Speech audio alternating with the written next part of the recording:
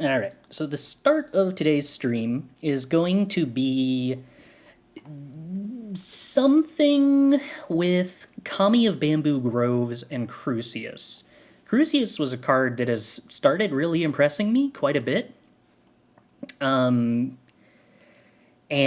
what I have initially wanted to start with testing is a deck that is trying to ramp into or cheat out Workshop Warchief and Titan of Industry, because I sort of think these two cards are probably good against red-black sacrifice, both gaining a lot of life, Titan of Industry blowing up problematic permanents.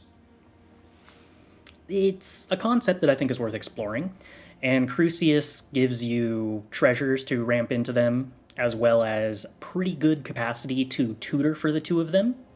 I actually am kind of regretting including this Founder Groundbreaker in the initial list now that I think about it, because I would sort of like the ability to, if I discard a 3-drop, always get either a Workshop Warchief or Titan of Industry in hand. And let's see, I actually do just want to get rid of that. So what are we? Founder Groundbreaker struck me as like an interesting initial card because it keeps up the creature count for Dragon Kami, and also is fun to copy with Fable of the Mirrorbreaker. But now that I think about it, the Crucius grabbing a large creature synergy is just way more important to me.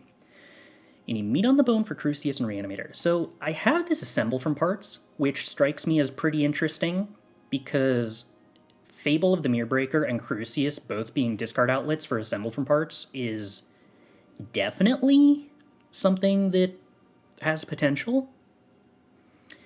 So currently I've got this Dragon Kami Reborn as a way to like, oh, maybe we hit Titan of Industry or Workshop Warchief, and then it flips, and then it dies somehow, and we get a biggin.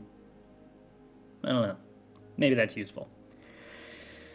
We'll see if that's anything. If that isn't anything, then I definitely think the idea of just like playing more reanimator spells like Assemble from Parts and then either more discard outlets or more self-mill is interesting.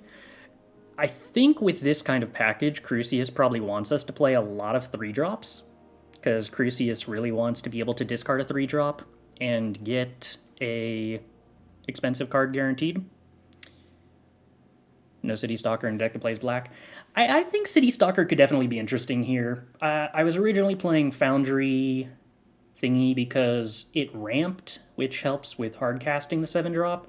Now, looking back at Crucius, I'm sort of thinking maybe we just value not having more stuff at the 4-drop slot and we just play a lot of 3-drops. I call that good. So, I don't know.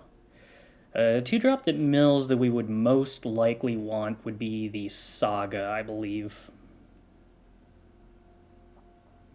Our plan on turn 2 is ideally play a 3-drop after we start with Kami of Bamboo Groves. And at some point we're going to have to build a mana base that can actually play turn 1 Kami into turn 2 Crucius, and that I'm not super excited about, because I don't want to have to figure that out, but we're going to have to figure that out. But otherwise, yeah, removal is like the next best option, I think.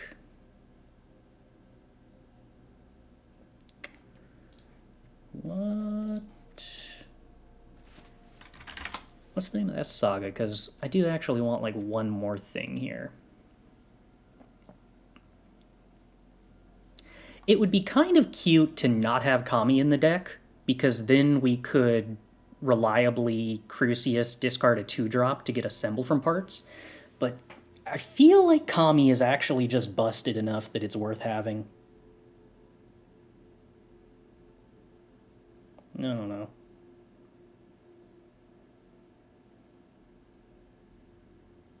At this point, we might not really have enough creatures to go heavy on the Assemble from Parts plan. It's kind of awkward.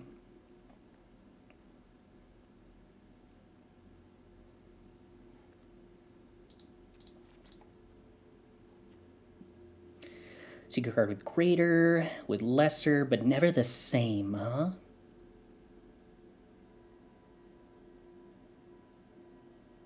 Oh, no, because you can always hit land with Crucias if you're seeking Expedient. So you can never reliably get a cheap card. You can only ever get a expensive card reliably with Crucias. Okay. So in that case, we're never really going to have Assemble from Parts be reasonable.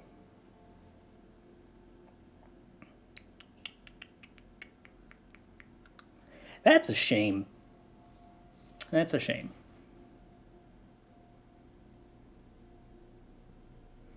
Is there some 3-drop we could play here that would just be reasonable?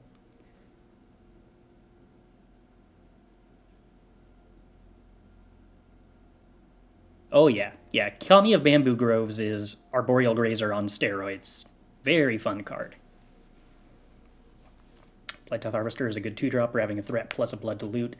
I suspect Bloodtithe Harvester will be really unlikely in our deck, because we're going to have to play a lot of untapped turn 1 green sources for Kami of Bamboo Groves, and that is not going to play well with trying to also make a mana base that can play a red-black card on turn 2.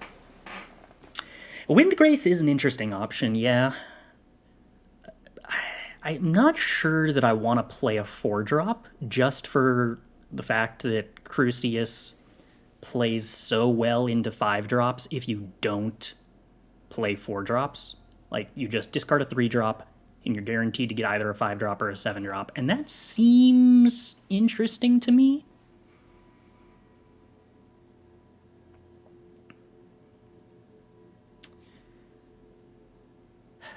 So Jarsil is interesting, but also kind of requires you to have cards up the curve. Like, you need to have a 1-drop in the graveyard, then a 2-drop in the graveyard, then a 3-drop in the graveyard, then a 4-drop in the graveyard, which is currently impossible for us. Rutstein's interesting, yeah. I kind of dig Rutstein. Part of me kind of wants to do that instead of Teachings of the Kirin. Although, it probably is really important that we have an adequate number of 2-drops to play when we don't have Kami on turn 1, huh?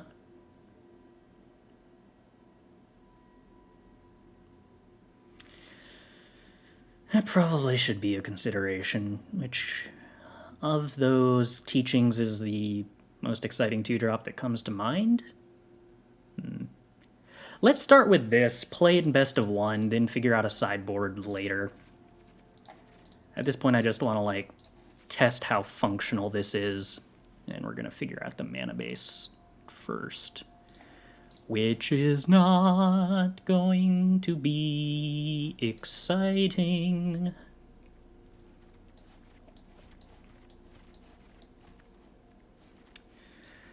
Doodly-doodly-doo. Let's see.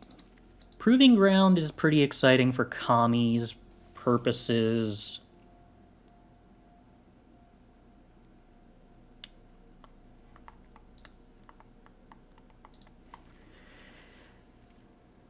We probably just want to max out the green pain lands as much as we're allowed to.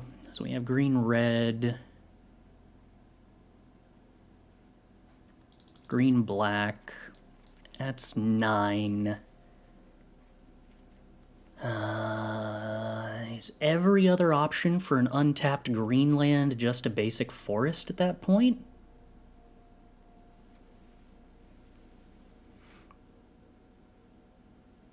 No sweepers? No, I don't know if we need them. Maybe we want them.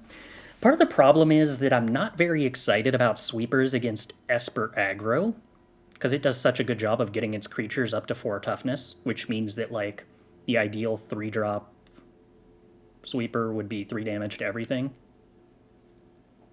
I mean, I do like the idea of a sweeper that kills Dragon Kami Reborn's egg. That part's cool. But, yeah, the premier aggro deck, basically, the sweeper isn't good against. Hook is still legal, yeah, but Hook is really bad at killing high-toughness creatures. Like, if my concern is that the 3-drop removal spell isn't effective against the premier aggro deck in the format. Hook is like a 6-drop removal spell just to kill a 4-drop, or a 4 toughness creature, and it's not exciting. Hook also no longer gains life, which is like extra bad. Alright, let's... MTG, how many sources? How many sources do I need to cast Kami on turn 1 reliably? 14 untapped green sources. I've got 9.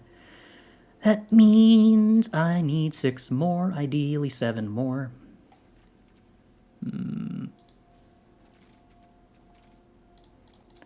So basically, we just have to play 6 forests. Ideally 7 forests, but alright, that's not horrible, what with the pain lands.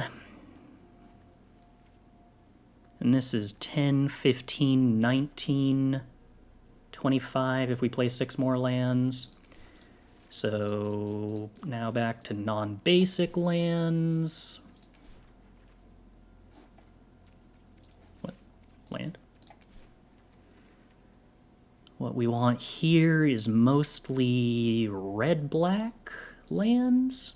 Clicking green will not help me find red-black lands. Doodly doodly doodly doodly doo. Here we go. So probably Haunted Ridge here. And then 2 more. I could do Sokenzan. I don't think I want to. I do probably want to do a Takenuma. That sort of makes sense. Do I, like, want to play an Argoth? It does let you self-mill. That, like, might be a synergy with Assemble from Parts. Maybe? Crossroads. Oh, there's an interesting idea. That gives us more untapped green sources on turn 1 when we're on the draw.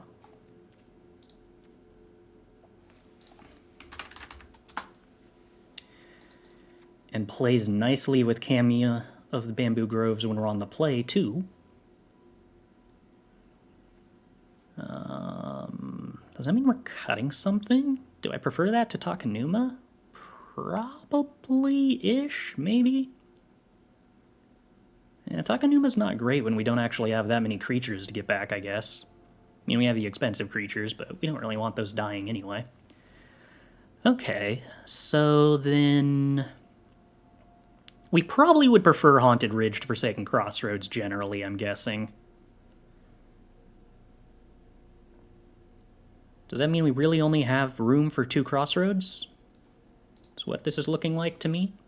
No basic mountains, no basic swamps. I mean, it could be worse. 10, 15, 25? Eh, alright. This is a deck. Well, let's throw it at best of 1 and see what happens for a little bit.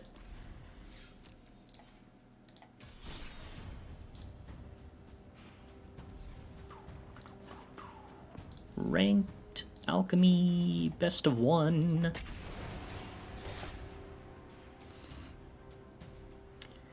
And Crucias is really, really interesting. I kind of also want to explore how Crucias works with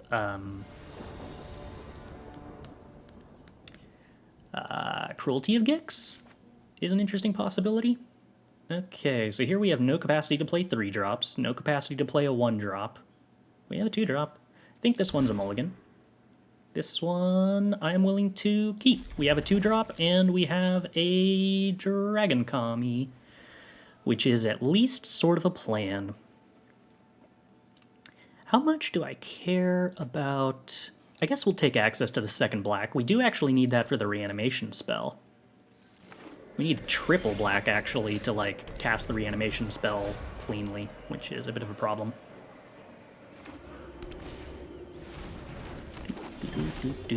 Right. People play Viconia in this format, and that sucks. It's an awkward time to draw the Kami. But, oh well.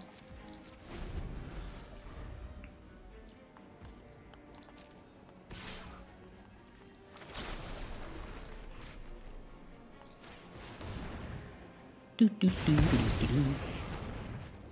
didn't think there was a very high likelihood that the opponent would wind up specializing that pre-combat, but I wanted to believe. Okay, so Deserted Beach, no play means opponent's on Esper control, huh? Ain't this interesting. So if they're gonna counter something here, what do I want them to counter?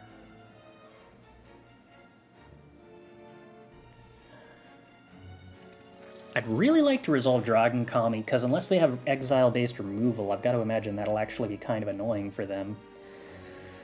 Crucias is pretty likely to get countered or removed before it has an effect. I could just channel Kami and get 2 land drops. I guess that's probably my play. I don't think they get to use their mana effectively with an Esper deck on 3 mana if I just pass here.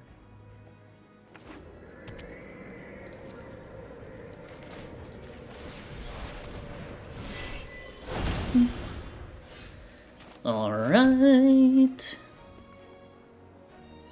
Let's go ahead and just play the Dragon Kami Reborn then. Cool. They didn't have anything. This is a nothing. Delightful. We might have too few creatures to play Dragon Kami. The chance that it just whiffs on the top 6 might be legitimately too high for us to accept. Oh, I hate that this conjures mismatched basics. No. Could you at least conjure a random art and not just always this one? Oh, I don't know what that is, but okay. Oh, that's pretty bad. Alright. Gain 4 life, get an 0-1. There we go. But, now that we have failed to find anything with that Dragon Kami, the only correct option is to go even deeper. I should have played a land so they couldn't make disappear me. Alright, we found 1 land. Or 1 creature. Because the nice thing about these Dragon Kami eggs is that, at the bare minimum, they do actually count any card in exile with an egg. Nope, bottom that. So, the second Dragon Kami can enable the first.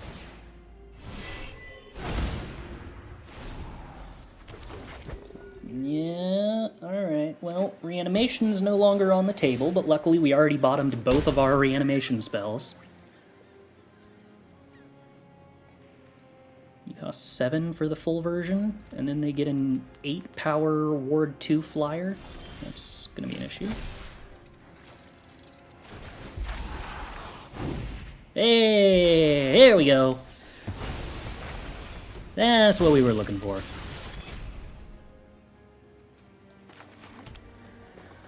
Now, let's see. Guess we just hardcast the Warchief? I'd actually like to get a counterspell out of their hand with this Warchief, considering we're going to cast a Titan of Industry when the Dragon Kami dies.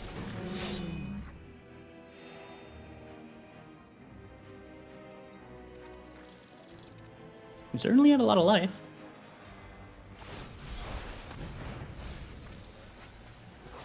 And Takanum is a cute synergy with Kalim. Kalim's also extremely good against Dragon Kami. Moderately annoying.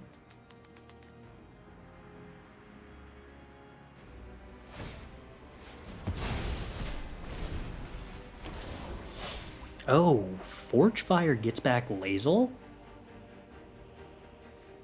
That's actually, like, extremely busted, huh? It's a real shame that Forgefire doesn't have colors for discarding to Lae'zel. It's a bit of a nombo.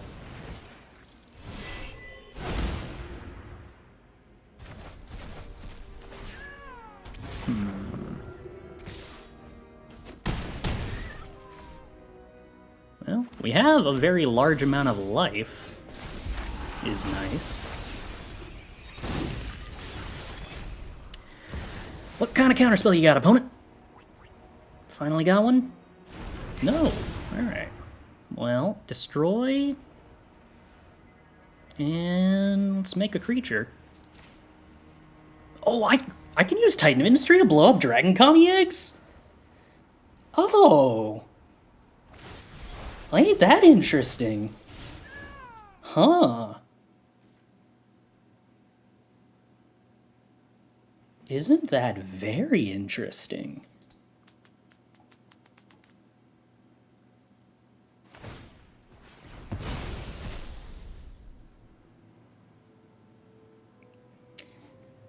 When is this? At the beginning of the upkeep. At least that's kind of slow as far as getting back Kalims go. Now, do we think this is an instance of the opponent having forgotten about Reach?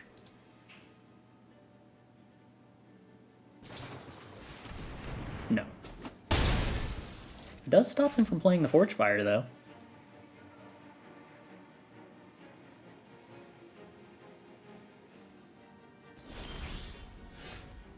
Teachings, not the most useful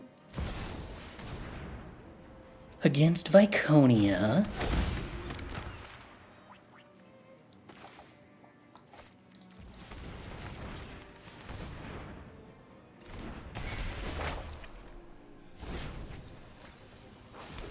Another Titan Mild is not what I was looking for.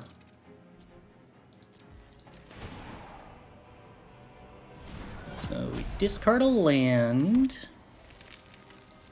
get a Greater, not a removal spell that kills an egg, unfortunately. They tapped down the Warchief, which I think was kind of a mistake. They probably should have tapped down the Kami egg.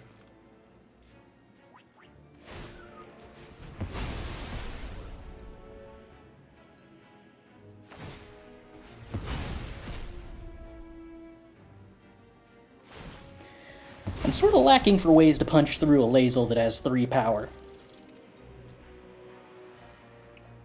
True, we can copy the Kami egg to cast a 7-drop. If it was a legendary, that'd be better for us, because one of these would be sacked. Here's the Forgefire. Alright. I would like a removal spell quite badly. Alright, counter on the Warchief, so it can actually attack.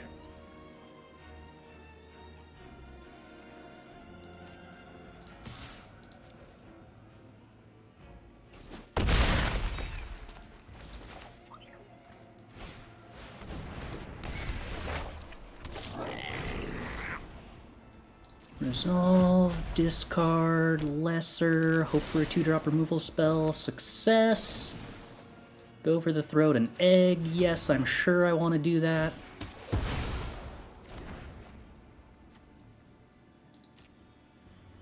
Would like to cast Titan of Industry. Would like to destroy that 8/5 and what? Just make a 4/4 probably?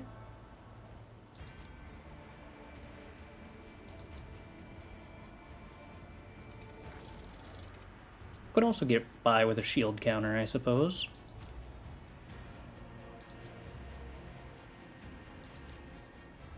Yeah, 4/4 sound fun.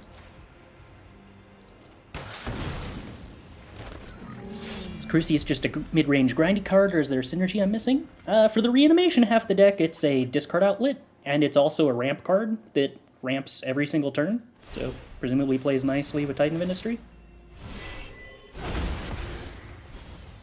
Yep, so opponent gets back over the throat. And gets a Titan of Industry. And still has Viconia. The fact that we're not going to be able to get anywhere by top decking our reanimation spell to get like multiple Titan of Industries is sort of an annoying problem. Yeah, there goes Fable. Land's not good.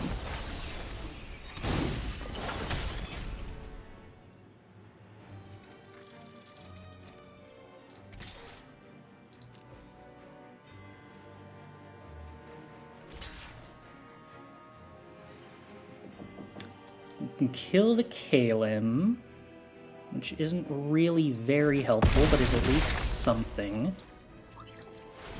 Crucias doing a at least existent job of filtering, I guess?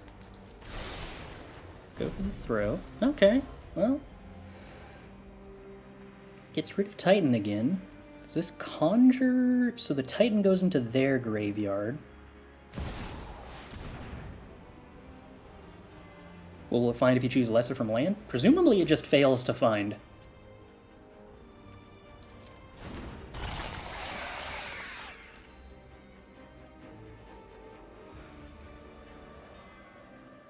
Alright, well, I kind of need them to not have a 7/7.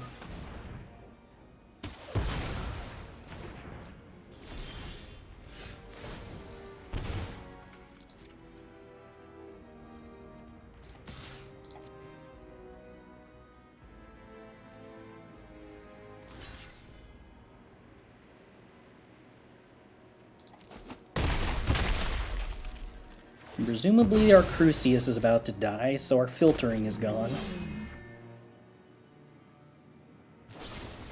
Okay.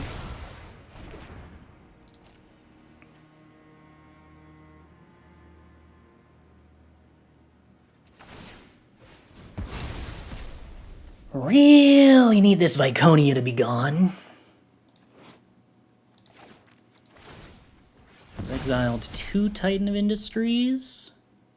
Third is in the graveyard, which is also going to be exiled. So we have 1 Titan of Industry remaining.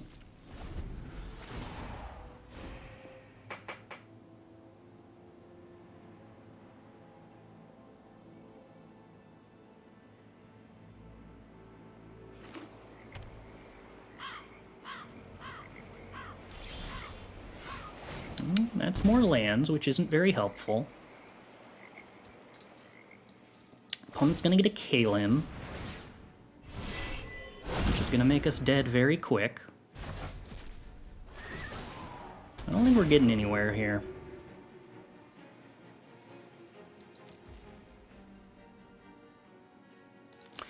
I'm curious. MTG, Cruelty of Gix. What is the third mode on this? Put target creature. So that still gets blown up by Viconia too. The nice part about this is Esper midrange playing like multiple copies of Viconia and Kalim isn't super popular because it just doesn't have a good matchup against most of the other decks in the format. I don't know if Forgefire Automata changes that. It might? There's not a ton of discard outlets for Lae'zel in Esper.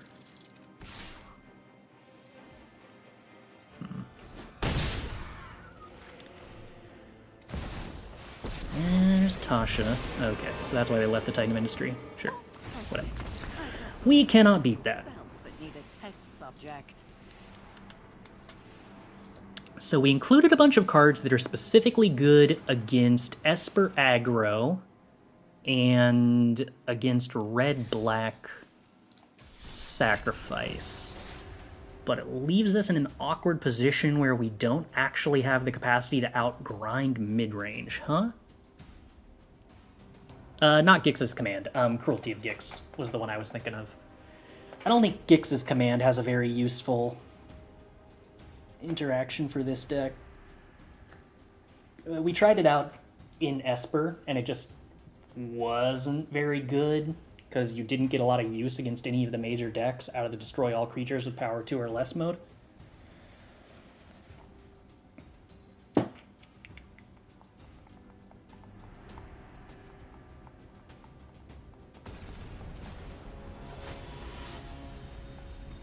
We spent a long time with the opponent not actually needing to attack on the ground. Okay, well, this is reasonable. If the opponent doesn't need to attack on the ground, then it's kind of difficult for us to kill our eggs. We also ran into problems with not having enough creatures for the eggs, so maybe we just need more 5-drop creatures in the deck then, instead of like the self-mill reanimates 2-drop stuff?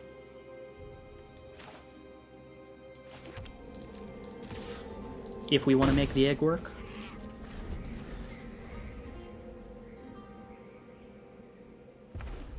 Are there any other 5+ drop creatures that are exciting that we could put in the deck? That's a lot of lands. I do like how Kami of the Bamboo Groves synergizes with Fable and Crucias in the sense that it gives you extra cards that you get to filter away into real cards.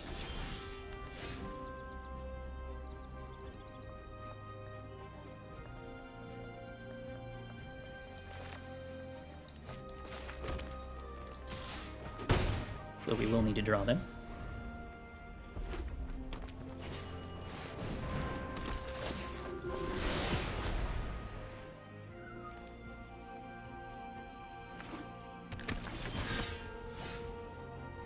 Okay. So we get Titan next turn. That's something. And we are definitely struggling with Dragon Kami. Probably not being reliable enough with only 8 good targets. What kind of removal are we expecting out of a Naya list? And does it make me want to put a shield counter on Titan? We can probably jump block. Prevent slightly more damage, I'm guessing. Yeah, that's a complete whip with the Dragon Kami, so maybe that's just not the right direction to take this. Definitely want a 4/4. 5 life or shield counter. What is more exciting?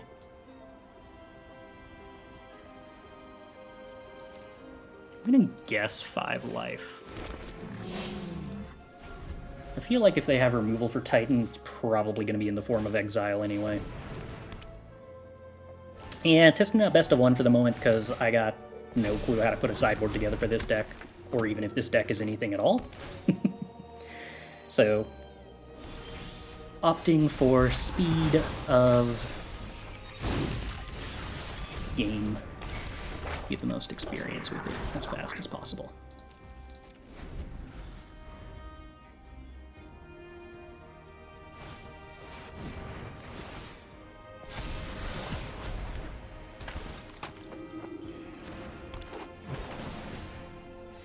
What is this? +1/+1 counter. Okay, sure. Well, we're gonna get to do Titan of Industry plus Fable of the Mirror Breaker stuff. Which probably goes over the top of what our opponent is doing. Oh, hey, cool, another Titan of Industry. That sounds like fun.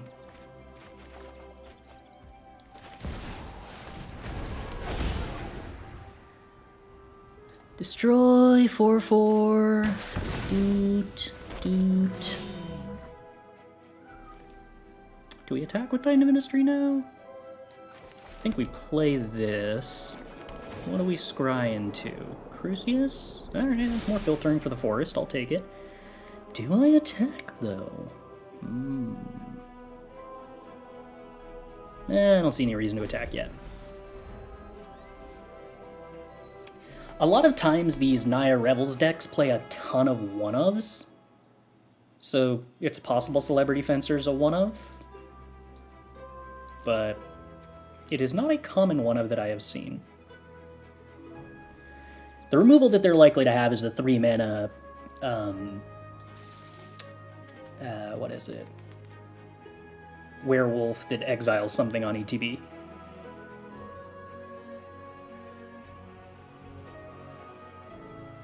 Brutal Cathar. Yeah, let's do it.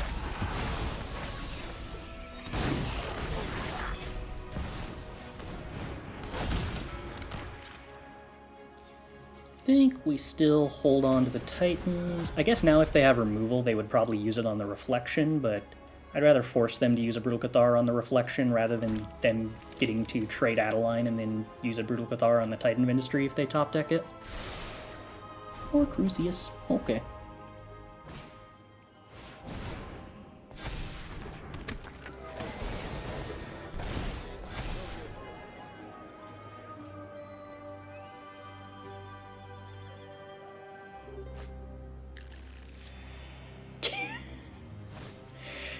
Yeah, okay, I was about to say, there's no way this is a 60-card deck, is there?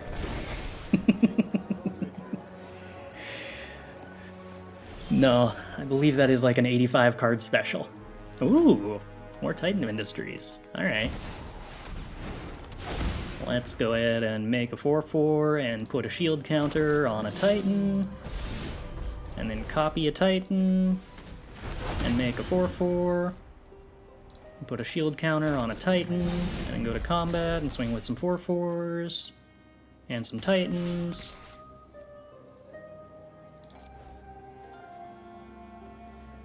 Probably shouldn't have swung with the 4/4s because they have 2 6/6s.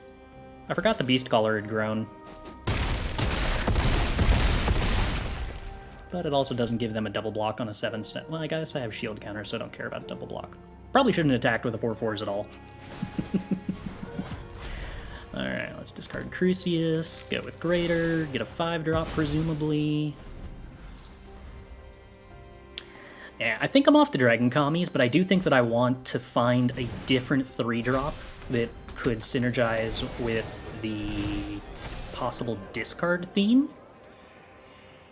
So we're going to have to look into that. Because I think it's going to be easier to find a replacement 3-drop for Dragon Commie than it'll be to find enough high-drop creatures that actually work with the deck. Okay, I don't feel like this is going to get them anywhere, but... Because this didn't give trample, right? No, did not give trample. So block, block, block, block, block, block. How much is that? 10... Wait, didn't I? Okay, I did block it. That's still taking lethal, so we're going to have to chump block here. And that's 10, 17 damage being taken and lethal on the backswing. Is that alright? 7... Oh, I have a 7/7. Let's use the 7/7 then. Okay, that makes it easier. Still alive.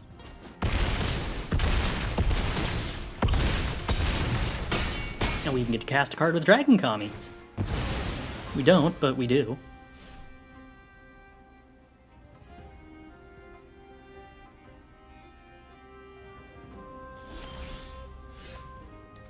Okay. Blitz. Copy. 4/4. Shield counter. Here. Combats. Everybody. Probably enough lethal. Okay, let's figure out some kind of replacement for this egg that I really wanted to work, but doesn't seem like it's going to work.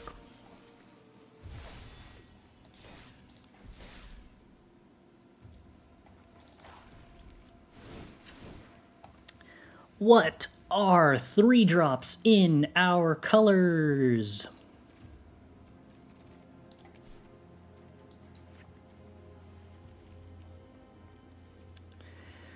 Don't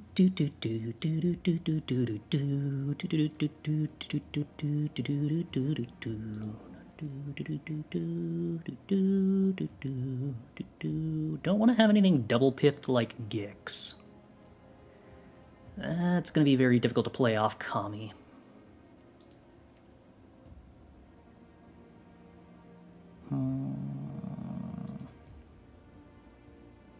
Really, what I would most like is to just get to play, like, 4 more copies of Fable of the Mirrorbreaker. Any place for Bushwhack? What card is Bushwhack? Because everything that I associate with Bushwhack I don't think is alchemy legal? I'm pretty sure Jarasil doesn't work because we're not playing 4-drops.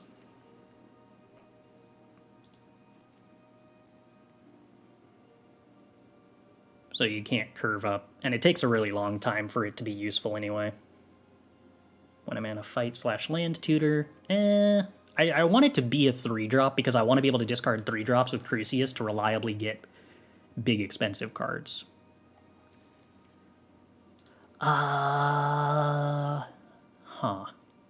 What about... Where is this thing? Where are you? Where are you? Grizzle Huntmaster. You may exile a creature from your hand. Ah, that's such a bummer. If Grizzled Huntmaster let you exile any card from your hand, it would probably be too strong, but it would also be very interesting as far as having access to a ton of sideboard options went.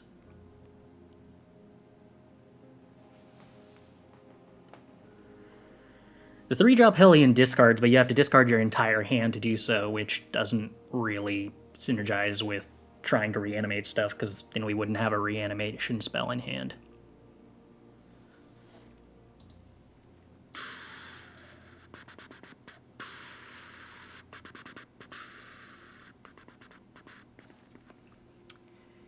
Ambergris doesn't really synergize with anything.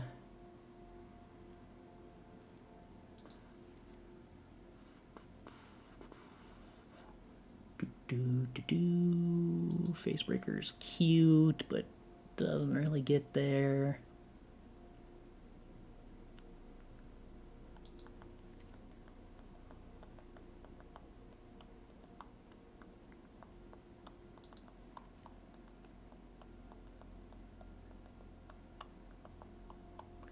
Gwenna's almost interesting, but probably isn't interesting. I don't think we actually have enough stuff to ramp into to make Gwenna worthwhile at the moment.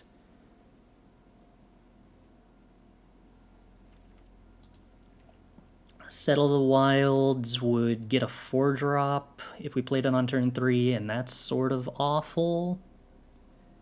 Terra Stomper standard legal still? Huh. I mean, that's probably not good. The prototype creatures are a potentially interesting option, but I don't know that any of the prototype creatures are actually exciting for us, are they?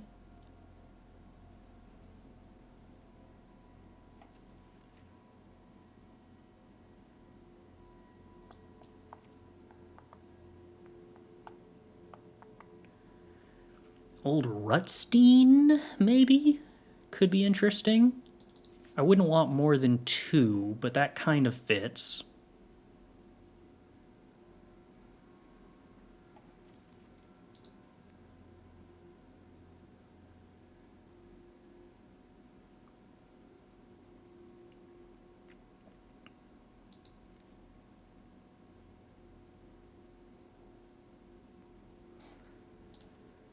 I was about to say I really hope that I haven't been looking at only cards that I actually have in my collection this entire time. Okay, what are you? You're double black, that's nothing. You're not good, that's nothing. Kami of Morning, no.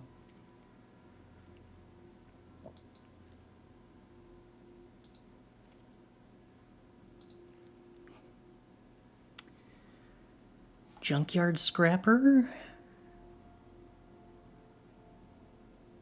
No.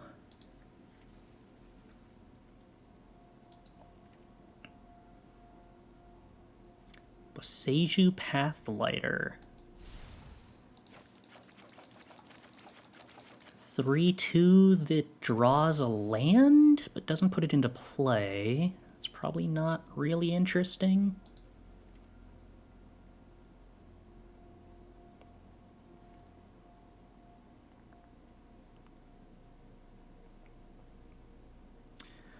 Forgefire Automaton might be interesting, although I'm not super excited about how the 3-drop version of it isn't really a card. Like, we could get back Kami of Bamboo Groves, and that's probably not useful.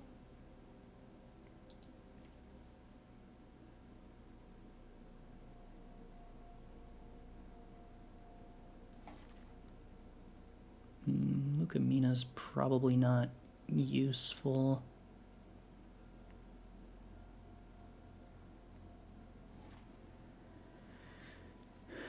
Since it doesn't actually ramp us to a 5-drop.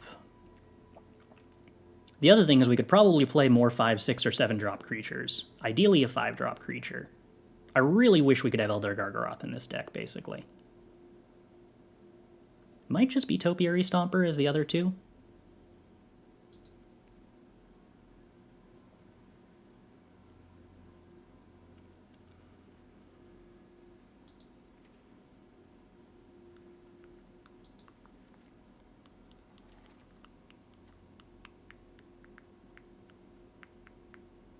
Effluence Devourer doesn't really do anything.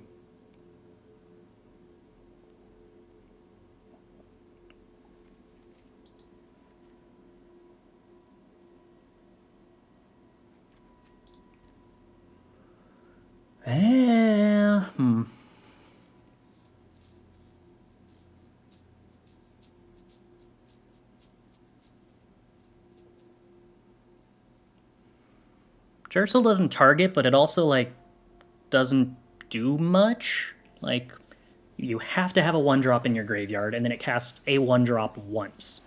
And then you have to have a 2-drop in your graveyard, and it casts a 2-drop once. Meaning that, like, that's so... It requires so much to go right, and the reward isn't very exciting either.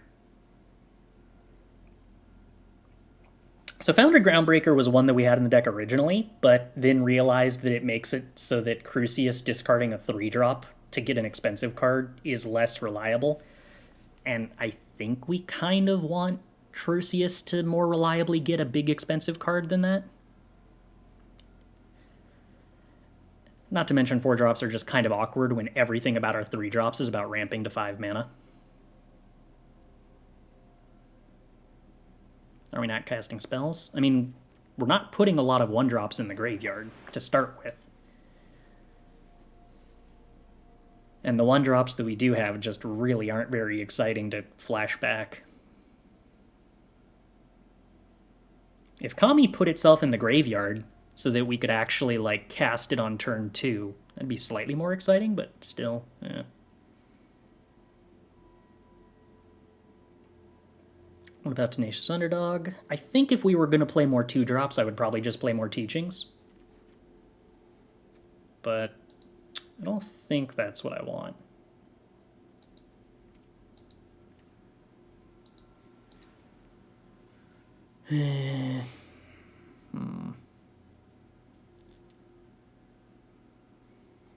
I'm fairly certain that I'm just underwhelmed by Titania, even if we could actually reliably flip it.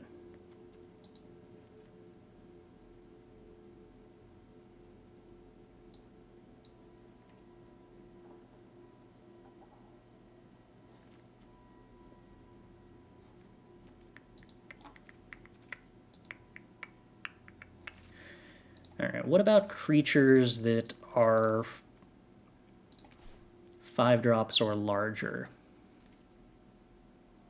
Anything exciting here? Cemetery Desecrator, sort of, not bad. Okay, so for a 7-drop, this does actually return Titan of Industry, but it's really slow about it. I don't know that it's exciting that this isn't an ETB. Less than, yeah, meaning that The 3-mana version just isn't a real 3-mana card.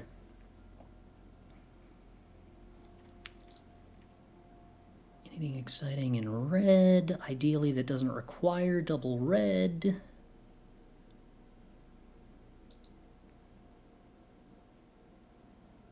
I'd love something that could either blow up artifacts or enchantments or gain life. Console of Windgrace be a 5-drop. I don't think it does enough. It definitely was one that I was considering. Cityscape Leveler is, yeah, definitely interesting, but I don't think we make enough mana to actually cast an 8-drop early enough. If we had more creatures, Silverback Elder would actually be kind of close to interesting. Is there a little land druid up there with Teaching and Alchemy? It's just a 2/1, right? It's not bad necessarily, but I don't know if it's good either.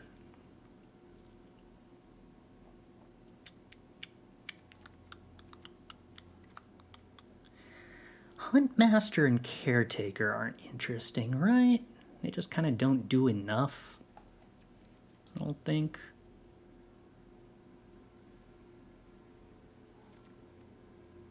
You only return stuff that's like a 3-drop. That's not interesting. We don't have any use for the mana out of Great Worm.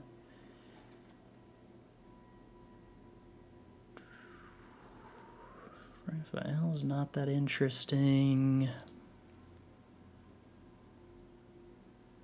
Blade Coil's really bad to reanimate.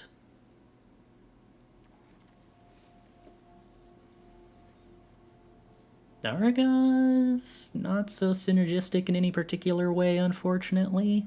Ziatora, probably not super synergistic. Cityscape Leveler, if it was a 7-drop, I would be pretty interested in, I think, but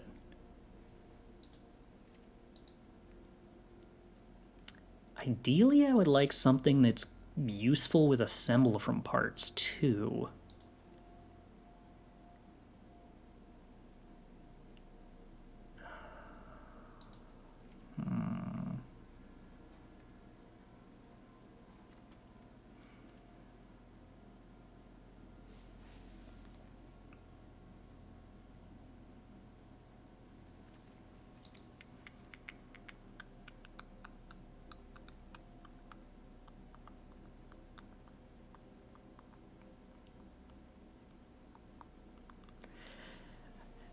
I'm almost sort of interested in Tyrant of Kher Ridges.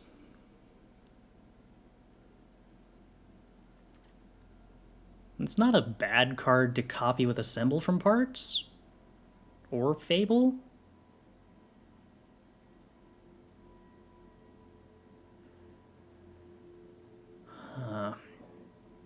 It does mean Crucias couldn't guarantee finding a Titan. I would be pretty down to play it if it was a 5-drop, for sure. But I'm not sure as a 6-drop.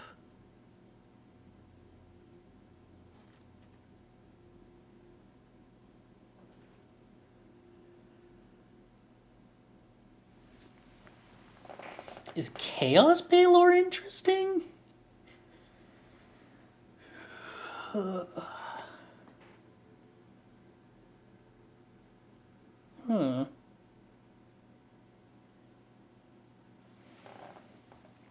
Shieldred kind of has the problem of, like, I don't think the deck really wants 4-drops very much. I really wish Crucias could find non-lands. Or reliably find things that aren't lands. That would make this so much easier.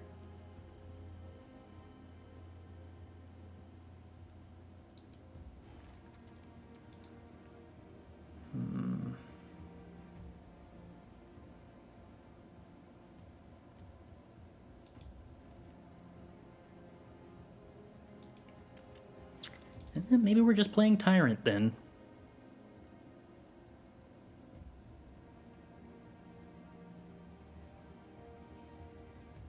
And at that point, I wish Rutstein was actually a discard outlet.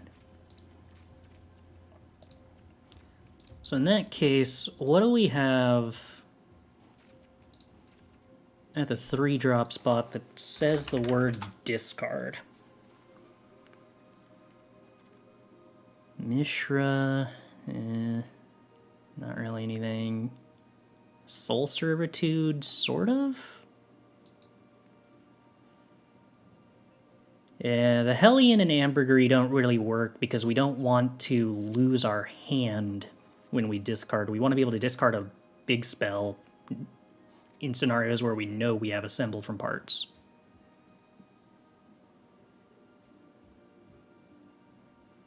Yeah, Liliana's a discard, but unfortunately double black and also, like, not really good. I prefer something that's like Fable or Crucias where you're discarding while also gaining a benefit.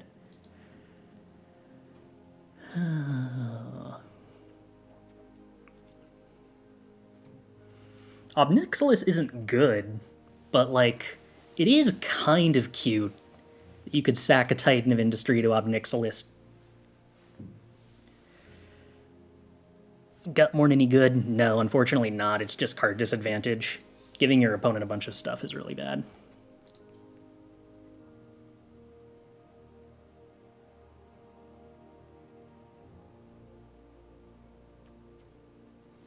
I want one more assemble from parts.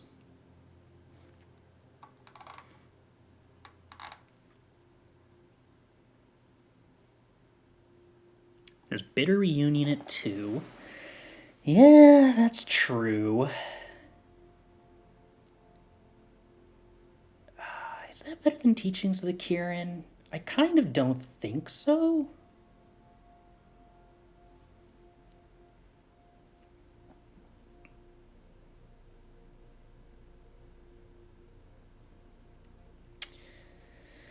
Yeah, we could definitely play more assemble from parts. I do want one more. Is Celestus out? Yeah, Celestus isn't a bad idea. We could play Celestus. Although it's...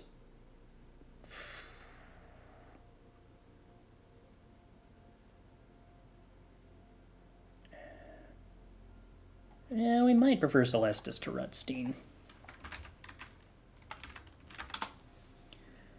It does have the ability to be a discard outlet, although it's kind of tricky to enable it that way.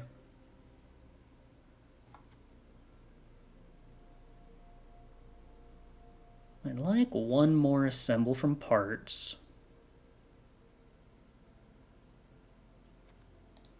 Maybe the Teachings just really isn't the right idea.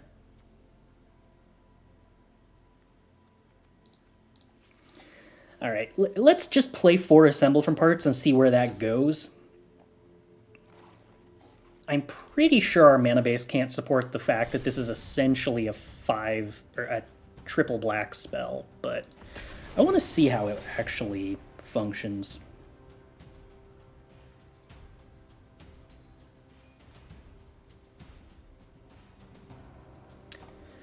Altar Ball? Yeah, that's sort of interesting. Especially if we actually kept the Teachings of the Kirin.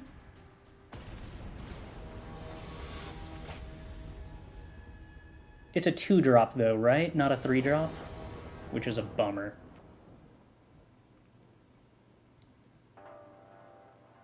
It's weird that I actually want, like, all of my spells to cost 3 mana. Okay. Well, Kami into Fable, here's the game plan.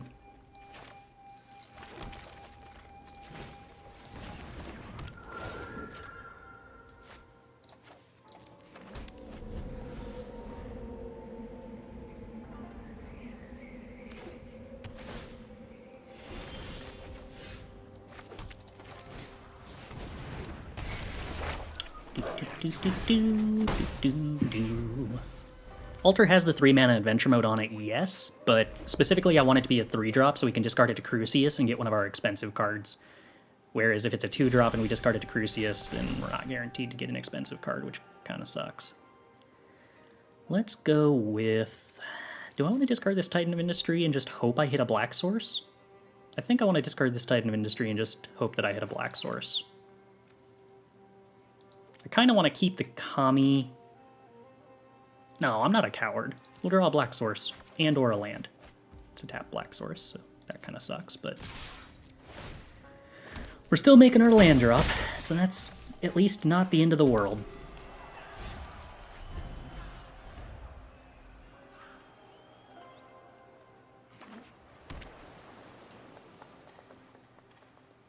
Oh, this only activates as a sorcery. I always thought you could reanimate with this thing at instant speed. That's kind of a bummer that you cannot. Alright, let's go ahead and make a Titan.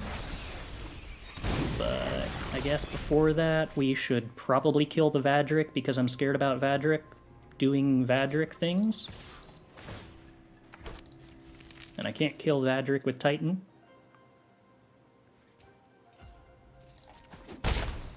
So, Tyrant it is. Score 1 for the Tyrant of Kher is looking pretty good.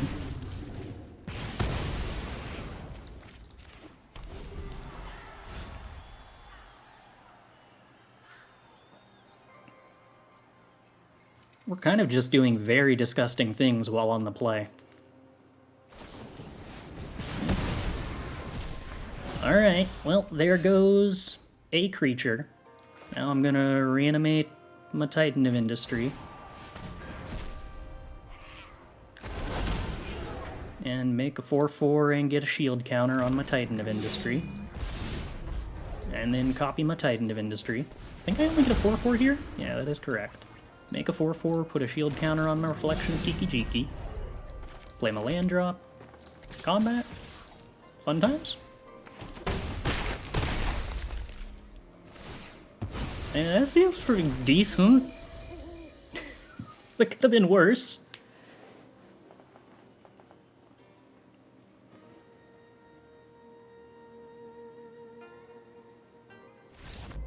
Okay. Okay. I believe opponent missed 1 land drop that game, not counting the turn where they conceded.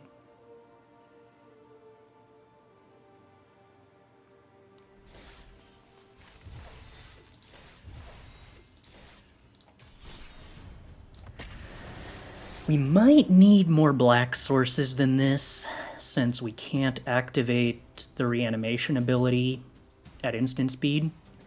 Meaning if we play Crucias on turn 3, we can discard a 7-drop off of that treasure, but then we need a second black source at sorcery speed on the following turn. Have I tried any Mightstone Kitten? I have not. Well, that's definitely an interesting idea. Here we are on the play. We can have turn 2 Kami, which isn't that exciting, but we could have it. I mean, I guess we should find out whether this is decent or not. I'm not sure if I'm supposed to play Crossroads on 1 there. I don't think so.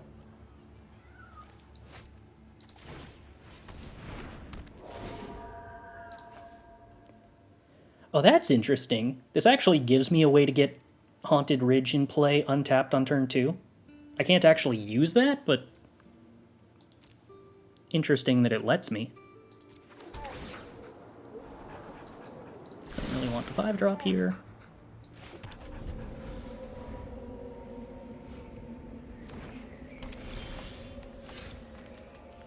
I think I just end up having to cycle the Kami rather than play the Crucias, which is a little bit sad.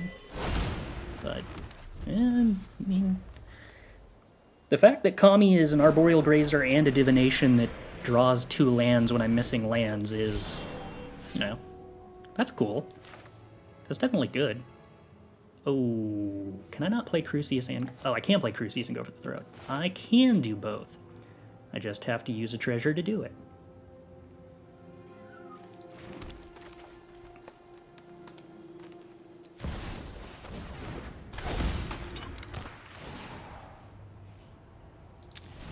Discard, go for the throat, get a more expensive card.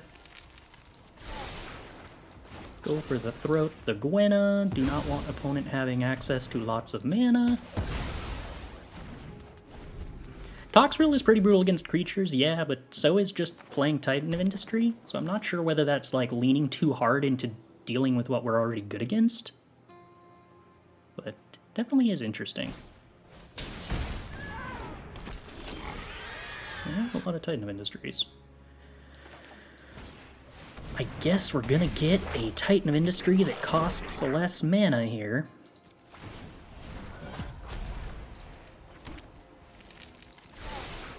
Okay, well, we can discard a 7-drop and then get a land. It's not actually bad in this position, but it is really weird that Crucias can hit lands. That makes the play patterns on whether you're going to get a lower cost or a higher cost so oddly variable.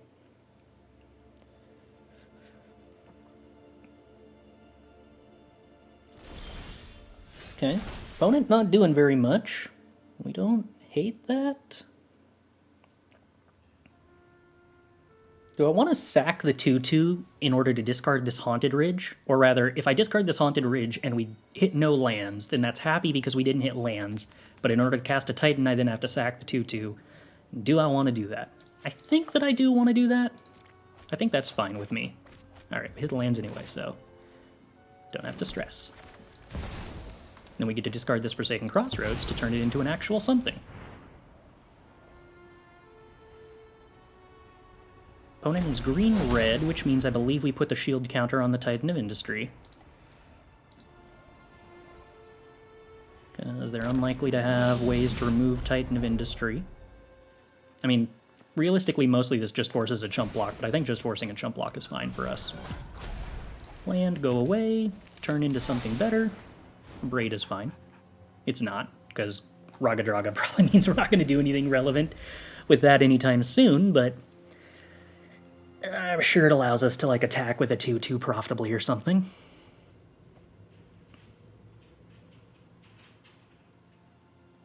Our Fable flips, we get to play the Titan, putting a shield counter on the Fable, and that's valuable? Question mark?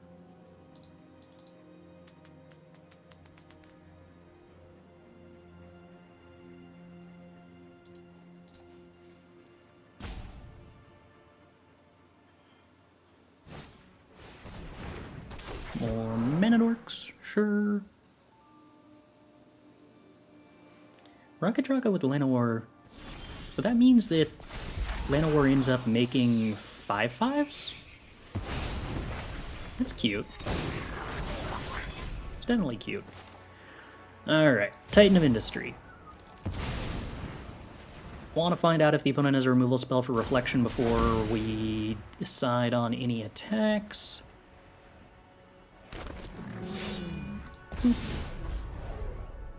Alright. Let's swing with the 2/2 and the Titan and a 4/4. If I swing with the 4/4, they double block with Llanowar Loam Speaker. Assuming they don't block the 2/2, that goes badly for me. Can you make 5/5s on my turn? No. I think this is probably... Oh, I meant to attack with the 4/4. Alright. Well, this is fine too. I don't think there was a good way they could punish me attacking with the 4/4, unless they chose to double block the 4/4 with the 3/5s and not block with Raga-Draga, which really wouldn't be the end of the world. Oh, okay. Oh yeah, I am deeply, deeply, deeply okay with this, I'm pretty sure, because I just killed both of these for a shield counter. Oh, permanents gain indestructible and hexproof. I see. Also, double locking a shield counter creature doesn't really do very much. Discard a Kami. Get a better card. Go for the Throat's a good card.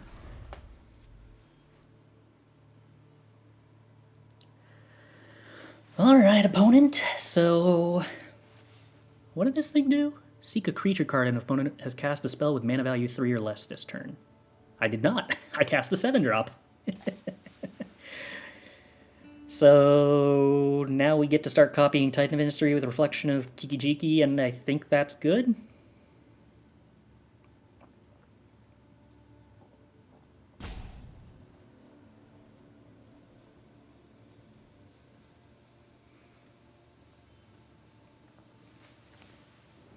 I mean, we're not really playing against top-tier decks, but it does feel like we are doing a lot of stuff that's going relatively over the top here.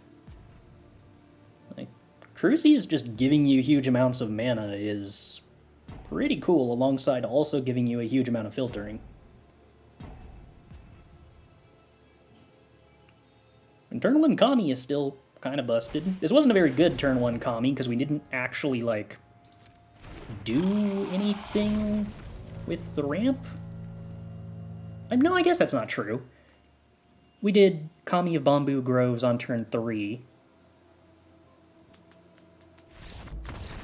Right, because we played a tap land on 1, then ramped to 3 on 2. And then on 3 we divinationed. But I still know we played a... What did we play on 5?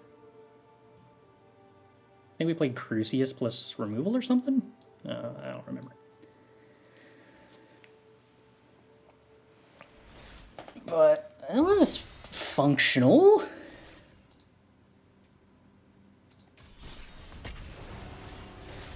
We did draw the 4th land on 3 because we spent the turn casting the divination. Or, well, land divination.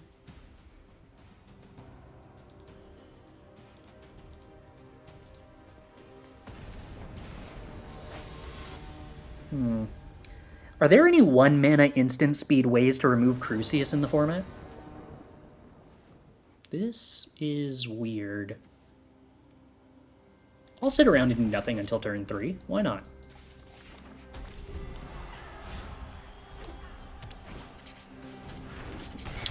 Okay. Mono red, huh? That's definitely gonna be awkward.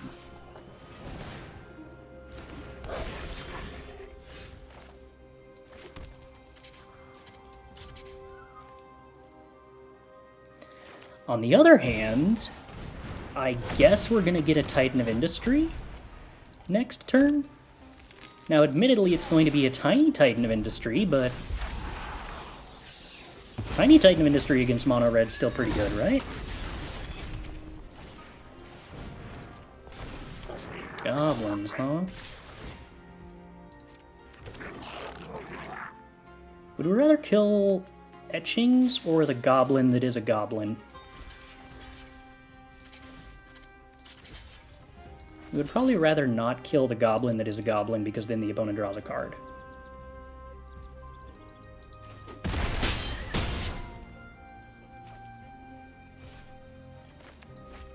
Guess I don't need to do this now.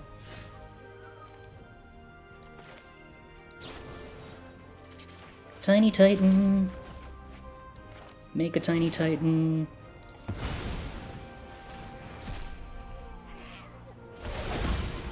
Make 2 4/4s, gain 5 life. Seems good. Believe we were on the play, so I think I want to play Ziatora's Proving Ground here. Maybe that's not true. Maybe I'd rather scry.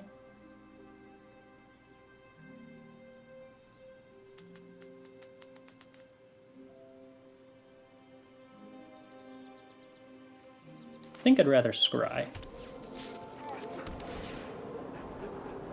Do I want that? Yeah, I think I want that. Alright, no attack with Crucias. Discard Ziatora's Proving Ground. Seek greater. Yes, greater than 0 would be preferable.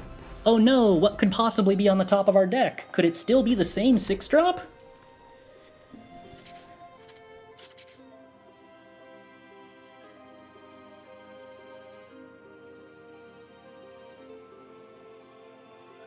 I could have killed the etchings with the Titan ETB, was one possible reason to leave it alive, yeah.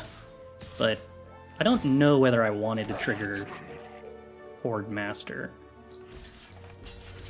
Blink, blink, blink. Opponent can wipe my board, am I okay with that? Probably.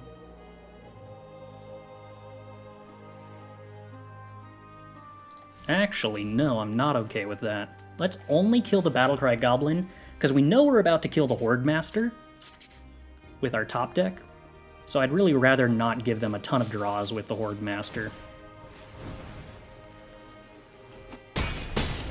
Why didn't Seek retrieve the card on top of the deck? Seek grabs a random card that fills the requirements, not the next card. No, my 4/4. Bonk.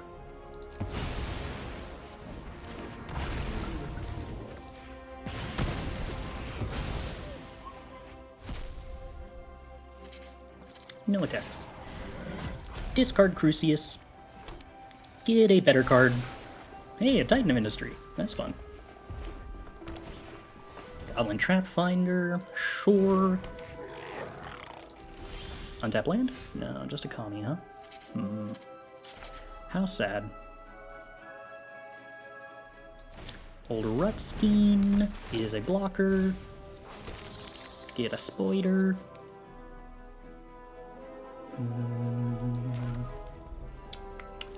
Could play Fable and discard Kami.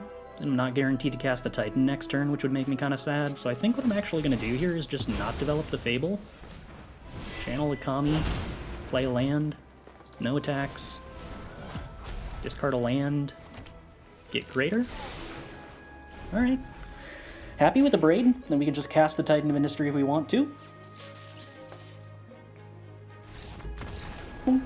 What are the top decks in Alchemy? Currently, Red-Black Sacrifice, Esper Aggro, and Naya Revels. I'm not entirely sure how good Naya Revels is. Its biggest... I think that it's actually kind of solid against Red-Black Sacrifice, which probably underscores a lot of its place in the meta, but those three are kind of the known top decks. Goblin's not tier 1 with you or is obsessed with it. I mean, I've seen a lot of players playing Goblins. I have not yet seen Goblins actually seem good, but I've also not seen a lot of players playing Goblins super ideally.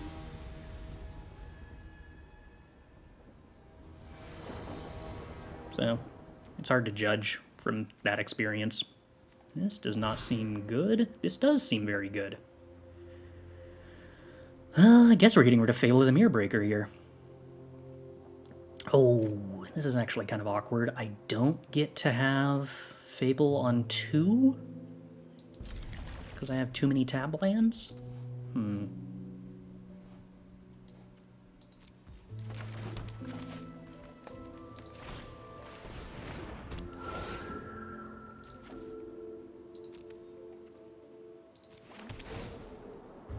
Scry into untap land? Which is why I put it in the Crossroads rather than the Proving Ground. Oh, well, I guess I should have put it on red then, actually, and not black. Even though the deck has pretty strict color requirements. Yeah, alright. Here's a land at least.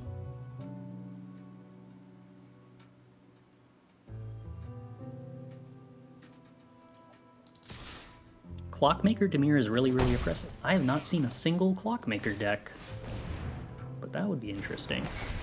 Clockmaker does seem like a card that has a lot of potential to me, so I'm willing to believe there's a good version of it, but I'm personally pretty far away from having found a good version of it. Path of Peril! Oh no! Let's see. Don't really want the Abrade. I guess I'll keep the Tyrant. Ooh. Do kind of want the Crucias.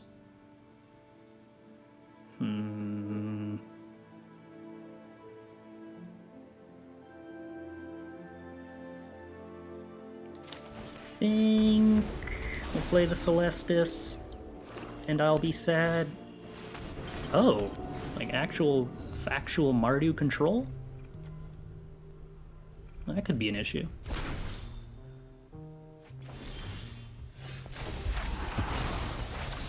Yeah, I was really hoping we would not draw nothing here. Discard, go for the throat, get something more expensive. Workshop Warchief, alright, that's a real magic card.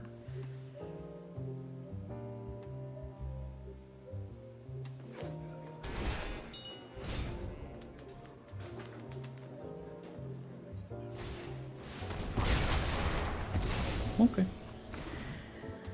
My creatures go bye-bye, that's fine with me. I'm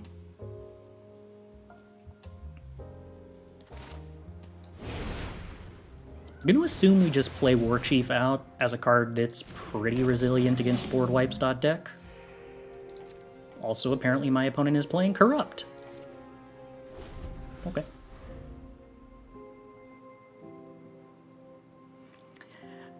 I could have blitzed and drawn a card, yeah, but I'm kind of operating under the assumption my opponent's playing a lot of board wipes, so I sort of value Workshop Warchief having some built-in resiliency against board wipes here. Yep.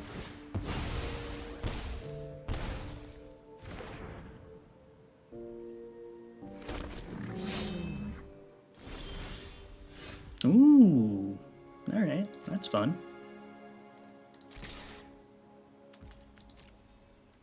I believe we're just gonna make another Warchief then.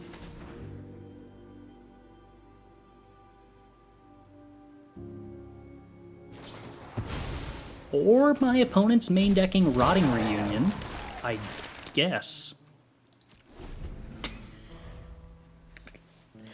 Got him? Why? For what possible reason? Sure.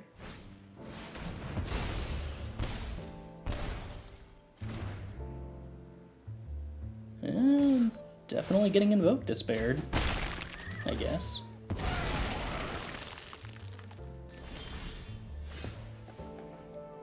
Titan of Industry is a cool magic card.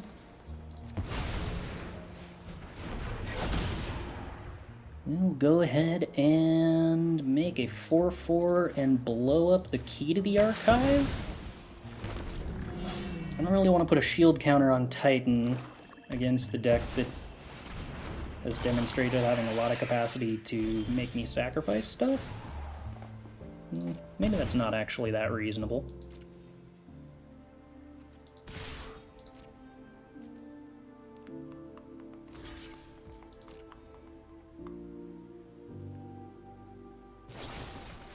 Because maybe they have a targeted removal spell. Okay.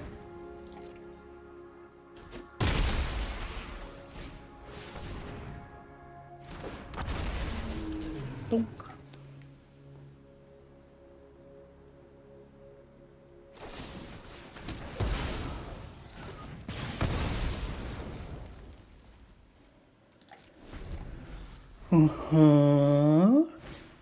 Where next? Black Market Connections. That could prove to be a problem.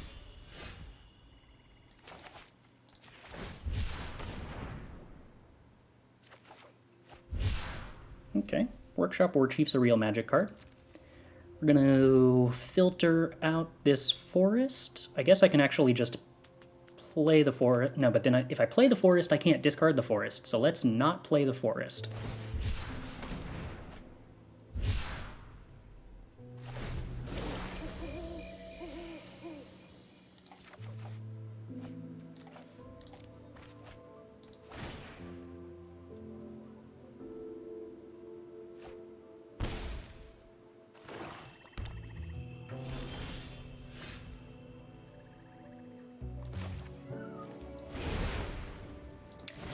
I think we're still just hard casting Warchiefs to 2-for-1 through removal.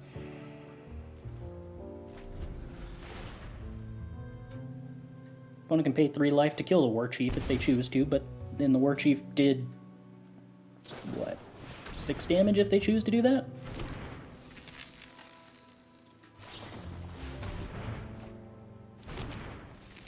I still can't tell what my opponent's doing, to be entirely honest, but I guess I'm kind of close to dying to Corrupt or something.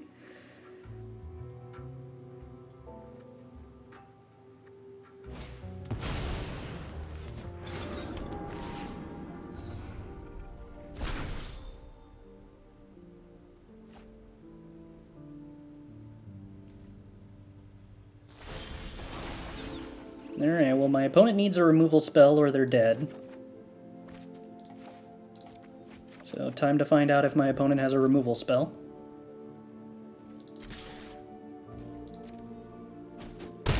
Okay, well, they seem to be dead. Now to find out if we die in their upkeep.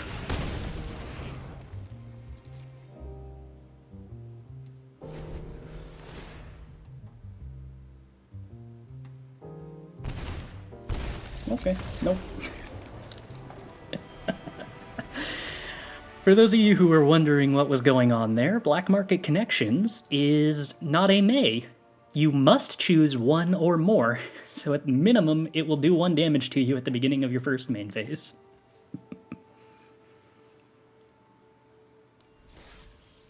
Is Jund your favorite 3-color combo? I like every 3-color combo. I like play styles more than specific color combos, I guess. And anything that makes you have a lot of options and causes you to make many choices. Meaningful choices where you have to stop and think and wonder what is correct. That is the style of game I love.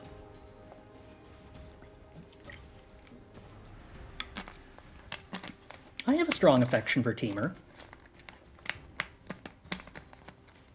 But again, I don't think you could name a 3-color combination that I haven't played a deck I love with.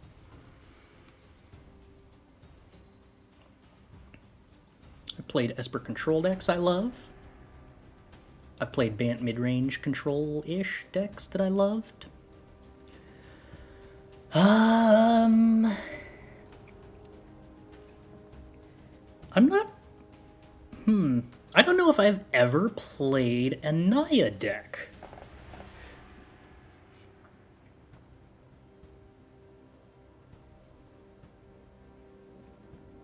In a constructed format.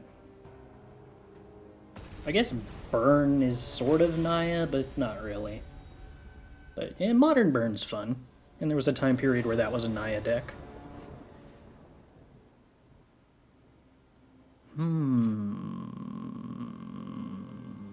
This sure is tempting, but...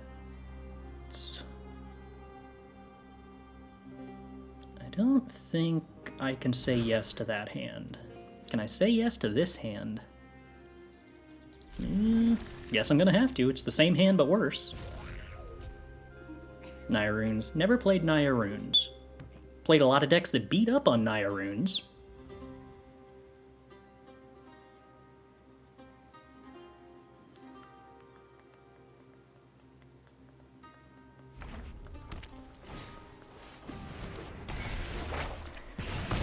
I am not looking... Okay, come on now. I am not looking forward to the fact that I am going to have to pay life for Abrade and Fable while on the draw against an aggro deck. That doesn't seem great. Never played Naya Winota, beat up on a lot of Naya Winota players, though. Yeah, okay, so we lost.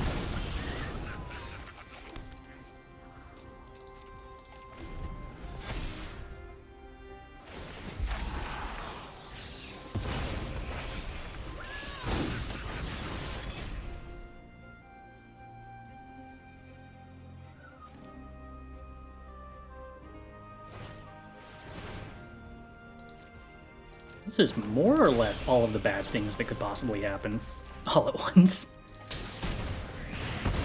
What about Naya-Z with Shocklands and Wild Nicottle and Bloodbraid Elf? I am too zoomer to have played with any of those magic cards.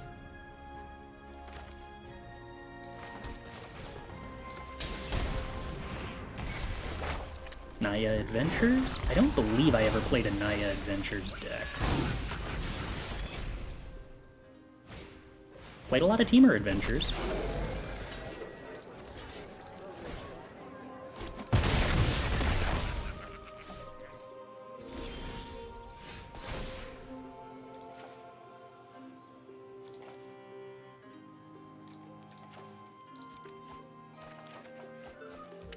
Yeah, I was gonna say, I'm not seeing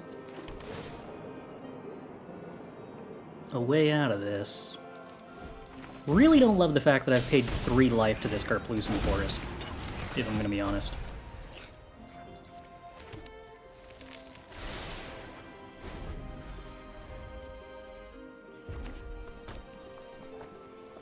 Alright, well, mono-red player with 3 cards in hand, we just need them to never be able to do 3 more damage to us. There's 2 more damage to us.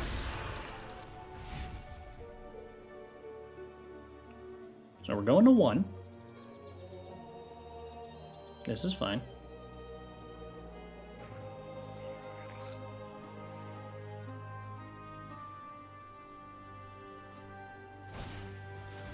Well, that's dead. Well, that's a problem.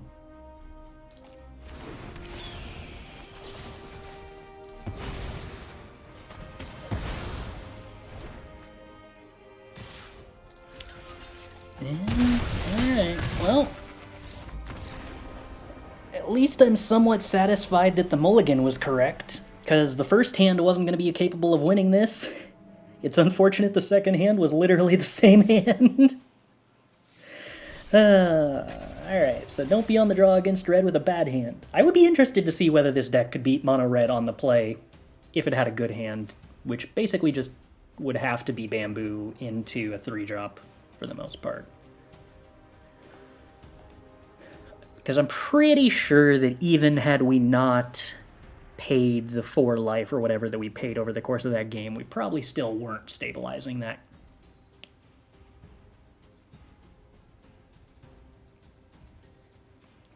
Is Menagerie Curator playable in high-level Alchemy? I remember liking it during the little I played of the format. What is a Menagerie Curator?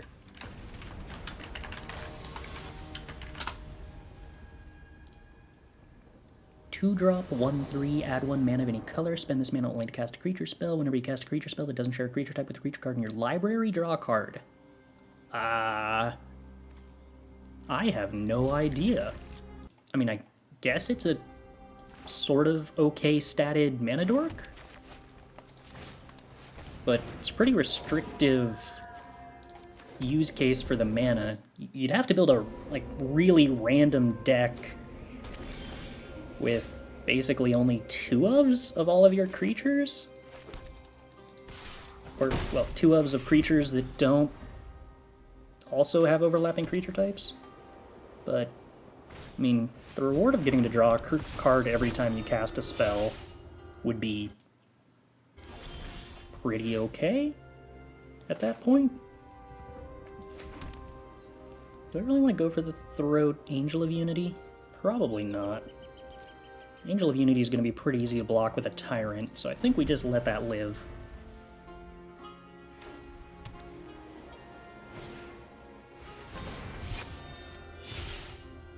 Okay. So we're putting a lot of things on one, presumably Lazel, because it's always Lazel.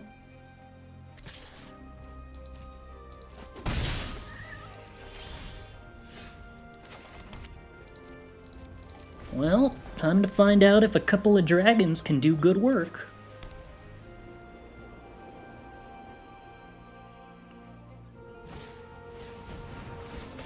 I mean, I think what you would do if you were building around Curator is run 4 copies of Curator and 2 copies of every other type. Because if you've drawn 1 copy of a creature... Oh, wait, no, you can't play 2 copies, can you?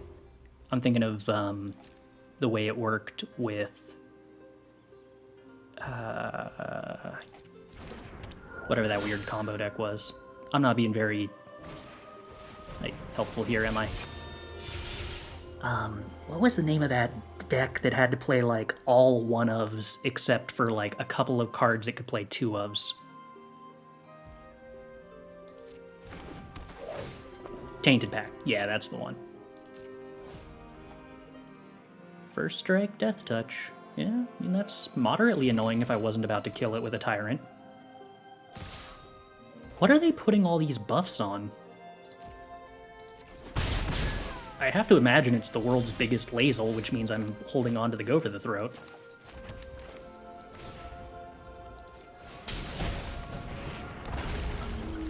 Bonk.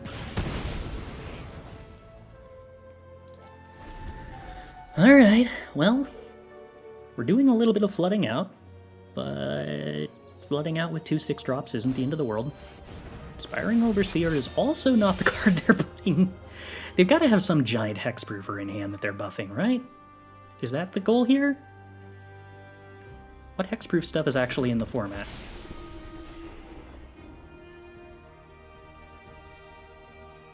Have I created a deck with Consume All enchantment? What is Consume All? I am not familiar. So if I swing with this, they stack block, accomplishes nothing. I'm pretty sure I still want to play Tyrant, so we still swing. Would you rather play Arboreal Grazer given your choice? No. Kami is much better than Arboreal Grazer as a card.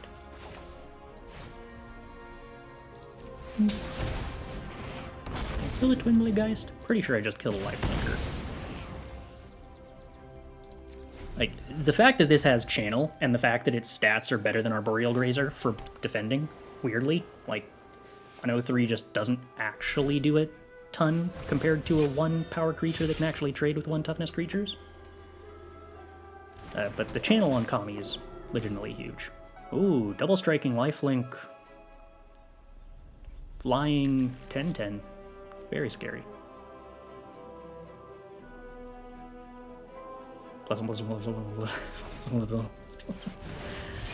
good stuff. Alright, this is why we save the Go for the Throat.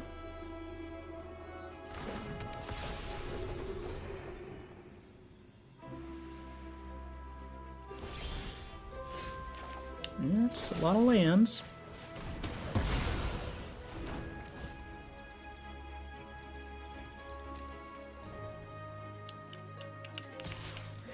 Am I really going to try to race the opponent from this life total?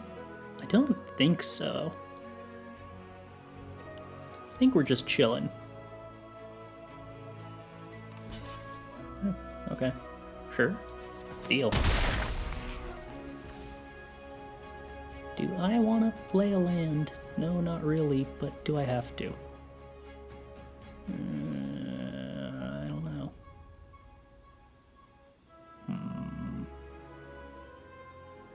Nah, we'll draw Fable. That's the plan.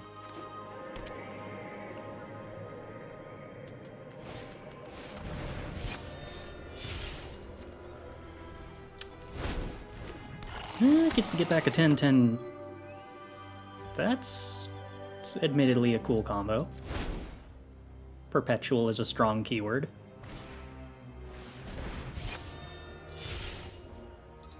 What do you think is the best version of Greasefang in Historic? In Historic? No clue. Haven't played Historic in a while. Wait, what? Wait, what? What? Why am I playing against a 3/3 and not a 10/10 opponent? What's going on? Why? Oops. Okay. Because oops. Fair enough. Fair enough. Shield counter. And... gain 5 life, maybe? I would like a shield counter on a Tyrant.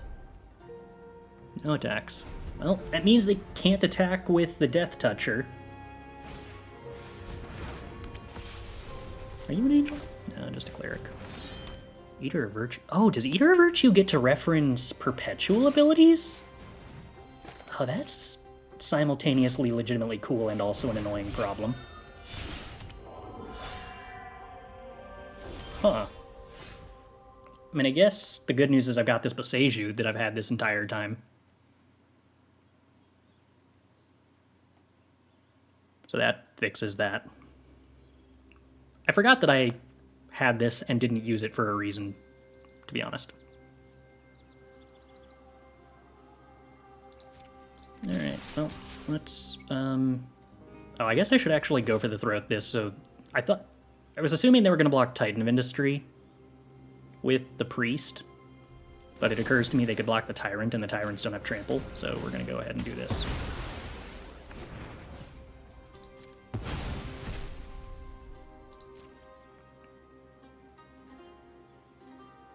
Now, of course, they can do some stack blocking on Titan of Industry that doesn't leave me feeling happy.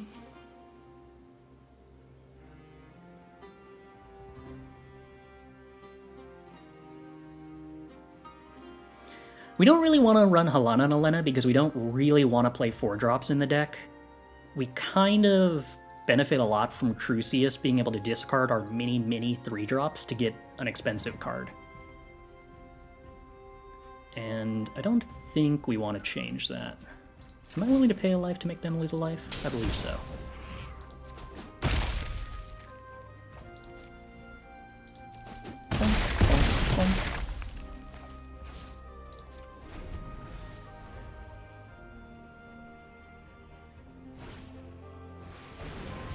Big priest.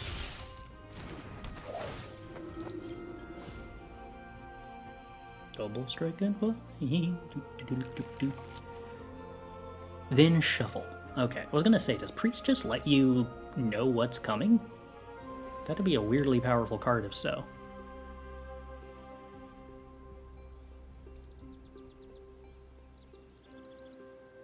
Now imagine priest with access to Lotus Field and 9 lives.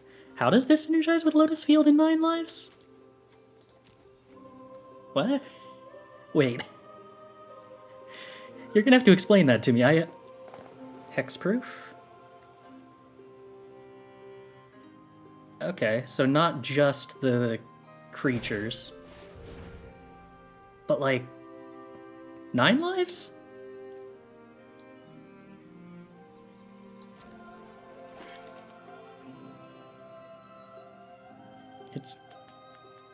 They don't really...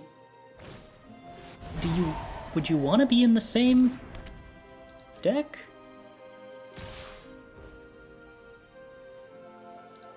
Yeah. Let's do this. They're going to be able to block 4, take a lot, be at 11. Seems like lethal to me.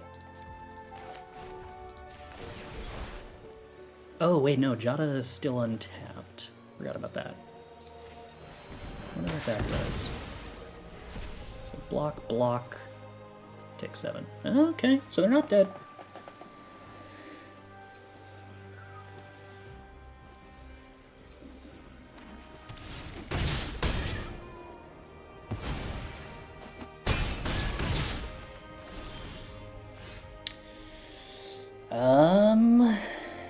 Well, that's a problem. That's a lot of lands. How do we handle that? Kinda just think I have to swing for 7 and hold back 2 blockers and block, take 5? Hope that doesn't involve being dead.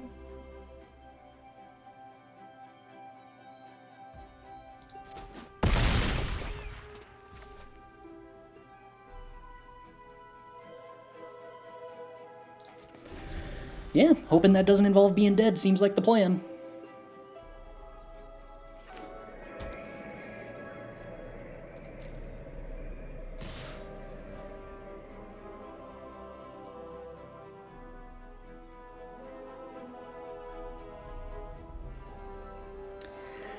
I can't believe this is exactly 7 if I don't block the priest. Oh wait, does this have double strike too? Oh, am I just dead no matter what? I think I might just be dead no matter what. I missed that the Phyrexian Missionary had double strike. Huh, alright. So we did in fact just die to kind of only having lands. Probably wasn't supposed to attack with the Titan Ministry in that case. What with the being dead on board if that happened.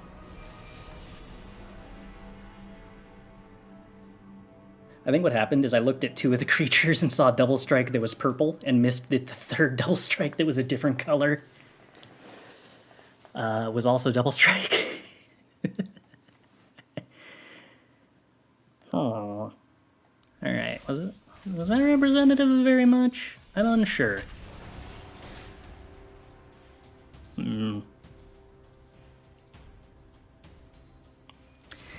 If the opponent had gotten back the original 10-10, were we just dead?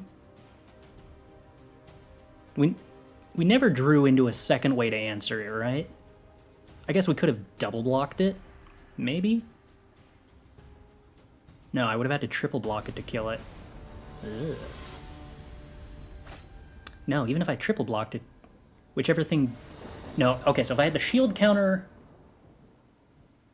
I would need 2 open red and triple block and a shield counter on not Titan of Industry. Is what I would have needed to kill a 10-10. Oh no, it also had Death Touch. No, I just super could never have killed it unless I drew another Go for the Throat. Alright. This hand, however, is looking pretty decent. Kami of Bamboo Groves ramping and countering Lunarch Veteran.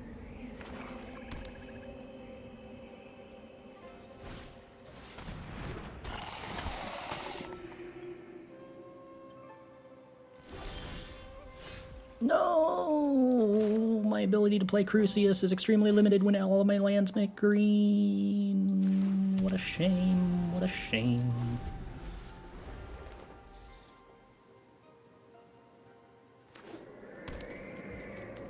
White, black, clerics? I kind of just automatically assumed my opponent was on a Cabaret Rebels deck when they played Lunarch Veteran turn 1, but now I'm a little confused.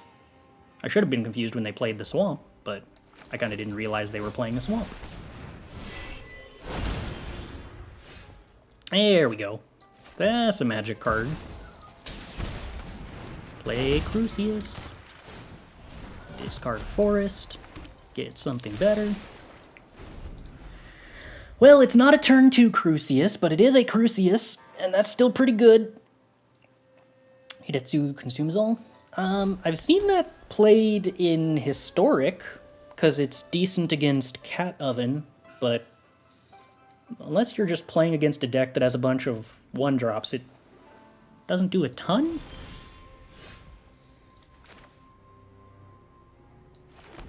So I could play Workshop Warchief here. Is that what we want to do? It is, in fact, a card that lets you pitch a land and be guaranteed to loot into a spell and make a treasure for free for doing so. I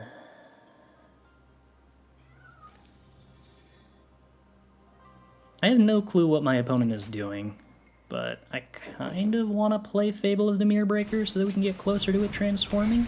Just a sec.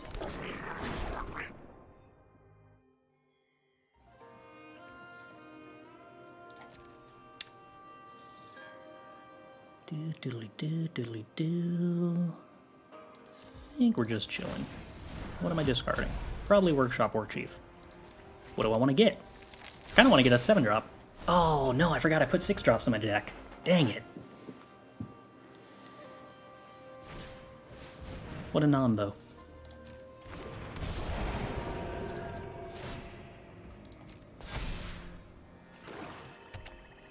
The Cleric's deck does Voice of the Blessed things. How many counters does this get on it? 10 or more is the point at which I need to go for the throat it. I'll live with that. Alright, opponent, what's your combat trick? None? Just putting a counter on Voice of the Blessed? Okay. Don't really want this Workshop Warchief, that's fine. Kinda want to go for the throat. Kinda want the Titan of Industry, if I'm being entirely honest. So I think we just get rid of Workshop Warchief. Try to draw a land. Don't draw a land, be sad. Play Tyrant. Attempt to kill the Voice of the Blessed. See if the opponent has a removal spell, or not a removal spell, a gain life spell in response. They don't. Okay, well, that's probably the end of the game. As fun as it would have been to play Titan of Industry, I think just taking this line and having the chance of getting to kill a creature and having a second go for the throat to, well, functionally a second removal spell in the form of go for the throat so that we can answer the next Voice of the Blessed means that we just, like, don't have anything at all that we're worried about anymore. It flies and has vigilance at 6 power, yes, but mostly just invulnerability from go for the throat is the thing that scared me. Lifelink and flying, oh no.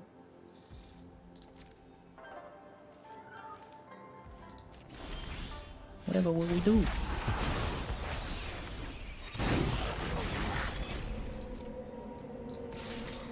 Swingity.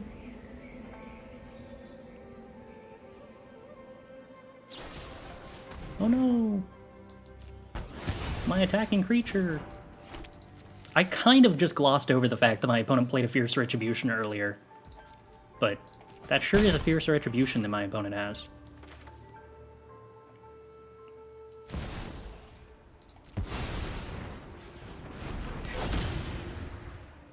I'm thinking, which is rare, but does happen on occasion, I'm thinking maybe we want to try to find room for like 2 copies of Bitter Reunion, because I do kind of want to give this Reflection haste. That'd be cool. Wow, I'm really glad I made my Reflection invulnerable to Dawnbringer Cleric. That was a good little bit of synergy. Would you like I can please share a Magic card joke? Go for it. What kind of cool Magic card jokes do we got? Let's make Titan of Industries and attack my opponent with Magic cards that are Titan of Industries. Okay, we're done here.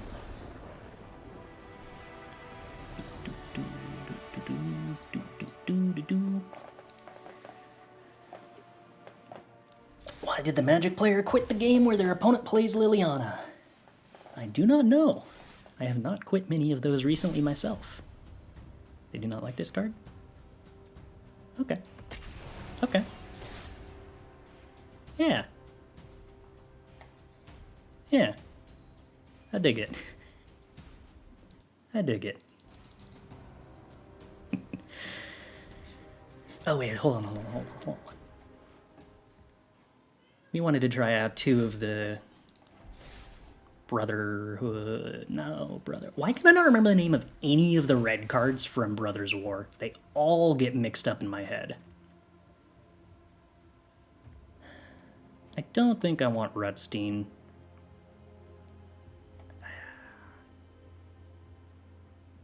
It's probably... You can probably cut in a Abrade. Reunion. That's the name of the card we want. Try 2 of that out.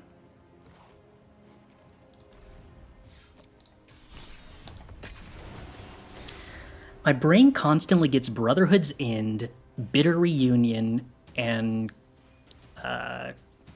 Cathartic Reunion mixed up. So my brain will like think, oh yeah, Bitter Reunion, that's the discard 2-drop. No, I'm thinking of Cathartic Reunion. No, wait, Bitter Reunion is actually also a Reunion discard 2-drop.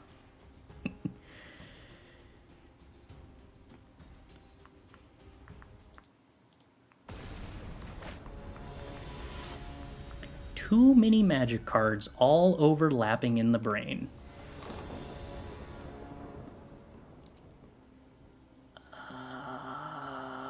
I mean, this is really good if we draw a red land. So let's just draw a red land. How hard could it be?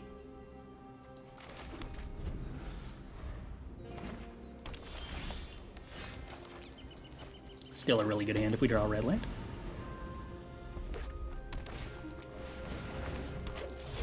Never didn't have it. Okay. Now's the point where we have to make tough decisions, team. We're finally confronted with, do we play Fable or Crucias on 3? Which is better? I think the fact that we have exactly Assemble from parts makes it better to play Crucias. Because with Fable, we only get to assemble a 4/4 if... No, wait, hold on. We can assemble a 4/4 no matter what. I guess with Crucias, we don't have to risk... If our Fable gets blown up, we can't assemble from parts? I don't know. I kind of want to start the Fable flipping.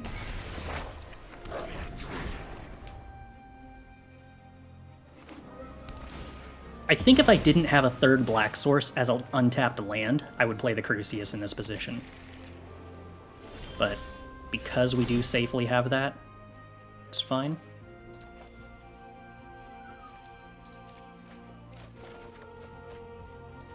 Well, that's also very cool. Alright, opponent, what's your secret that you decided to do nothing with? Nothing? Okay. Sure. We're just making a 4/4. That way I don't have to use the treasure up. Oh.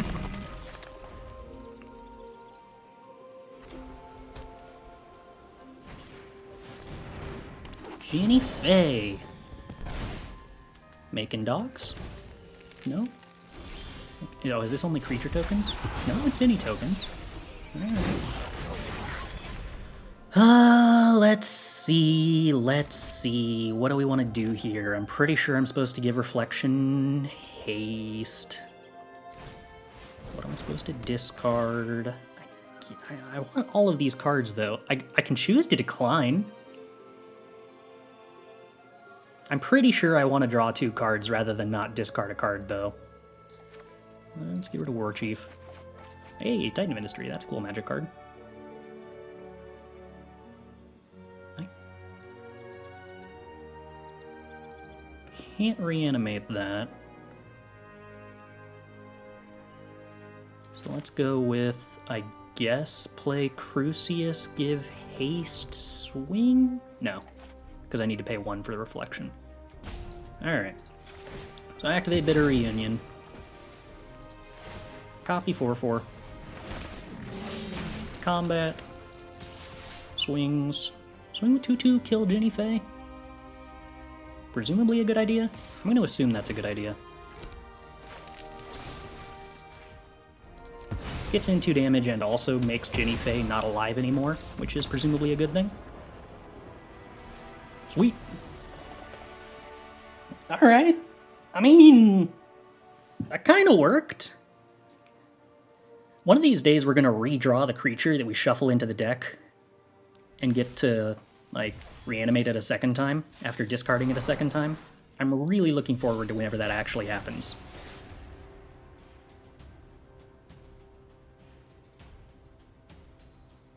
Retrieve socks. What do you think, buddy?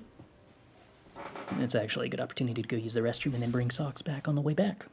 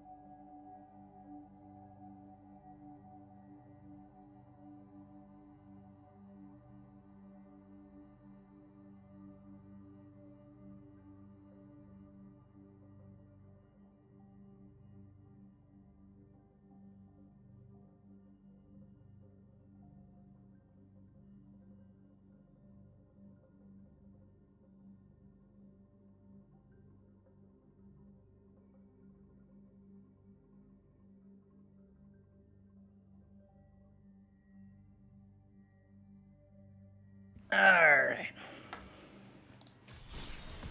Continuing on. Do I have any particular guidelines around redeeming look at a deck list? Only that I ask that you have it available to post as a link to somewhere that gives me the deck list in an exportable form. Because I wish to be able to... This hand kind of sucks. Put it up on the screen so that everybody can see it if we're going to talk about it. I'd be almost tempted to keep this hand if one of these 2 lands came into play untapped. Maybe I'm still supposed to? Probably not. Sand's good. I like a sand. Keep. Second red source versus second black source is actually kind of an annoying conundrum, isn't it? I think I'm supposed to opt for second black source even with Tyrant in hand. Because we have Fable here to fix some of the mana.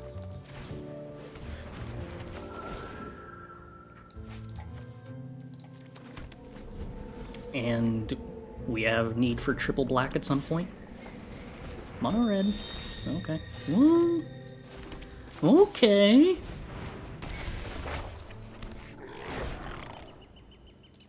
Kami trades pretty decently with Tiefling Outcasts. 2/2 also blocks Tiefling Outcast pretty well. So the opponent's attacks are really awkward here, even if they have a removal spell. Which they do.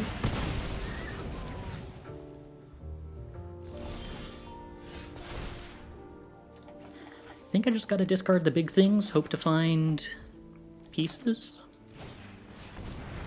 Eventually. Well, as soon as we... not pieces, assemble from parts.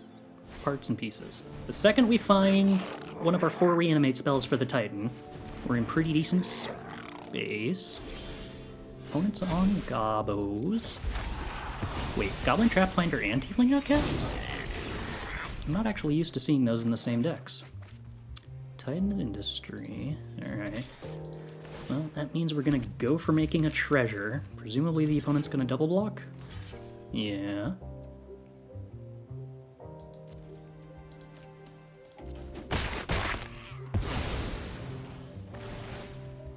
Opponent gets a lot of really inexpensive creatures. Don't love it. They should have attacked into Kami with a Tiefling? Should they have? Is there a particular benefit to that? I mean, they get the double team, but I gotta assume that they also just have the possibility of top decking into something that kills the Kami.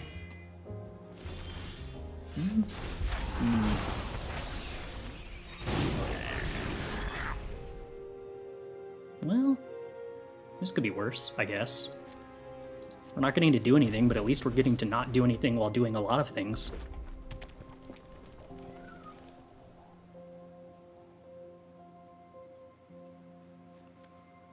I'm still not entirely... So, Hordemaster means this is goblins, but why Tiefling Outcasts and goblins?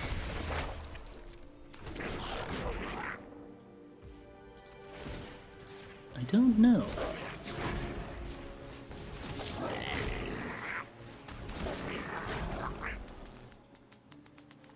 And what am I going to do with all these 2/2s?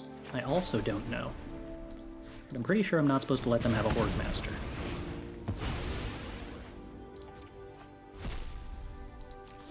Land? No. Sort of? Sort of. Sort of land.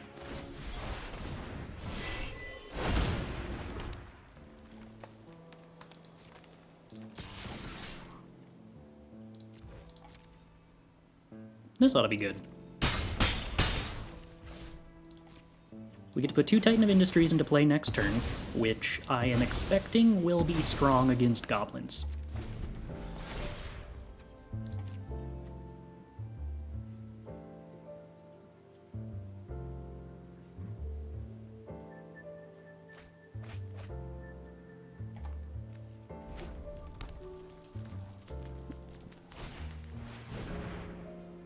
More Horde Masters, sure. I'll try Goblin. Alright, I'm going to assume this is the part of the game where we now win. Copy a reflection, copy a reflection, copy a reflection. Go to our turn, play a land. Make sure to play the right land so we don't give the opponent information. Play Titan of Industry, opponent concedes. Blow up, make 4/4. Copy Titan. Gain life, make 4/4. Opponent concedes. Yep. Titan of Industry still pretty good. You can't decide to where to put your paw, huh, kitty? Whether it's going under my hand or over my hand? Take a look at a deck list. Alright, we can do that. go ahead and throw the link in, and I will get importing it.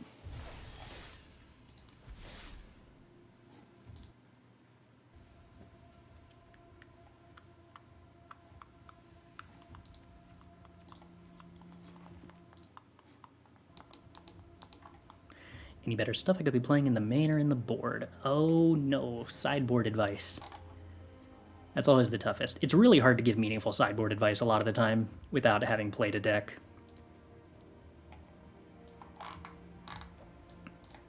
But I will do my best. Do do do do do do do do do do. Do do do do do do do.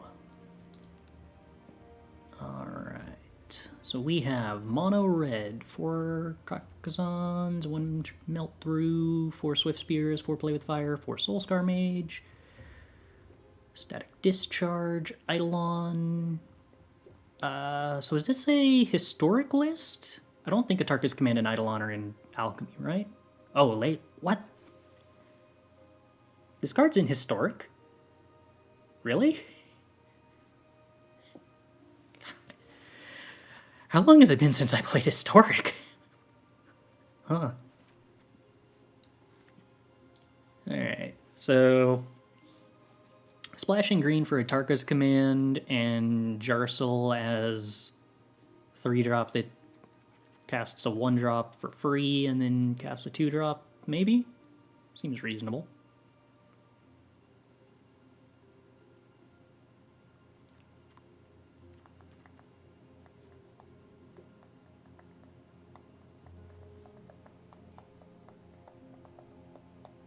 This definitely looks like a burn deck.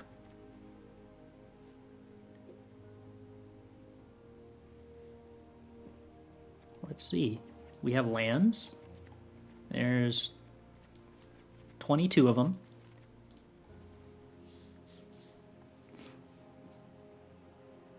Are we allowed to, like, just cut 2 spells to play 2 more Ramanop Ruins?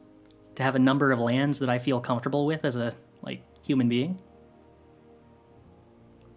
I know there's, like, magic involved in the occult rituals that go into being able to play fewer than 24 lands, but I do not understand, but I appreciate that it exists.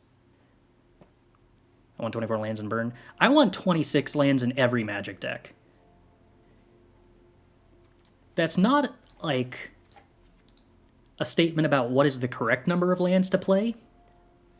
That is a statement on my personal level of comfort. I do not have an understanding of how decks function that don't make their 5th land drop on time, but you really do not want to let go of my hand, cat.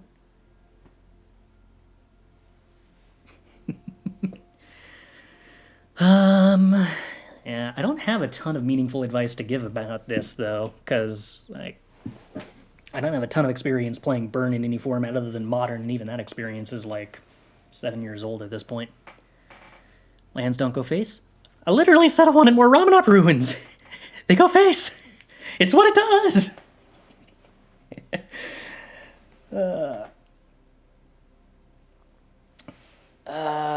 Sideboard-wise, I'm typically pretty skeptical of Hearse, but there could be real cards where it exists. Let's see. Other than Atarka's Command, all of your burn goes at creatures, so you can try to do the thing where you pivot into mid-range, and if you do so, then Molten Impact makes sense.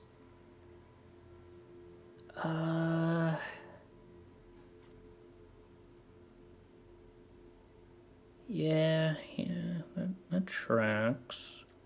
Chandra, also part of a mid-range plan. Let you play more spells and able to light up the stage. Roiling Vortex, presumably for some kind of combo deck. Ancient Grudge. I don't know much about the historic meta, so I'm not even necessarily sure what kind of decks you're playing against. Ancient Grudge I could certainly see being useful against artifact-based decks.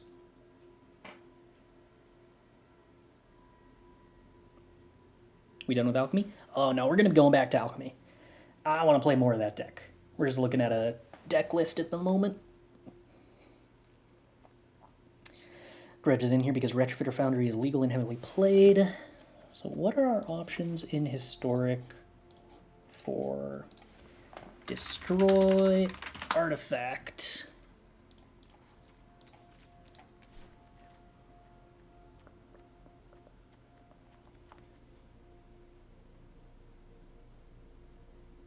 Okay, so we don't have the replicate 1 mana spell that destroys artifacts. That's kind of what I was wondering if we had.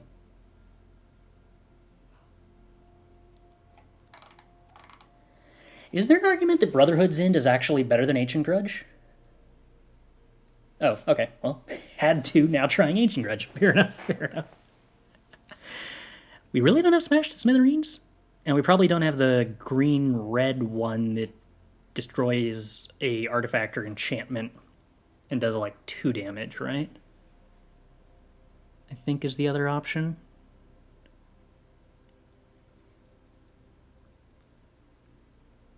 Very unlikely Shatterstorm is correct. Oh, I guess there's Bifrost. That's probably not great, though. Cindervines, yeah, but that one costs 3 mana. There's Destructive Revelry is the 2 mana one I think I was thinking of. Yeah, Destructive Revelry.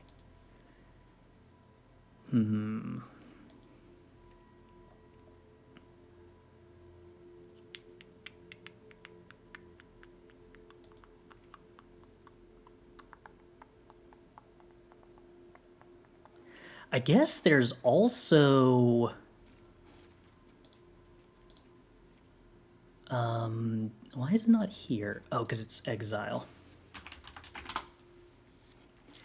Haywire Might's probably not anything, but like...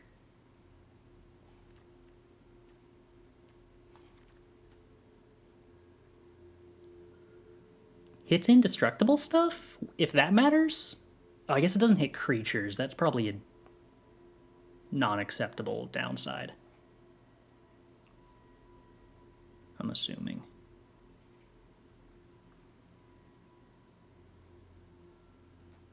But it's kind of interesting.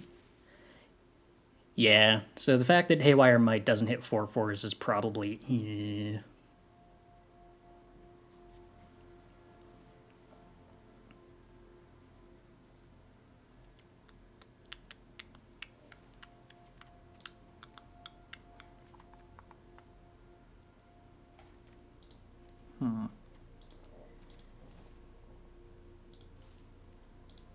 There's nothing that really...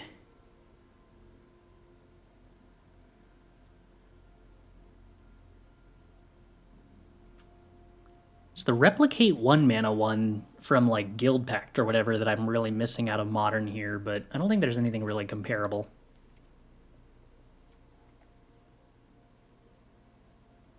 Is the new Gruul iteration doable? What of the million iterations? Seek a card with mana value 2 or less and a card with mana value 3 or greater discards those cards at the beginning of the next turn's end step. I don't think what this deck needs is more card advantage.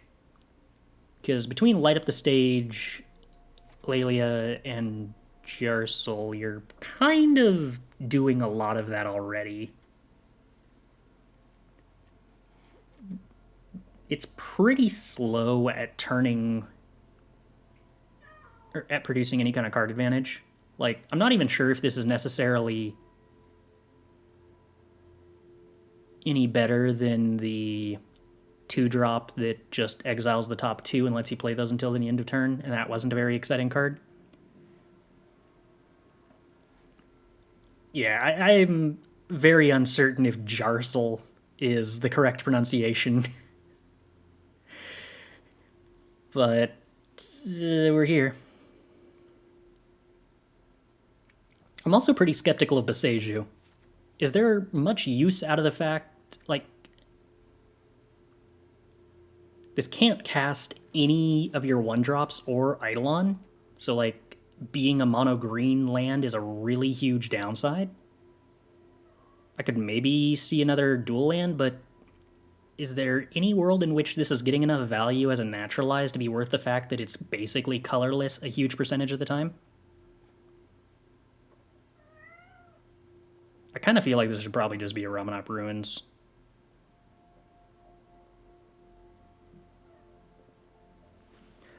Yeah, I'm fairly skeptical that you have the capacity to play a colorless spell land. And I think that this deck has such limited ability to use generic mana that that's close to what it is. Like, any hand where you have Boseiju plus one other land and you're looking at keeping a 2-lander with Boseiju probably goes from being a keep to being a pretty strong contender for a mulligan. 1 and 13 green for Jersul. And in that case, I'd probably just go with, like, what are our dual lands?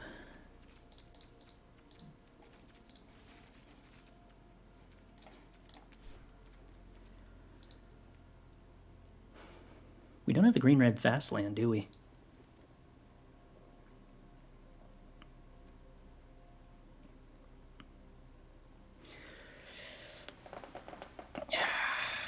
I'd probably go with a... you can't play a Rootbound Crag. You got, like, no mountains. It might be Sheltered Thicket then? That also sucks. I don't know. You might just not be able to play the 13th green source. I think that the sacrifices for Boseiju are too much.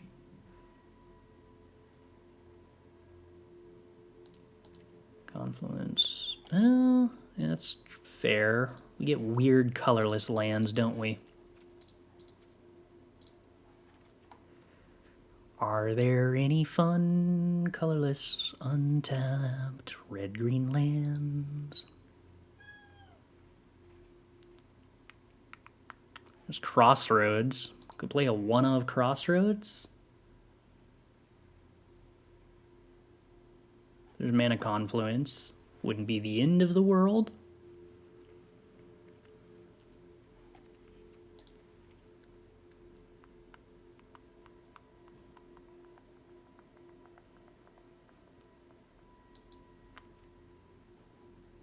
Mana Confluence is probably better than Thran Portal in every single way.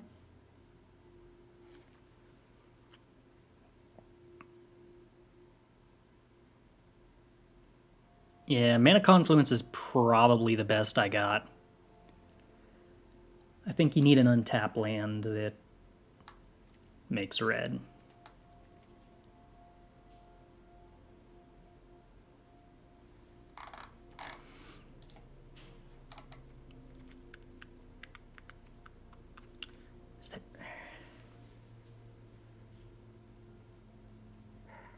I guess Hearse is fine.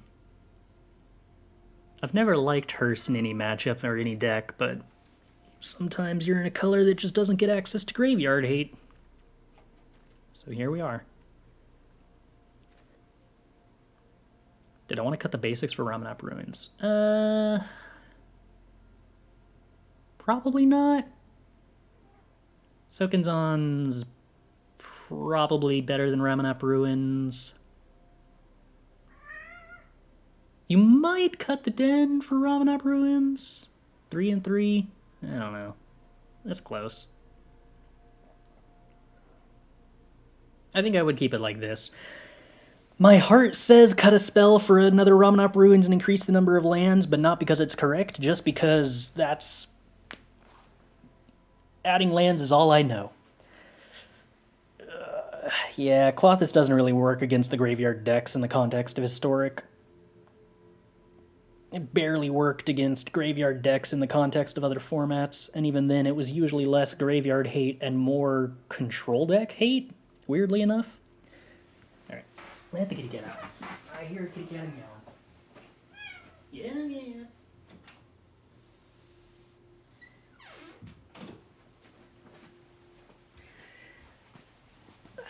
You ever just want to be let out, so you go stand next to the door, but you stand directly in front of the door that opens inwards? So, like, the door can only be opened half an inch, and then you just sit there meowing, wanting it to be opened more, and get bonked on the door, because you're in the way, and you won't move? No, just me?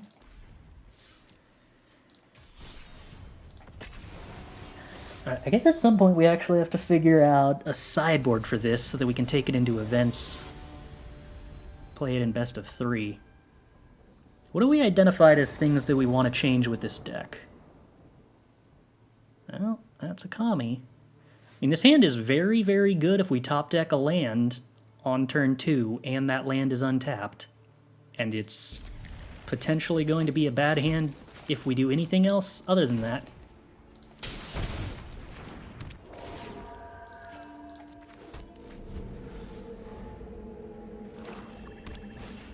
I'm sure it's fine.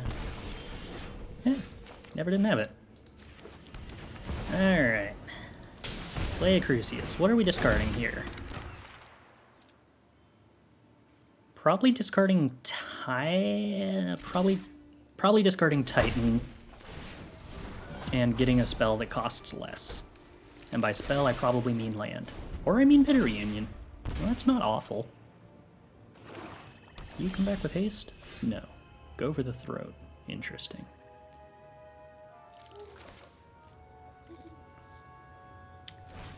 I probably want to discard Celestus. Try to get some lands. Them's his lands. Okay. I don't know what my opponent's doing, but I think I've decided I'm going to attempt to kill them. Let's discard Tyrant. Get a thing that is cheaper than Tyrant. Hope that hits an untapped land. Hits a Kami. That's kind of awkwardly not helpful.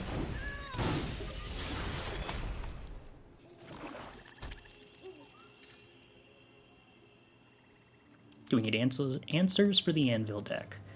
The hope is that we ought to be good against Anvil game 1. If we are not good against Anvil game 1, then we perhaps have rather fundamental problems. But I'm taking the credit when we win.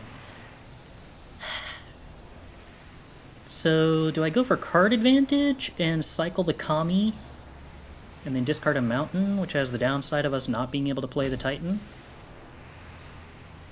Or do I just discard the Kami, hope we draw land?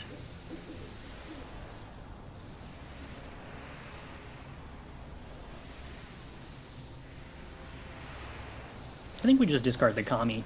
That way we can go for the Throat the Nezumi so we can kill Liliana.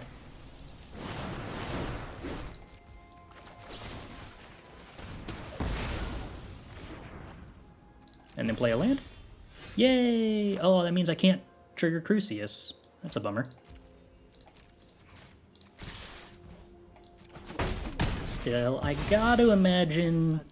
This is what, turn 4 Titan of Industry? That's fun. Doot, doot, doot.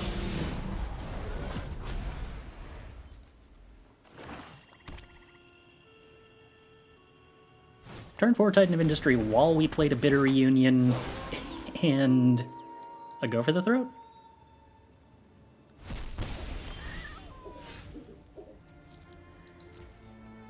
Do do do do do do do do. Alright, opponent down to 7. I would like to turn this Llanowar Wastes into a spell that does something. Assemble from parts. Doesn't do a lot against Graveyard Glutton, unfortunately. Regrettably. But on the other hand, we have an indestructible Trampler. No longer indestructible, but still a big Trampler. And the opponent's at 5, and we can give anything haste. So, like, our opponent's life seems pretty sad.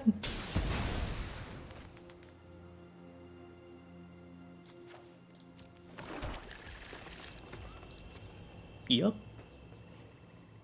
Think that this seems pretty sad. Oh, no, come back, opponent. I wanted to make a Tyrant. It was going to be a 4/4 that shocked you. And then got haste. And swung in the air. I gotta say, this deck is actually, like, surprisingly solid. There might be something to this Crucias card. Feels like it's carrying a lot of weight. They finally gave Red what was missing. A second copy of Fable of the Mirror Breaker. Thank goodness. Just what we needed.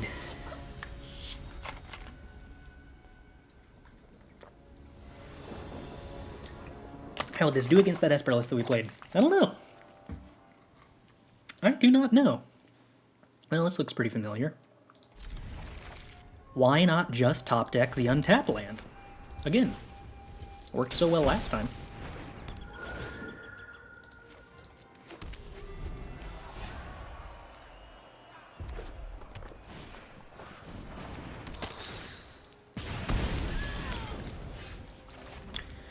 Just have it, it really is that simple. Just always have it.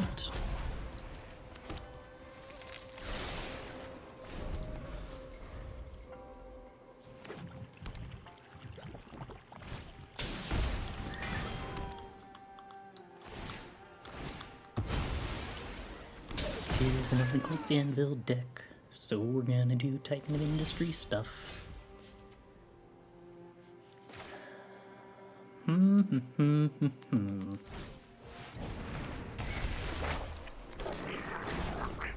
How do we think that Red-Black fares against turn 4 Titan of Industry?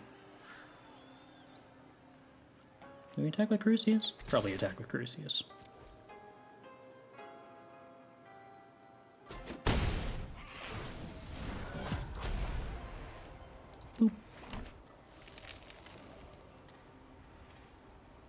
Guess we should probably do lesser in case they kill the 2/2.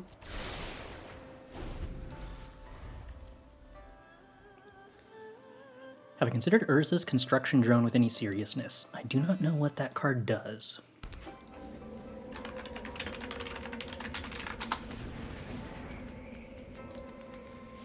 Three mana 3/3. When it enters the battlefield, conjure cards named Urza's Mine, Urza's Power Plant, and Urza's Tower into your library, then shuffle. When it attacks or dies, seeks a land card.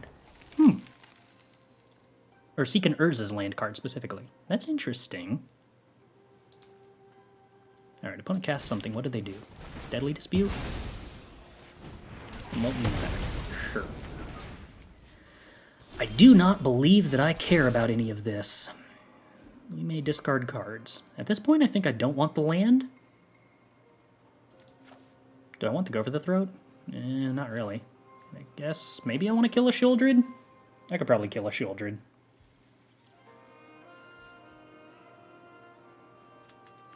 Yeah, I think we accept killing a Shieldred. Alright, it's a land anyway. Why not?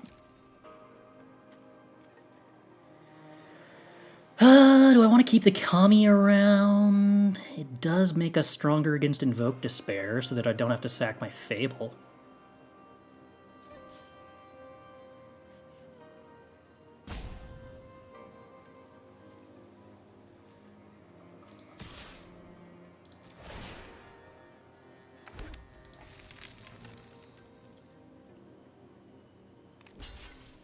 Single block? Not double block? Oh, right. I mean, still, sacking a 1/1 to gain 2 life. Well, gain 3 life and do a damage, I guess. Maybe that's reasonable? I don't know. Either way, let's play the good big card. I would like a shield counter, probably.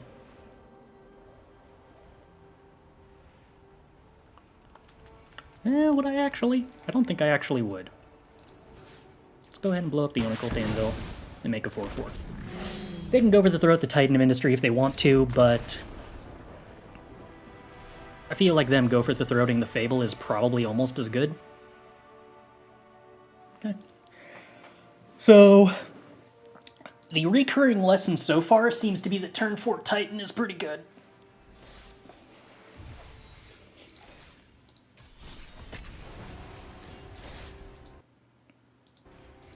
All you have to do is simply always draw the land you need.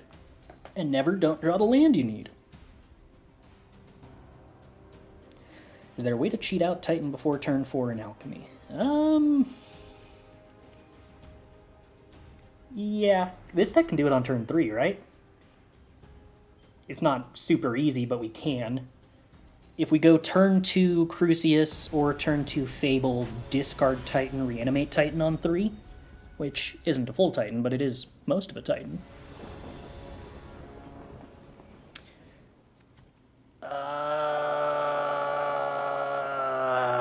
I don't know that we can keep the mono green hand. Alright.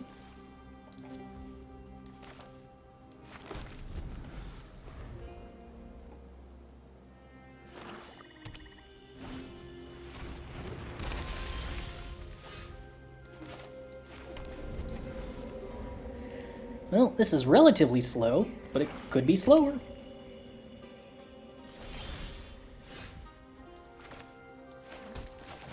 Is this exile or discard? Discard. Okay, so if they get rid of our Titan of Industry is in the graveyard. Speaking of which, I was supposed to play Llanowar Wastes here, I believe. Now I can't have access to triple black if they kill my Goblin, which is pretty likely.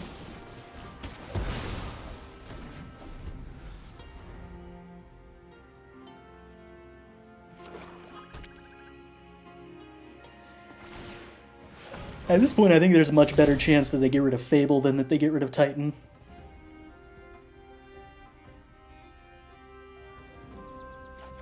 Nope. Okay.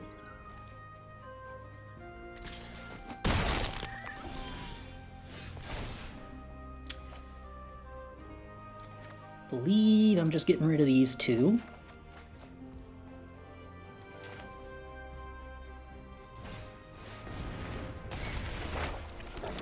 Well, now we can reanimate Titan as soon as we find a reanimate spell, since we have our third black source. I could have played Haunted Ridge, so in case we top deck reanimate plus a... oh no! Untapped black source. We wouldn't have to pay life, but... felt like using the information that they already had was more relevant than that. What do we have in the graveyard creature-wise? Nothing? Probably ought to just cast the Tyrant rather than discarding it then.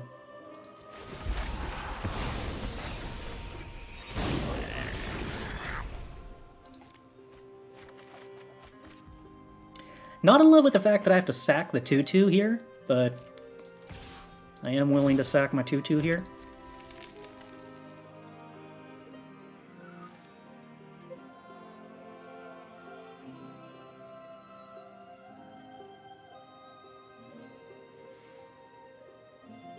I am in love with the fact that I'm going to have 2 Reflection of Kiki-Jikis.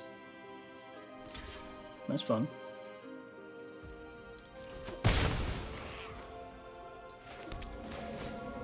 Bonk. Bonk.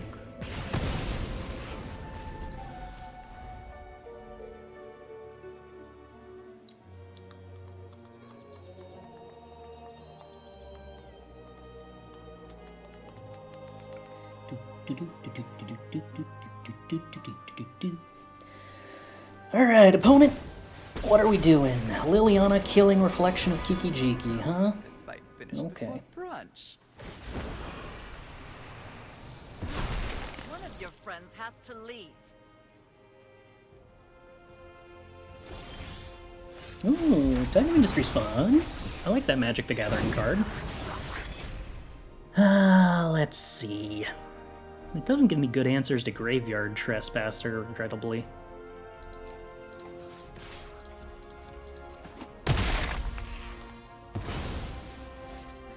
It's no fun when they hit back.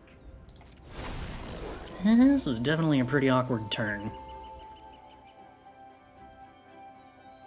They just kill Tyrant. Okay. Killing Reflection is annoying, but means that we do still sort of have Tyrant. Tenacious Underdog. Yup.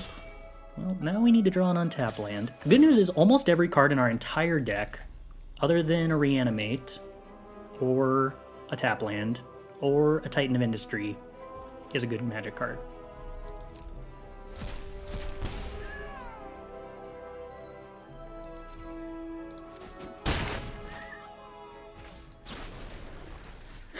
I believe I want to kill the underdog. My life total is kind of low. Untap land? Crucias. Huh. Awkward, because I don't want to discard Titan.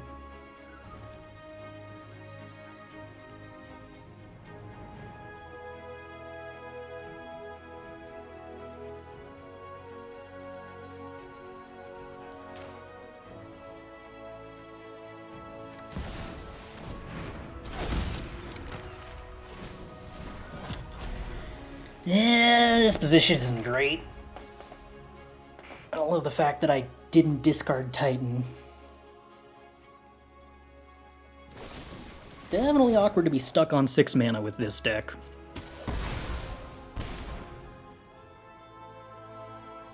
One mana way to kill Crucias? Does that exist? I feel like it doesn't. I guess there's Disfigure here. No, okay. Really? Don't want to turn it to night. I do kind of want to gain a life.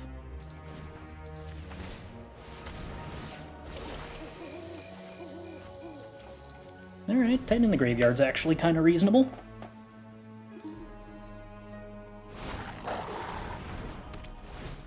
Nope, or not. Rude opponent. Kind of like I functionally gained no life, and then we immediately top deck the reanimate. Oh, gluttons. Let's see.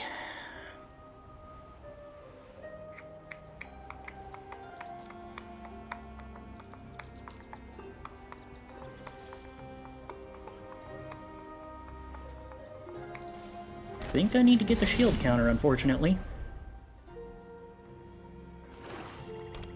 How's the slushy cocktail? What? Oh, is there a drink recommendation for K-Town? Pretty much all the soju cocktails are pretty reasonable. How am I getting this beaten up by Graveyard Glutton? Can't really do very much here.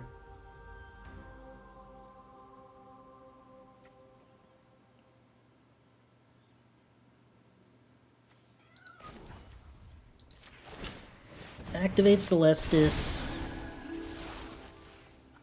Decline to draw a card. Pass. Activate Celestus. Decline to draw a card.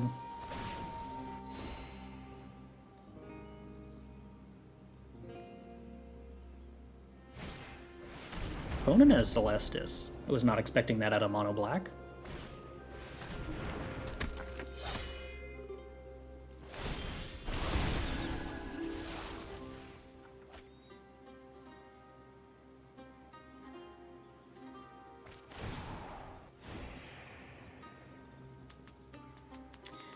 Three, four.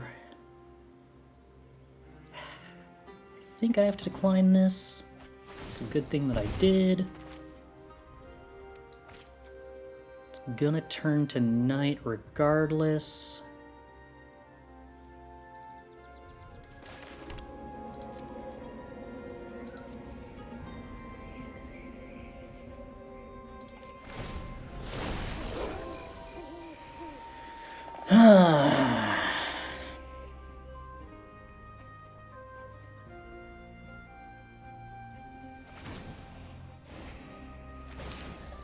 Do I have a way to avoid dying here? I don't think so.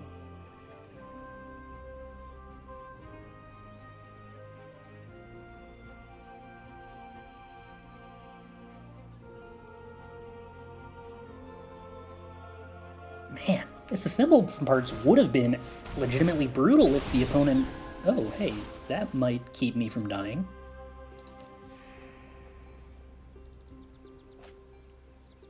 Yeah, my opponent exiled like every good card in my deck with Trespasser. I think all they had to do was activate Underdog, to be honest. I want to kill the Sholdred, please. Charlie Mulligan, thank you for the sub. I greatly appreciate the support. Let's see, they played 0 spells, so it's going to... Oh, this is on my turn. 3... So I can decline this, and if I draw a good creature, I could loot it. Aw, thank you for the gift subs, too.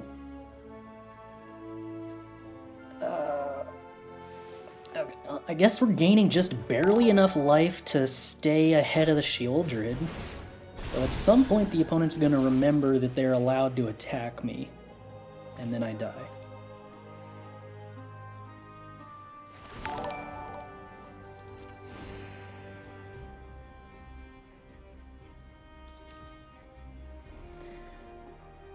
Hum.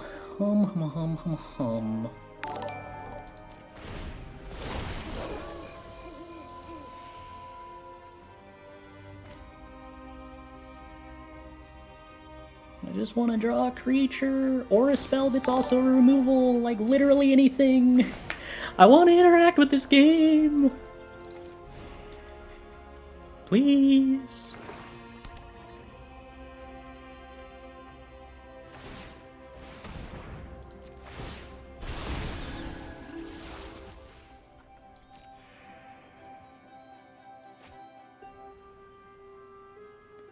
I'm actually kind of scared of Boseijuing their Celestus because the only thing keeping me alive at the moment is the opponent deciding to loot over and over and over, rather than just kill me. Which I suppose is a good thing, considering their hand appears to have been literally nothing but swamps this entire time, but like, still. They could have just killed me. Which was worse.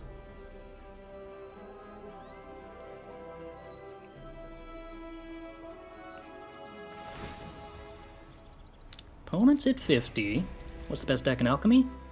Hard to say. At the moment it feels like it's probably either Esper Aggro or Red-Black Sack, but there's not a ton of consensus yet. Alright. Do I have to go for it at this point? I mean, I don't have to go for it. If the opponent's been doing nothing so far, they'll probably do nothing for one more turn, maybe?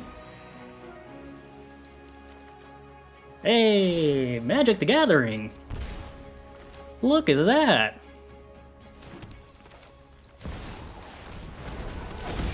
I would like to make a 4/4 and gain 5 life.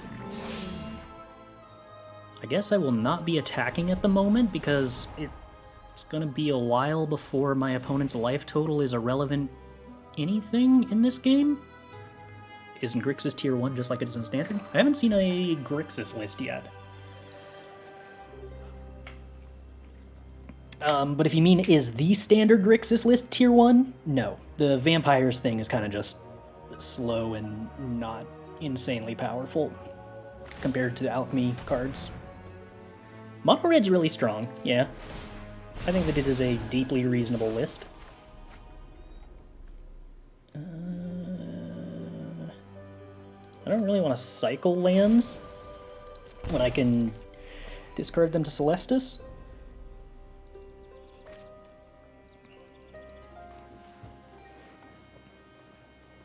So every other Titan of Industry in our deck has been exiled already.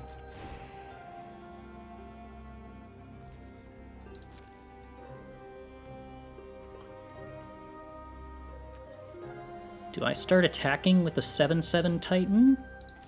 Perhaps?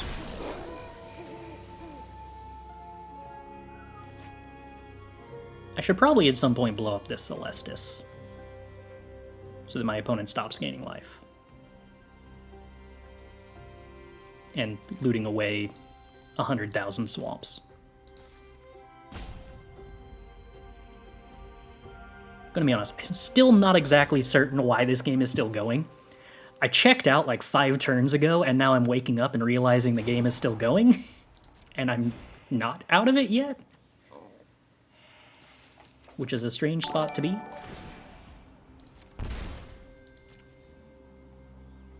Alright.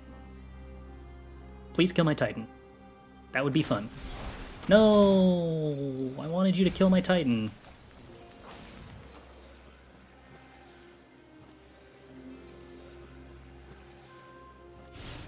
Liliana? Is that relevant? I legitimately don't know.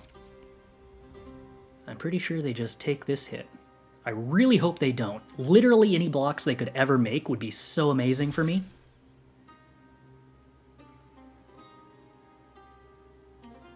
but I believe the correct move for them was to just tank 7 damage with their 60 health faiths.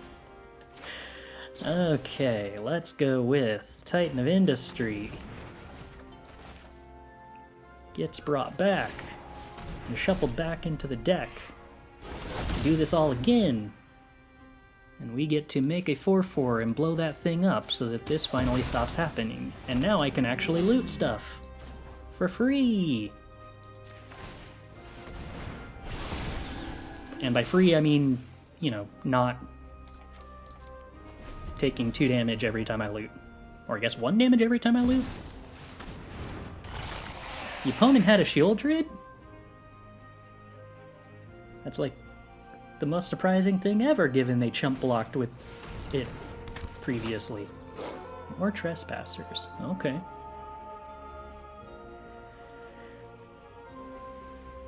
Are you gonna exile stuff from your own graveyard, opponent?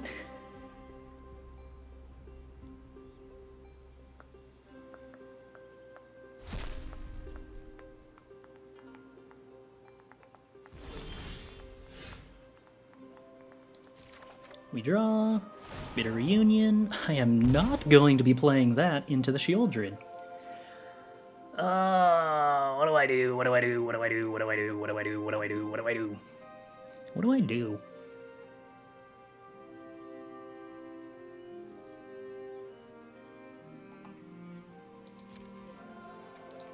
Attack with 1.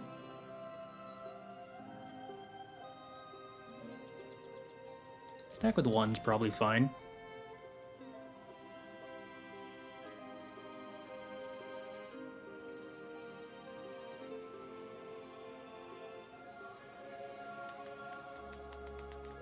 I'm kind of debating if I just want to play out the Bitter Reunion to not discard and just have the capacity to give haste to something later on.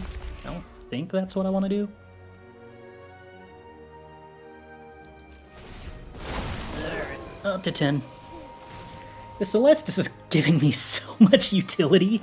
I think it's actually gained me like 16 life at this point or something. Violence is necessary to set things right. Sorin downtick, not the end of the world because I would have a reach 4/4. But I am probably going to need to swing my big Titan at that, which is sad. Liliana of the Veil. No, this kills a 4/4. Or I guess more likely it upticks and I discard cards I don't care about. No, okay. Kills a 4/4. Sure. Sacrifices must Fair be enough. made. Yeah, life total is getting dangerous.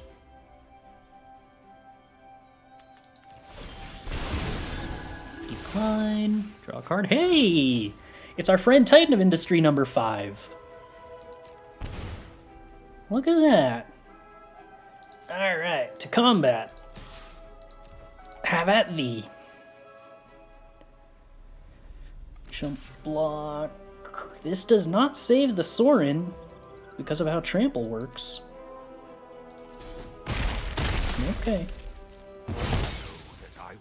And we get to play the Titan of Industry that we put in the graveyard earlier.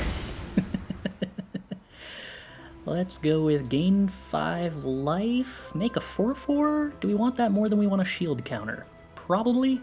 Probably. I mean, I gotta admit, putting this thing in the graveyard at anything other than at the opponent's first main phase to get exiled by a graveyard trespasser would be pretty cool, because then I can just make it go back in my deck and give myself another 4/4. Let's get rid of this Bitter Reunion that doesn't do anything.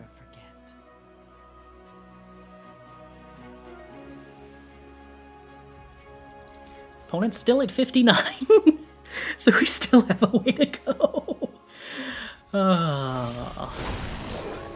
Decline. Crucias. You're Seek, right? Oh, and that doesn't trigger Shieldred. Perfect. Okay, combat. Swing with Titan at Lily.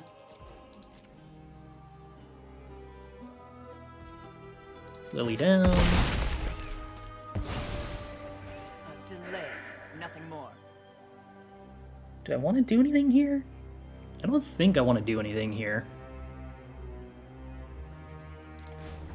I think I just want to activate Celestus and gain 2 life, and then pass. Could play Crucias, discard nothing, I guess. Maybe that's good. It's probably fine. I mean, do I really want Abrade? I guess I don't really want Abrade. I guess we can just discard Abrade.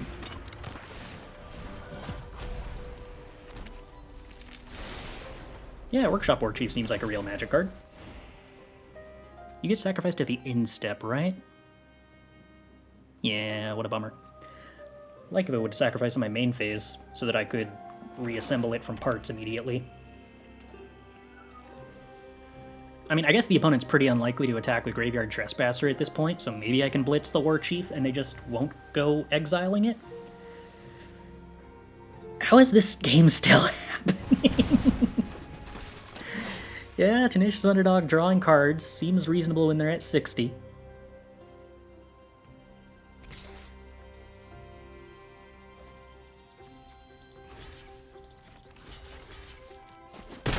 You can probably draw with the Tenacious Underdog too, opponent, given that also you gain 2 life, so it actually costs 0.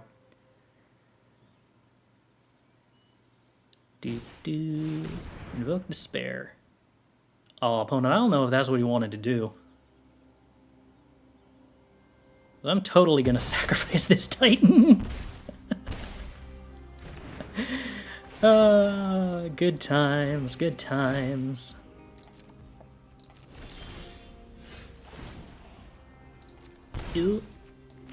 Let's go ahead and make another Titan. Titan number 7, I think. Gonna gain 5 life. Make a 4/4. Go to combat. Swing for 7. Not only does this feel weirdly winnable, I think we are actively favored at this point.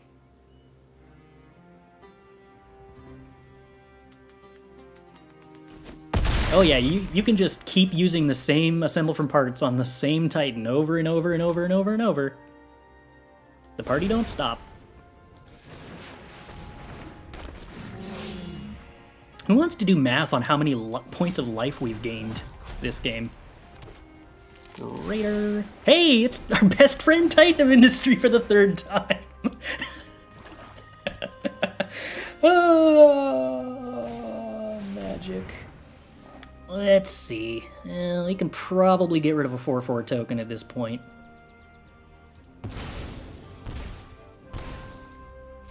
Yeah, 16 cards in the opponent's deck. Very true that we might just gain life and race them decking more easily than anything else.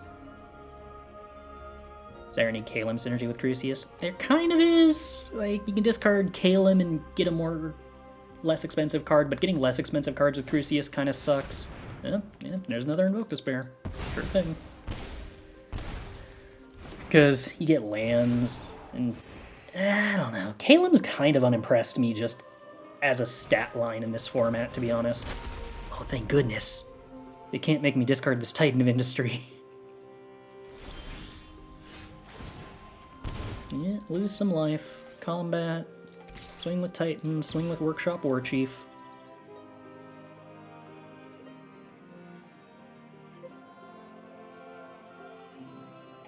You want to block Workshop Warchief with a Graveyard Trespasser, opponent?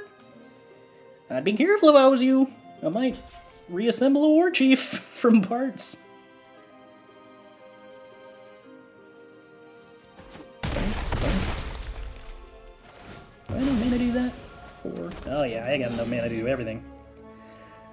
We live in life on the easy streets. I would like to gain 5 life and make another Rhino, and then I'd like to assemble from parts my Workshop Warchief.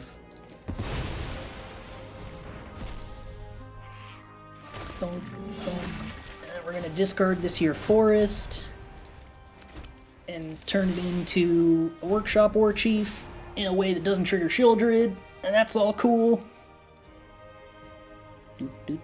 It is weird that we do not have a lethal Alpha Strike with this board state. And yet.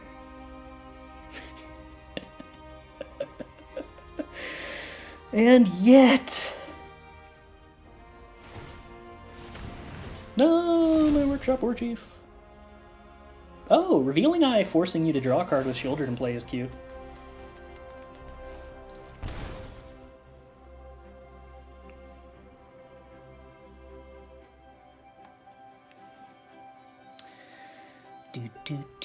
Oh yeah, that's a good point. Meadow Massacre for 4 might actually be really close to killing us. Luckily they've discarded 2 of them already, but perhaps I should be considering playing around that. Whoops. Wait, but for 7? 5? Opponent, I don't know if that's what you wanted to do. That doesn't seem like that's lethal. Right?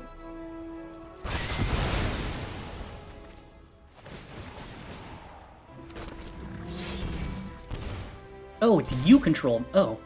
No, you super didn't want to do that, opponent. Oh dear. Alright, well, let's make a Titan of Industry token. And then, I guess, make a 4/4. I want to blow that up, but I also want to gain life. I guess I'd rather gain life and blow it up. Look at my graveyard creature-wise. Oh, cool, a Titan of Industry. I guess I can do everything. Let's go ahead and make another Titan of Industry. And gain 5 life and make a Rhino. Alright, we're getting there. Slowly, piece by piece. How's opponent at 61 HP? They drew approximately 30 cards. Probably more than 30 cards, actually. Probably more like 40 cards with Shieldred in play. Yeah, there's a Tenacious Underdog. I will be blocking the Tenacious Underdog.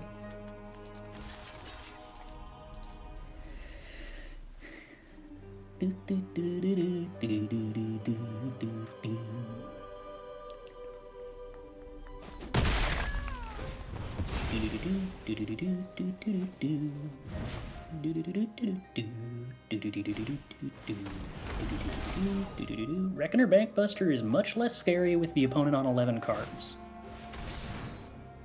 Now, there's still a couple of Invoke Despairs that we have to worry about the opponent getting to do burn damage with, so we gotta dodge those. 4/4 is gone. Opponent loses 2 life.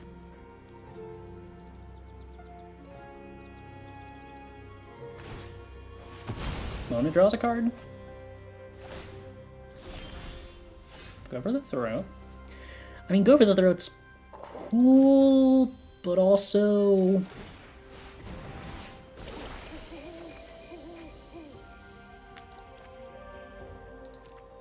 I think we'd rather turn that into a Titan of Industry, wouldn't we? Now, opponent can get back 3 Tenacious Underdogs, so I gotta hold all my creatures back to block. Discard Go for the Throat. Get a more expensive card. Fable of the Mirrorbreaker. I forgot that card was in our deck still.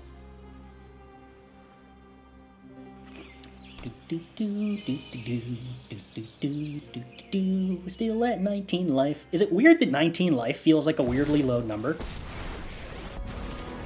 Because 19 life still, my brain is going, oh no, that's a low number. You start the game at 60 life. Let's discard a 4/4.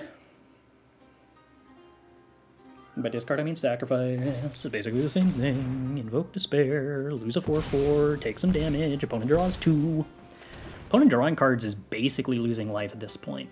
Down to 6 cards. Graveyard Trespasser. Oh no. I think I have actual creatures in my graveyard at this point.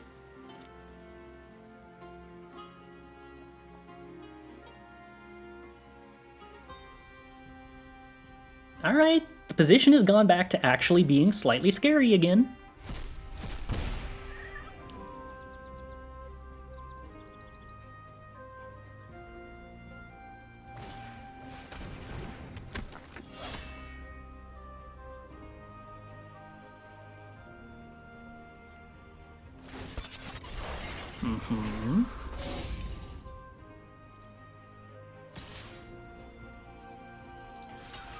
You will be blocking.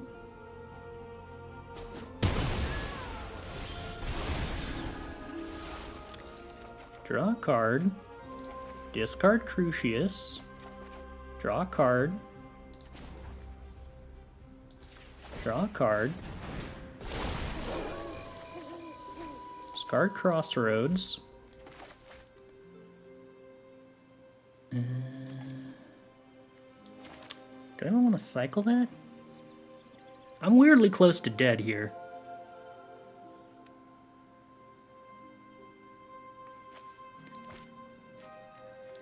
How many 2-drop removal spells do I have left in my deck? 2 gone, 3 gone.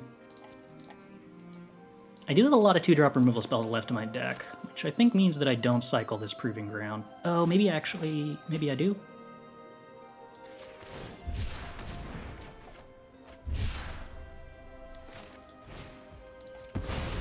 I guess there was no way I could play anything with 4 mana that was relevant anyway. No attacks. Discard. Greater. There's 2 mana removal spell. Alright. Well, can we stay alive?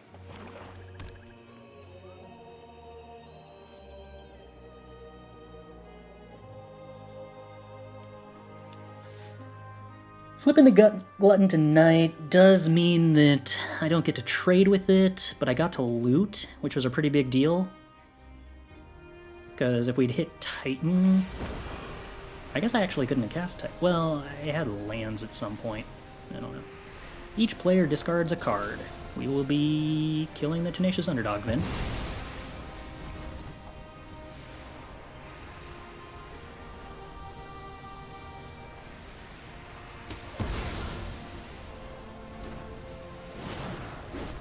I'm tired of your secrets. The good news is they can only get back 3 underdogs. So that could be worse.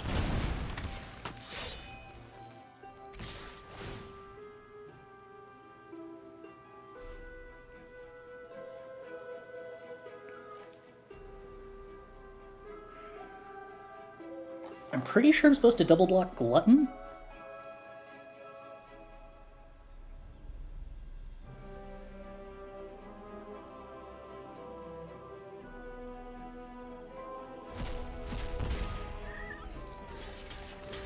Them not exiling an... Oh, is it from the same graveyard?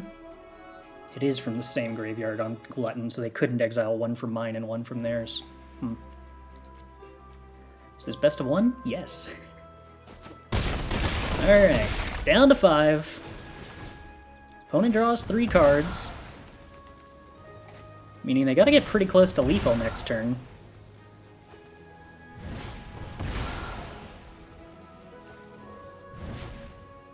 Does this count as casting a spell? Yes. So it flips back to day.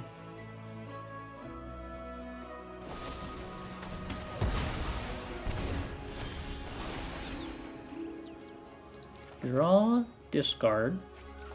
Draw, discard. Draw. Huh? Time of Industry. That's a good magic card. I will play this magic card. I will choose to make a 4/4 and gain 5 life.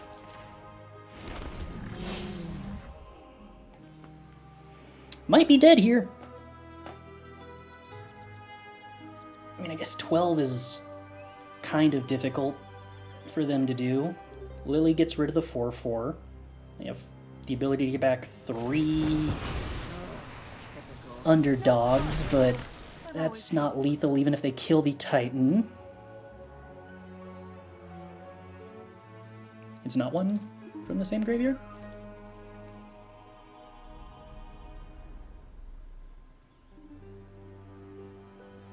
Oh yeah, you're right. They could have done 1 more point of damage.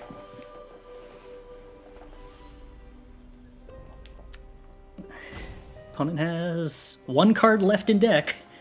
So if they cast Underdog, they now have to win on that turn.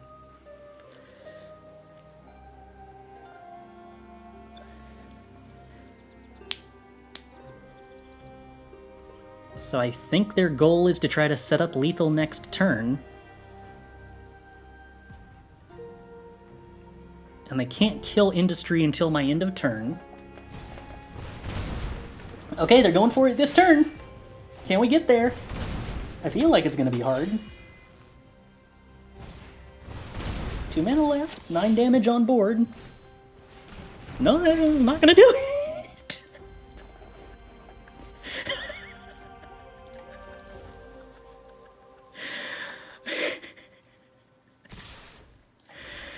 Oh, Magic the Gathering.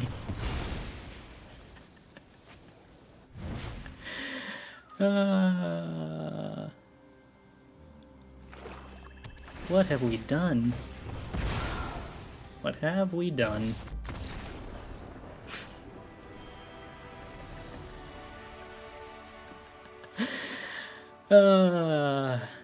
You know, that's not really what I was expecting out of Assemble from Parts, but it sure did work. I do believe we cast the same copy of Titan of Industry like 4 times.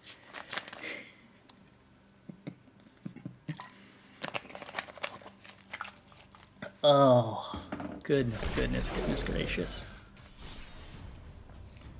Did the opponent not play a single alchemy card? I believe that might be correct. They may have had 0 alchemy cards in their alchemy deck. Is this Jund Mill? Yeah, basically. We put this really good defender in our deck called Titan of Industry. Sometimes it can actually kill planeswalkers too. Oh, okay, yeah, that's true. They played Meathook. That's alchemy. In a weird way, but it is. Okay. On the play, turn 2, Fable of the Mirrorbreaker. That ought to be pretty okay.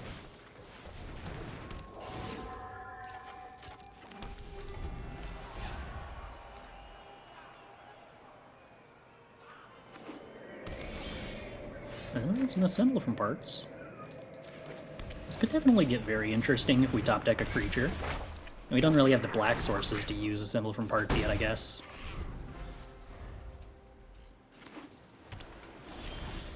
Okay.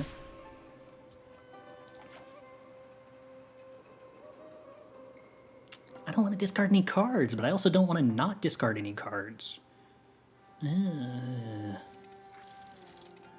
How lame. Okay. That's reasonable, at least. Swings.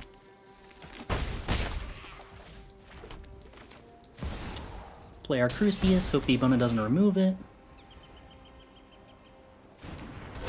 Please don't remove it. Please don't remove it. Please don't remove it. Rude. I wanted to discard my Workshop Warchief and get a 7-drop. And play a 7-drop on turn 4. Temporary lockdown? Oh, that sucks. Should we just assemble from parts a Crucias now, I guess? Might as well.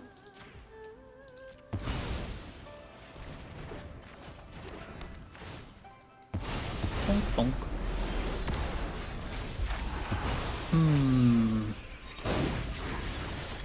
Well, now I'm actually left asking if Workshop Warchief is a better play than Crucias.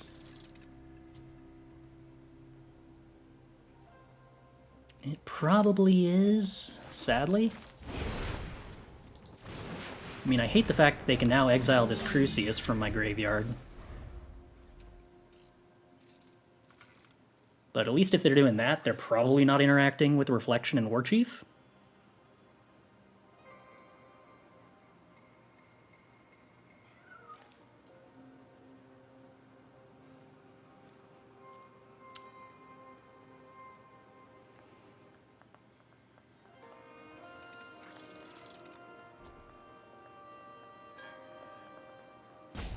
Isn't the other Titan that mirrors the, like, natural side of green just... oh, really? Oh, I need your name and birthday, so I know. That's bully-rific.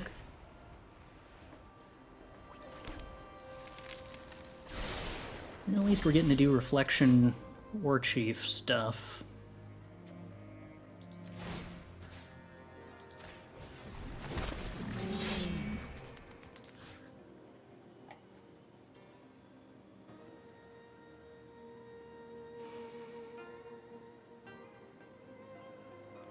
I'm probably willing to trade Warchief with Crucias here. But yeah, isn't the other green Titan just Primeval Titan? It's like pretty natural, right? Or sort of the opposite of Industry. I'm pretty sure I'm supposed to accept this trade. I'm pretty sure Auto Tapper tapped the only wrong land, though. You think you're so I mean, Ziatora's Proving Ground also would have been wrong. But yeah, I kind of forgot about the fact that if they block with Crucias, I can reanimate it.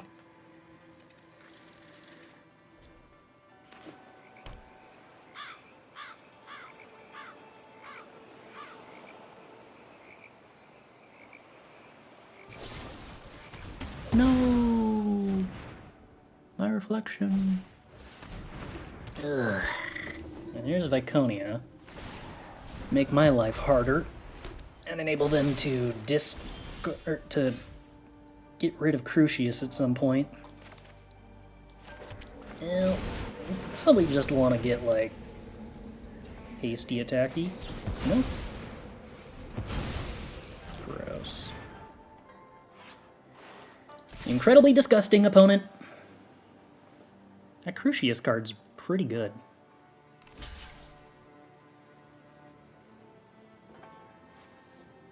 Yeah. Pretty sure I just want them to not have access to the filtering and free mana more than I want to remove Viconia.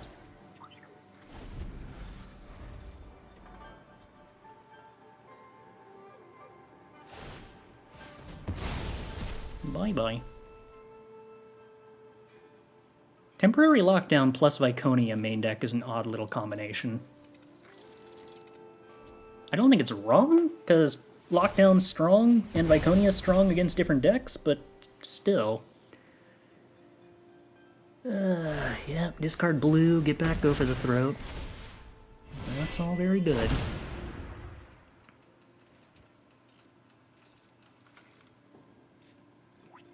You don't want to go for the throat yet, opponent. You want to wait until my turn so I can't attack with a 4/4. Well, that's a bad card, unfortunately. We kill the Warchief, and opponent gets a 4/4.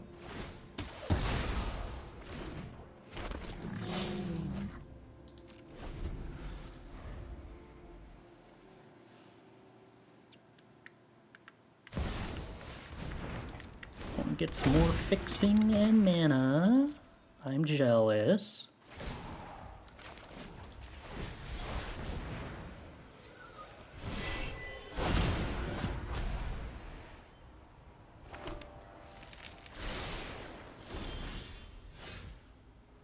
Still with the Viconia in play, unfortunately. My assemble from parts is not very useful.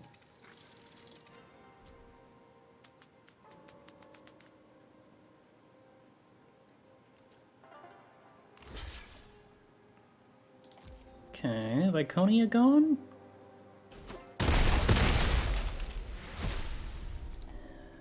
Oh, okay, I have a Workshop Warchief in my graveyard, actually. That's pretty decent.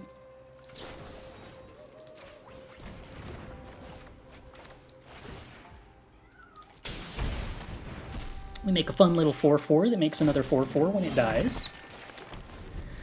We're grinding, we're grinding!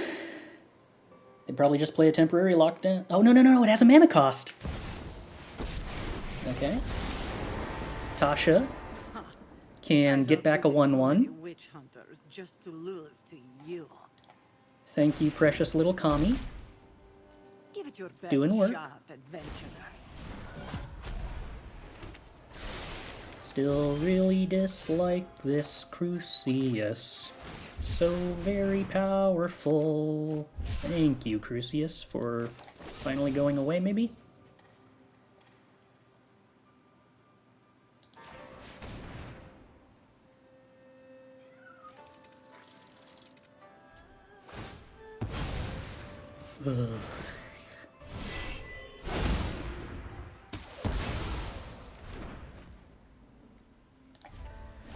Alright, well, this is pretty terrible.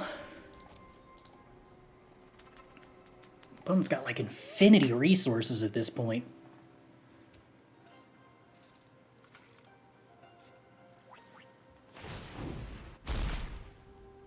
Keep your distance, mortals. Yeah, the other Calum opponent? Yeah. Good enough.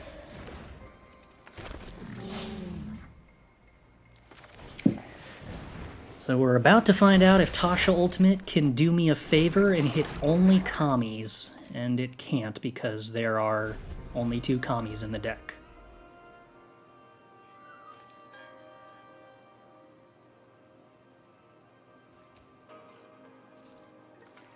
Temporary lockdown.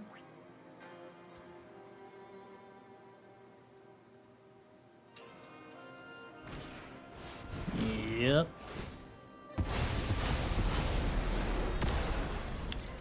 I got absolutely manhandled by a single Viconia. That's all. Alright, that was literally as good as it could have possibly been for me. So that's very nice.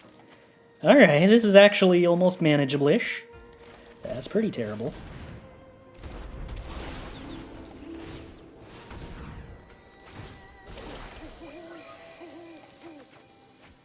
That's also equally terrible. Alright, moving on. At least we got some fixing.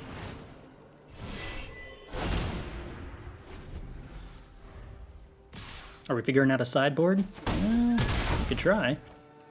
I really want to kill this rhino, because it goes to my graveyard if we kill it.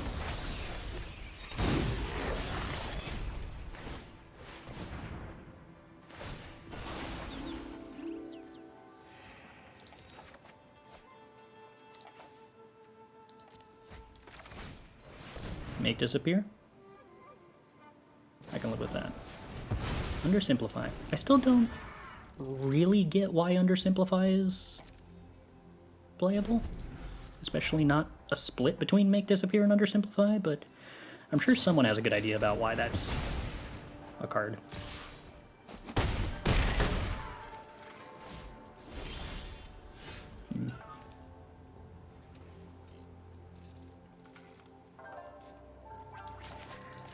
Cycle.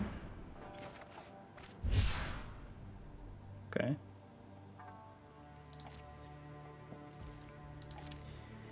Pass. Draw a card. Gain a life.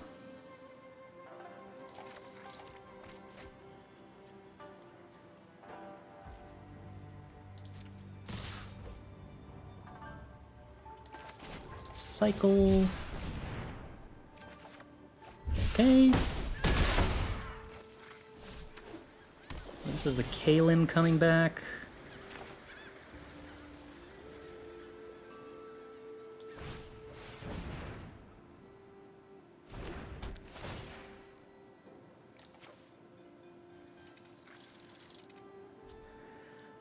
Was I? Yeah, so this would be tapped. I shouldn't have let it tap this Pain land. Alright, didn't matter because we didn't draw the removal spell that cost black for the Warchief anyway.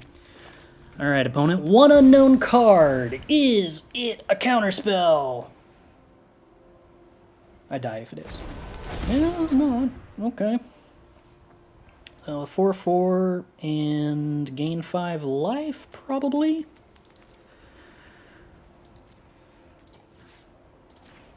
Because they're going to tap down Titan and have a 5/6 to work with.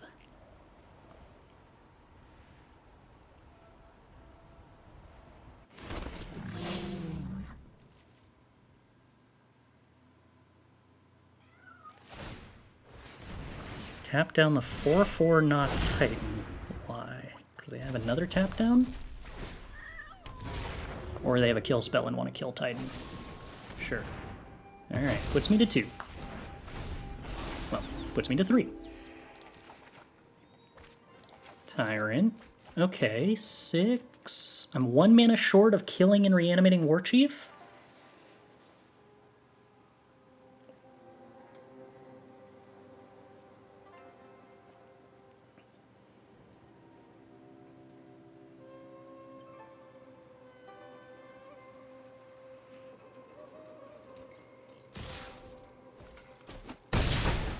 Donk, donk, donk, donk, down to 3. Oh, draw a card, sure. Assemble. Is that better than Tyrant? With Titan in the graveyard.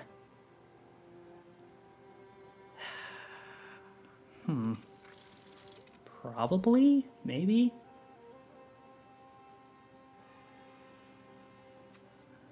Three, 6. No, I actually just have enough mana to cast Tyrant and activate Warchief. Huh.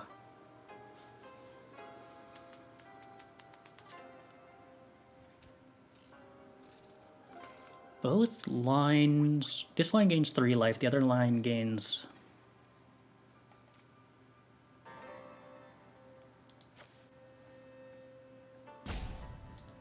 The assemble line's probably safer.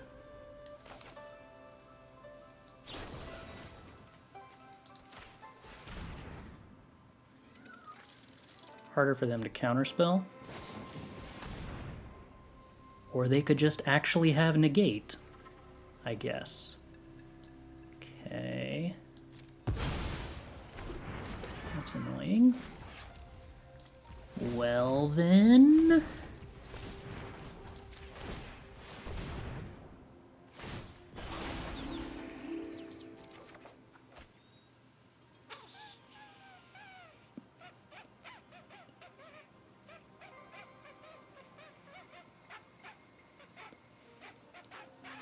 That's the ball game, isn't it?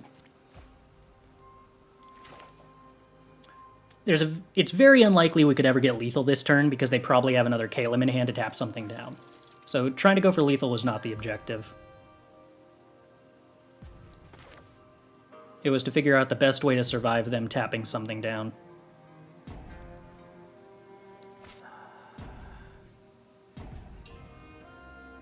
No, and I don't have a card in hand.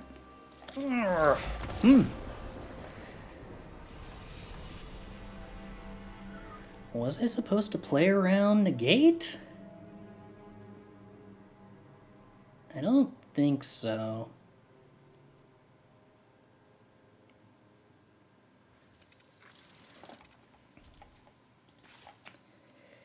Playing Tyrant lost to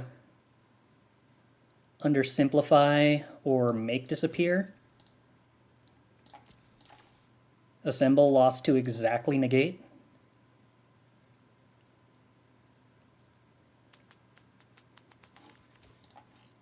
Because if they make us pay 2 for Tyrant, then we can't kill the Warchief and play it to gain 3 life, which we kind of had to do.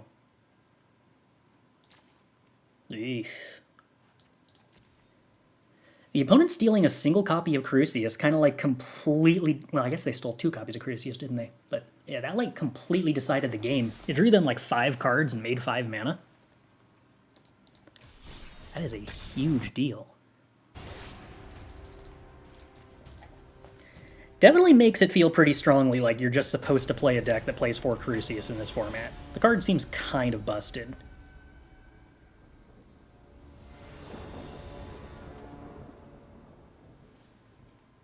Alright, this seems busted too. Turn 2 Fable. We don't get turn 3 Warchief necessarily. Not without drawing an untapped land.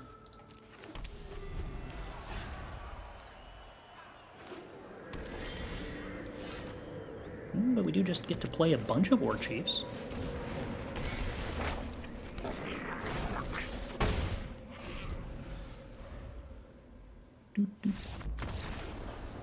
Okay. Turn 2 Fable, pretty good. Turn 2 Fable, pretty strong.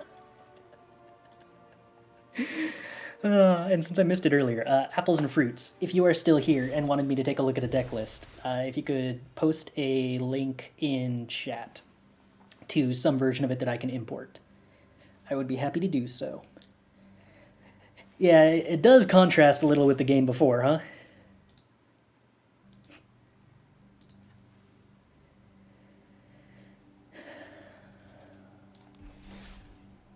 What do we have to learn about this so far?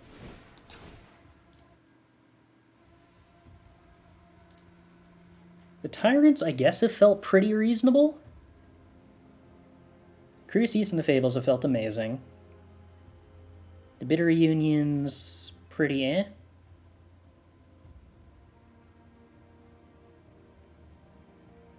I don't know that I really strongly felt any changes necessary, other than maybe I should be cutting a Bitter Union and playing one more Crossroads. Because we keep being in positions where we desperately want to draw lands.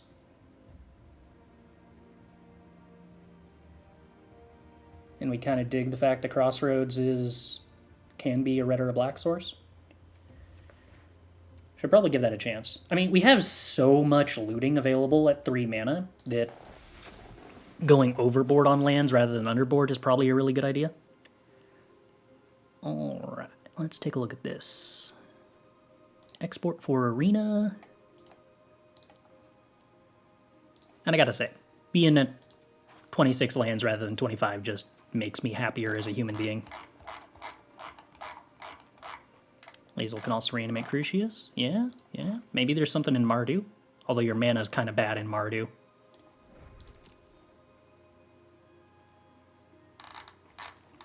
Would Gixine Puppeteer be able to reanimate Crucius? Depending on the colors. That's not unreasonable. What am I doing? Pressing the import button.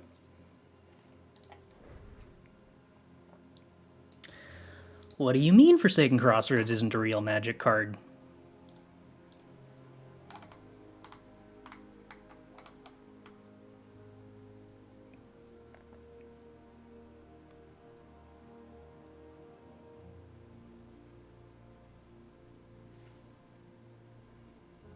If I attempt to export this,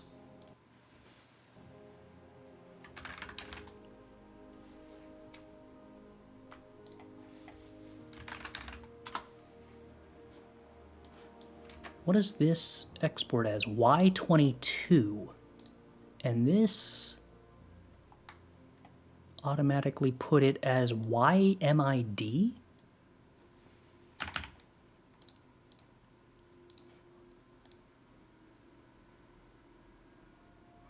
Y22, 63, sure.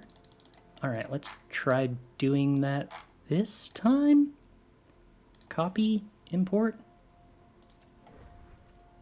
Arvad Weatherlight Smuggler. What? Does Sealed Deck Tech just have the wrong codes for all the alchemy cards? Is that what's going on?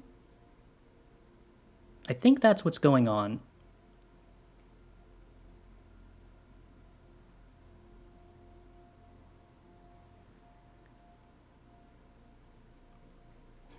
Huh.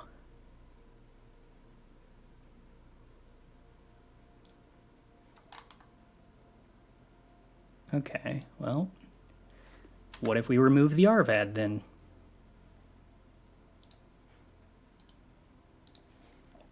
Now does it import?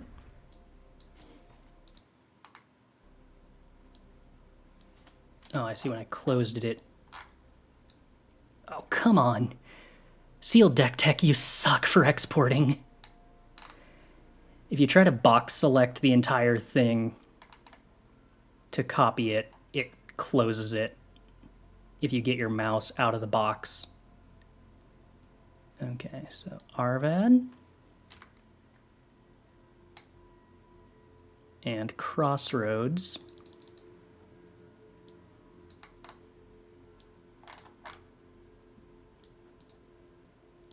Now try importing. Atomical Phoenix, not a real Magic card.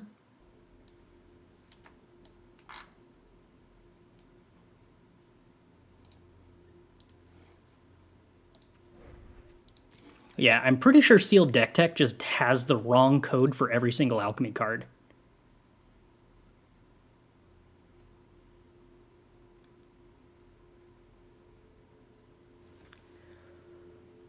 No, it's not a limited deck. Paste Bin, MTG Goldfish, Untapped. Paste Bin's typically the best one.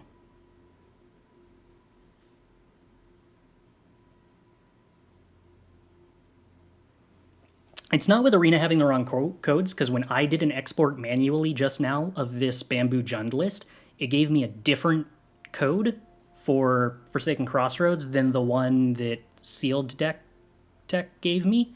And when I swapped out the one that was out of this export for the one that was in the Sealed Tech, it moved on to giving the heir to the next card. So for whatever reason, instead of Y Bro, it was Y22 or something like that.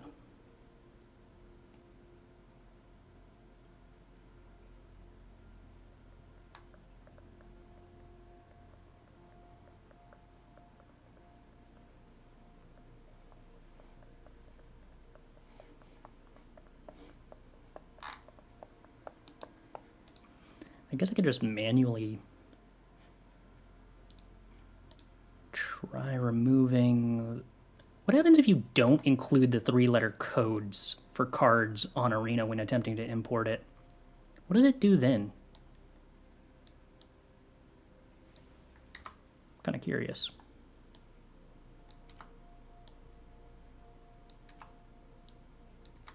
Does it get upset?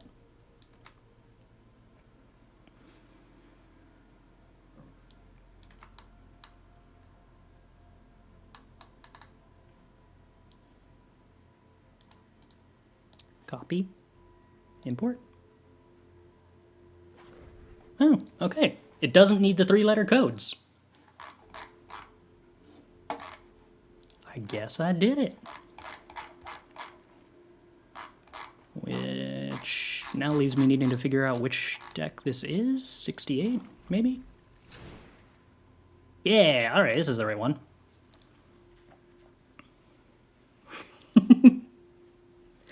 I appreciate the mana base here.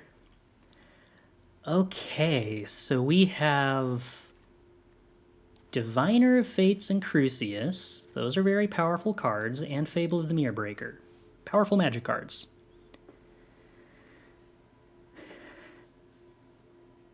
And then Cyba Siphoner to combo with Go for the Throat, Make Disappear,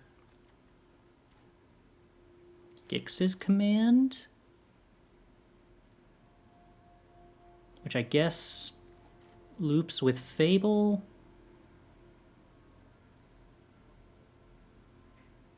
Recommission gets back Crucias and Diviner.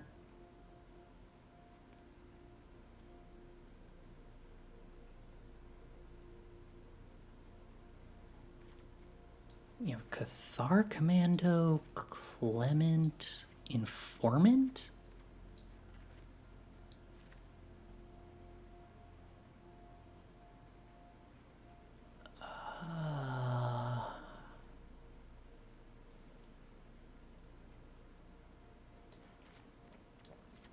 Has Gix's Command actually been impressive? I've only tried it in one deck in Alchemy so far, but it was like... It felt so bad against all the established decks, because they just all did a good job of having a ton of creatures with 3 power. That I kind of just ended up cutting it, but that was mostly because in the context of one shell, it was less impressive than Elspeth, and Elspeth isn't like a generically good card, it's more good if you build around it sort of card. It's definitely good in Standard, but that's kind of more due to a lack of other good options, and also not a format where opponents are likely to have a huge number of creatures you need to kill. Like, a big part of it being good in Standard is that it just kills Sheoldred out of decks that only have 3-powered creatures. Tutoring it's really good with Crucias. Yeah, alright, so you can just snag it with Crucias. Oh, okay. So part of the idea here is that you're going to get Cyba Siphoner and Gix's Command with Crucias super reliably. Okay, I'm following that. Huh. Okay, yeah, so Cyba Siphoner plus Crucias is a really interesting combo, is a big part of this.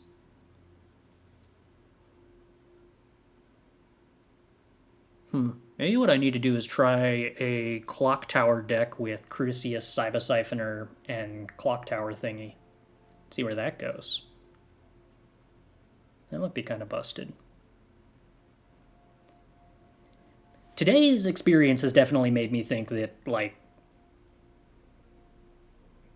the thing you should be doing in Alchemy is playing 4 Crucias and trying to figure out how to most break 4 copies of Crucias.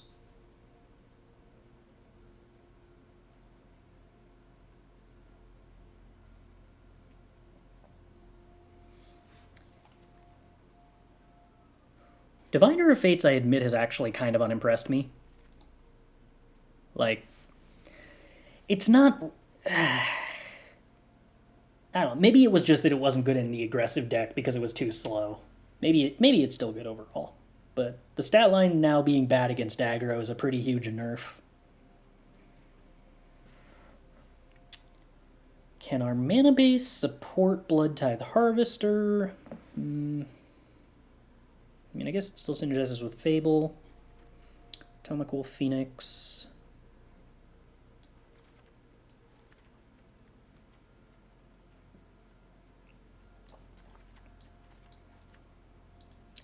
So I'm a little skeptical of these cards over here. I don't know if Atomical Phoenix is good or not. I mean, it's got discard synergies, but like it's a card you never actually want to play. You only ever want to discard.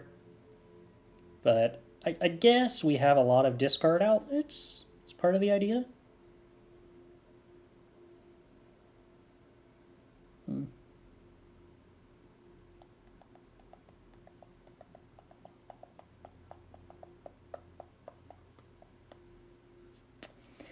A general trend that I like to consider when deck building is the idea that instant speed cards synergize with instant speed cards, which is essentially, if you are playing every other card in your deck at sorcery speed, then it can be pretty awkward to hold up the mana for instant speed spells,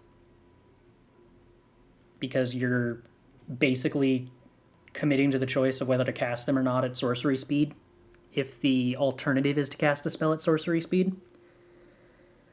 So part of me, whenever I see a deck with very few numbers of instants, wants to either cut the instants for more effective sorceries where possible, or else include more instants that give you more choices.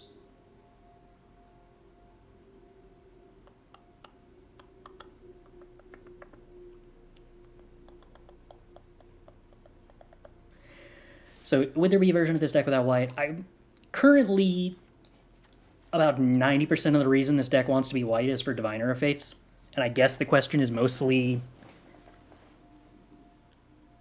is Diviner of Fates being a card advantage engine enough of how this deck wants to play that it's worth playing the white instead of just trying to do some kind of Grixis thing instead? I don't know. A Grixis variation on this might be pretty interesting, but isn't necessarily obligatory. I would say you're relying pretty hard on Grixis command to be life gain against red-black sack.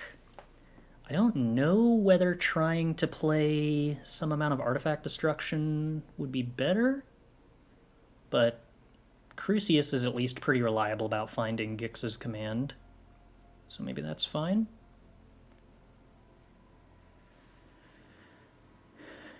I'm assuming the idea with Cathar Commando is that it's a loopable enchantment and artifact destruction spell for Grixis command, which is why it's kind of here instead of Abrade, which, on the one hand, I kind of get. On the other hand, the thing that I most want to blow up as far as artifacts and enchantments go is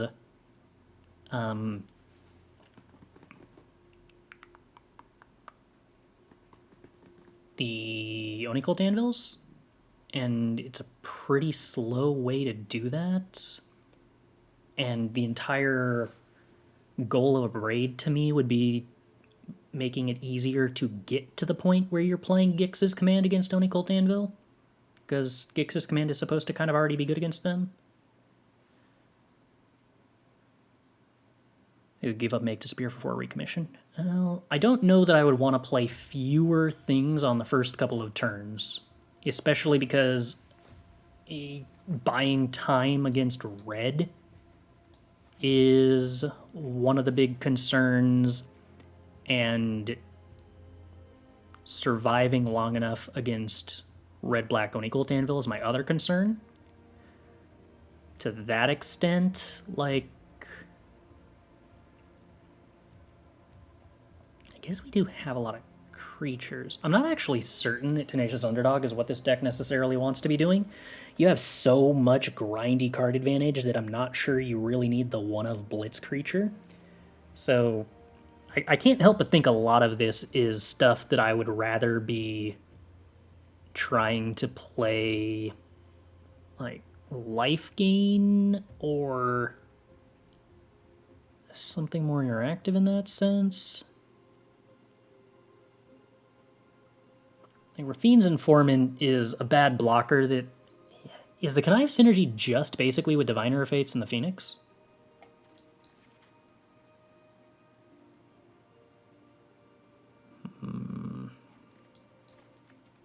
Arvid has lifelink. I do dig that.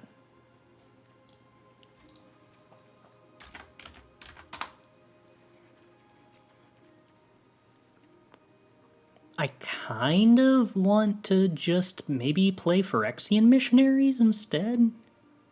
It might be moderately crazy.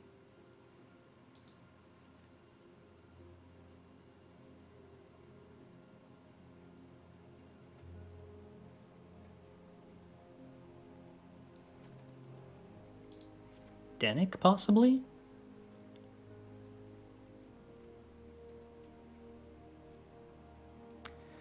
Dennick being good against opposing Viconias is sort of interesting. Extraction Specialist wants you to play a lot of 2-drops, and I do like Extraction Specialist. I don't know if I would necessarily main deck it here, but... maybe instead of the Atomic Will Phoenixes would be an option. Actually, Dennick's also a really fun card to discard to Fable and Crucias. So that has some synergy for sure.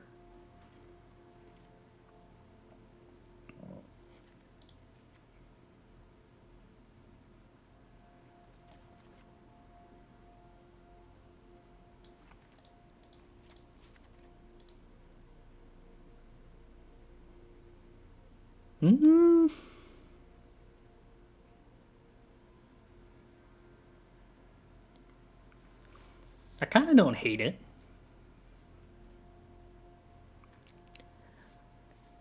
Yeah, it's true. Dennick's not really a good combo with Extraction Specialist. But also, if Dennick is your 2-drop, then they have to kill Dennick, and then you Extraction Specialist the Dennick back. And most of the matchups where Extraction Specialist is at its best is not a matchup where you're, like, super worried about the board state if they haven't killed the Dennick.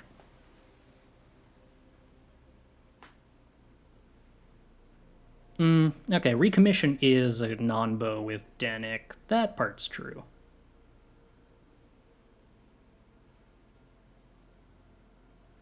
But I do like Dennick with the rest of the deck quite a bit.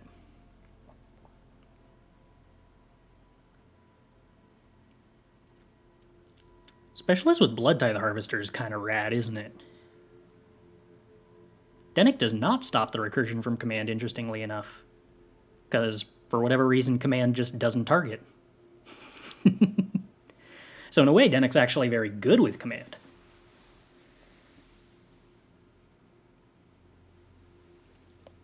Because it means that they can't keep emptying your graveyard. Tasha is target player, right? Yeah. Lame. Zach gets around Dennick.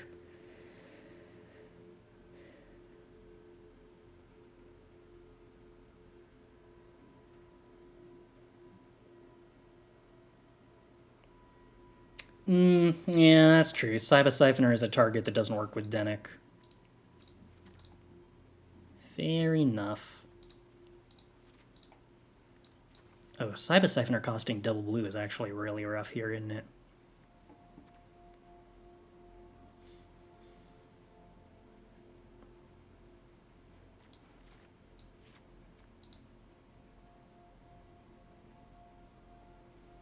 This could be kind of interesting, I think. Try out more of a tap out on turn 2 kind of strategy. Phyrexian Missionaries and Extraction Specialists as sort of a interesting loop.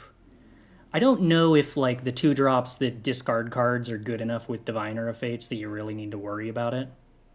And I don't know that like playing the 2-drop and discarding something, like if the idea is play 2-drop, discard Crucias, reanimate Crucias, I don't know that that's like actually good enough to be exciting.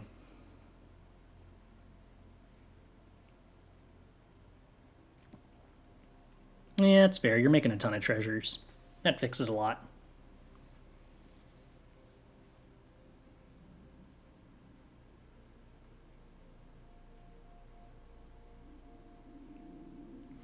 I'm a little skeptical that Sokenzan is worth it over a dual land, but I have no idea where to even begin tackling this mana base, and to be honest, you probably could not pay me to try.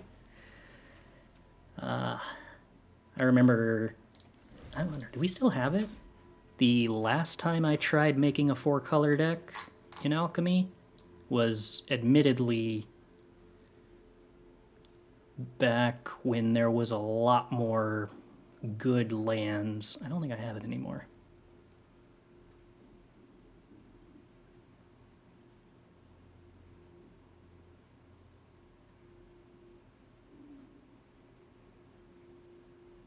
I do not have it anymore. I should probably be grateful for that. We had a 4-color Esper Red pile that I'm very glad I don't have to look at the mana base for that anymore. Diviner of Fates plus Kiki, yeah. It was very similar to that, except it was playing a bunch of Pathways and Triomes, and I remember sitting down for an hour and a half one day on stream doing nothing but running mana base math on untapped lands, and in a way I like doing that, but like designing mana bases is like exercising. It hurts and you feel bad during and after, but also like there's a feeling of exhausted satisfaction that like somehow makes you want to do it again, even though you're not sure why.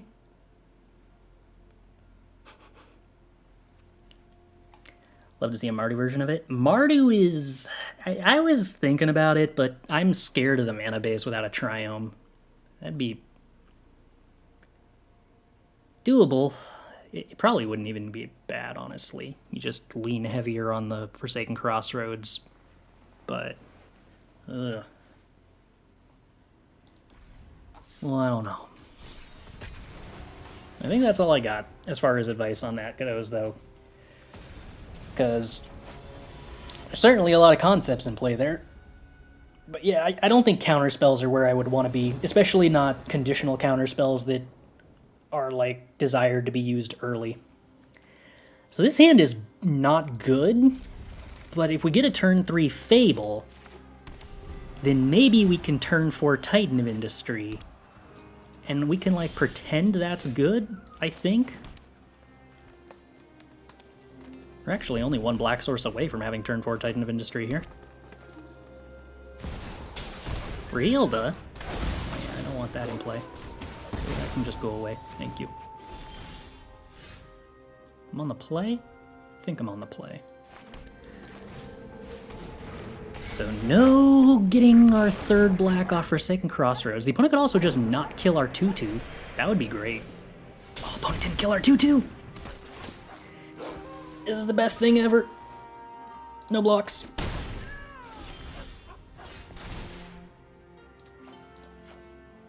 I mean, I don't really want to discard Crossroads because I kind of want to play Crossroads. Bonk. Bonk. You think the opponent just concedes to this? to make a 4/4. And also another 4/4. And also put a shield counter on my 4/4.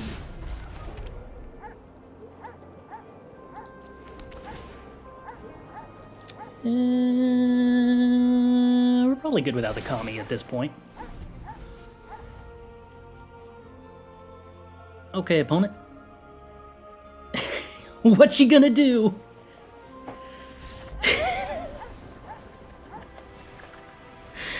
This feels a little silly. I mean, this is working kind of well.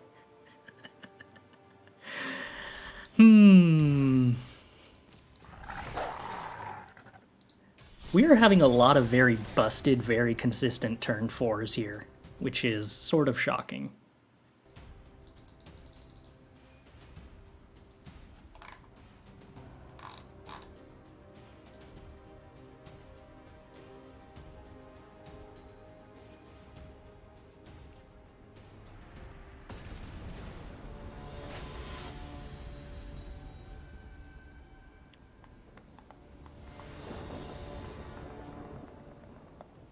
This one I do not believe we shall be keeping on account of it being able to cast nothing. This one we probably keep.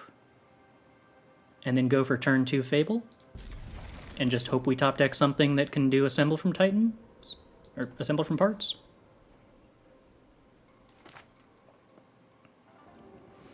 If we top deck a good creature, we can definitely get the turn 3 here. That is a good creature. Untap. Kami. Proving Ground. I really love Kami of Bamboo Groves. This card's so fun. Opponent played a tap land. Very well. I guess we can just hardcast turn 3 Warchief, possibly, as well, if we don't feel like assembling it from parts. Depending on what the opponent does here. We'll play Diviner of Fates. Okay.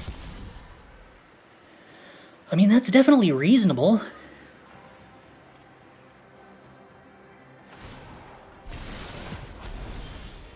Okay. We're discarding 1 Warchief.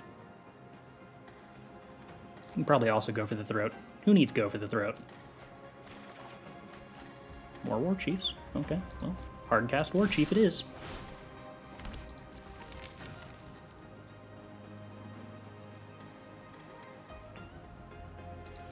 I guess if we assemble a Warchief, we don't have to use a treasure?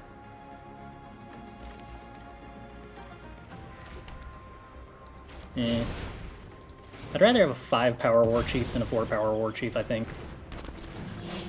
Is Kami a better card than Llanowar Elves? Not really. Kami requires you to play more lands in your deck, which is something that Llanowar Elves explicitly gets to exploit by avoiding. But, I mean, there's a lot of times where Kami is better than Llanowar Elves. Especially because it doesn't die.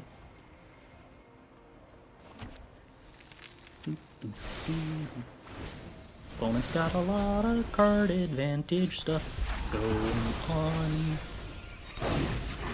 That's pretty good, I guess.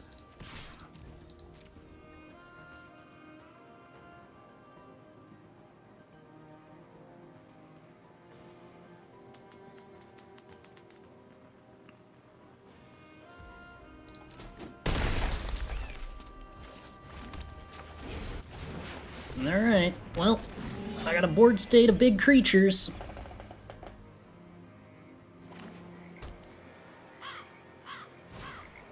Won't make that reflection go away, sure.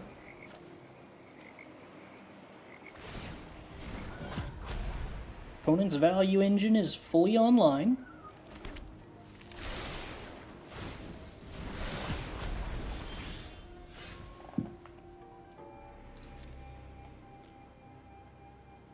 Our Warchief engine, however, is also fully online.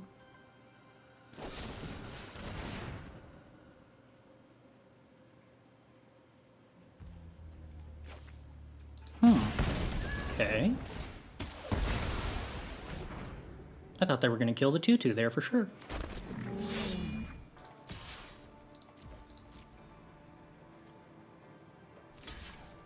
Nope. You're just comfortable chumping with Diviner. Fair enough. Alright, well, let's go ahead and get a Rhino back.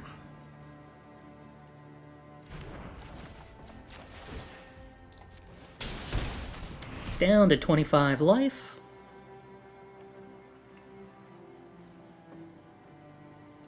The fact that this assemble from parts is like so good against Make Disappear is delightful. Alrighty.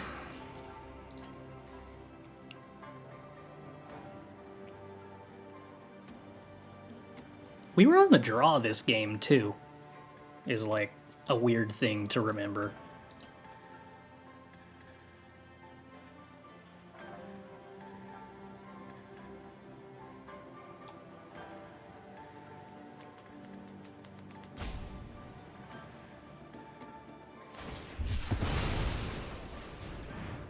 Yeah, I would say Kami's actually better against Ragavan than Grazer.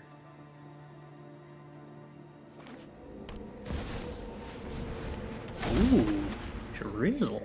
Except there's no 1-drops in the graveyard, which is kind of one of the concerns I had with this card. But I suppose they can just play a 1-drop now.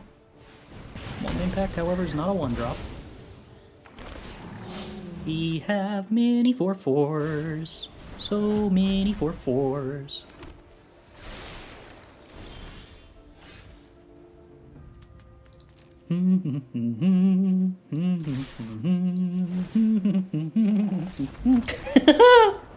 Oh, this deck is fun! Who would have thunk? Turn 2 Fable, actually kinda strong. It's also worth noting that a big advantage that Arboreal Grazer style 1-drop put a land into play effects like Kami are better than Llanowar Elf, specifically when it comes to playing a non-green 3-drop on turn 2. Like, going Llanowar Elf into Crucias would be extremely difficult. Going Kami into Crucias is not trivial, but at least still much easier. Oh, I did have an idea for what I wanted to change this deck's name to, but now I actually kind of forgotten what that was. Oh, shoot. I'm never going to remember, am I? I felt like this Bitter Reunion card should probably be something else. It has not felt terribly necessary. But I also don't really know what else it would be.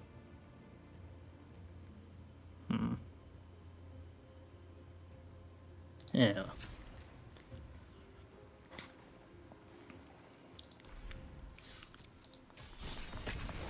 Oh, so you're all making reasonable suggestions? The reason I say this is because I remember having a very, very delightfully bad idea, specifically. Or not so specifically, I suppose.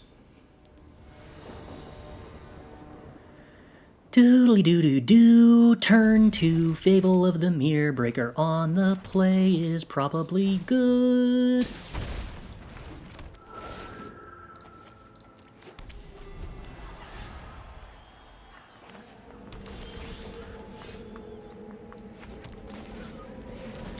You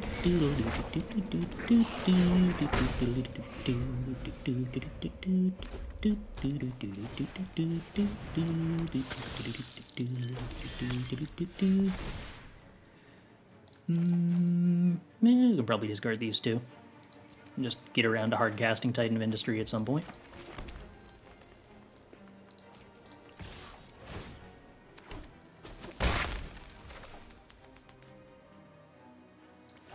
Is it worth losing a treasure to develop Celestus? I'm going to assume it probably is.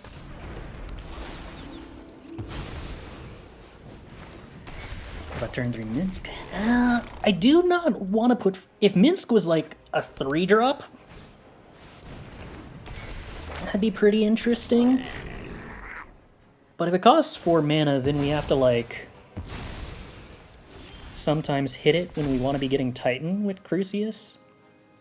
It's not necessarily a bad thing, it's just a sad thing.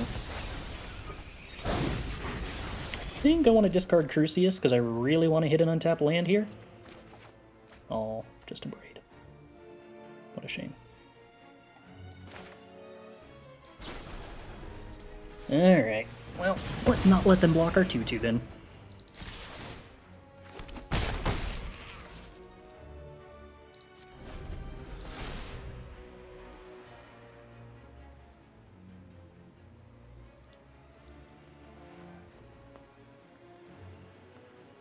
How much does Minsc and Boo cost? Is it 4 in Alchemy and 3 in Vintage, or is it 4 in Vintage and 5 in Alchemy?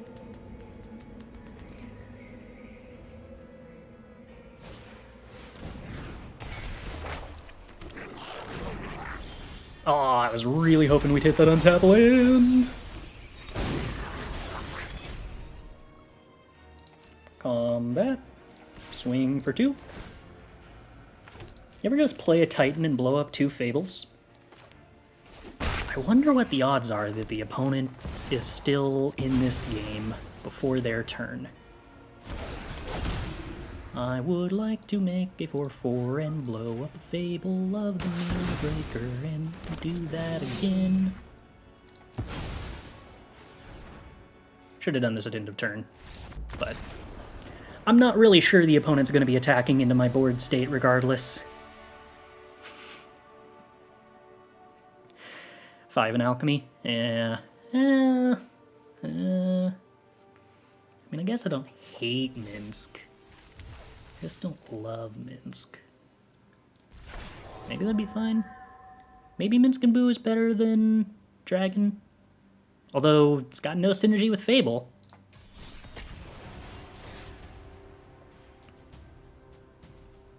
People play the card in Vintage. I have no clue what happens in Vintage or Legacy. To me, those are the same formats, in that they are equally mysterious, and presumably both dominated by mono white.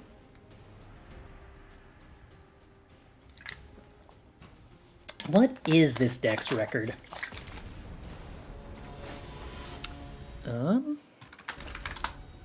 Let's see.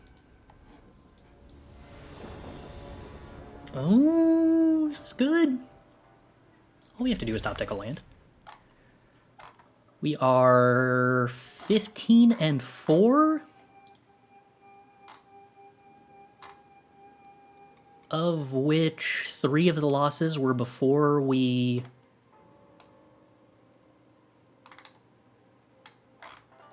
No. Okay. So we maxed out Assemble from Parts. So we are 11 and 3, 14 and 3. 14 and 3 with the current version of the deck.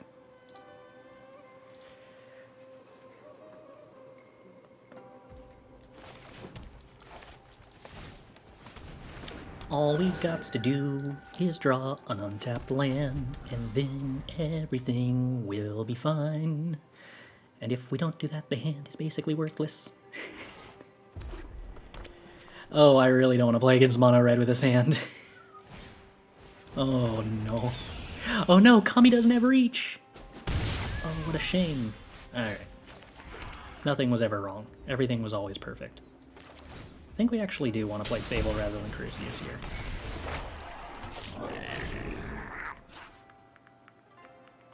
I think we leave the 1/1 back in case they play a 2/1 haster. Of which Big Spender is definitely a card in the red deck.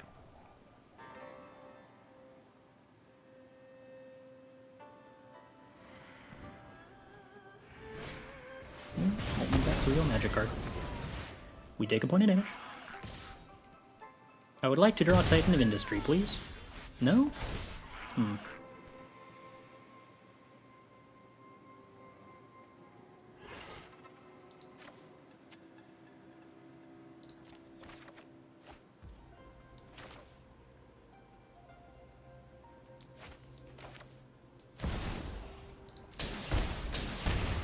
I don't love taking this much damage, but I probably ought to.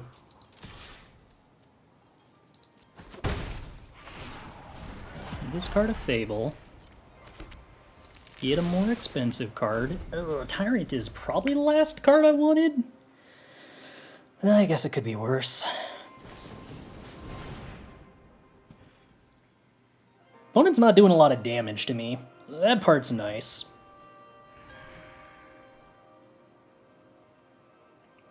At least if we draw an untapped land, I get to play a really big creature that's hard for them to deal with.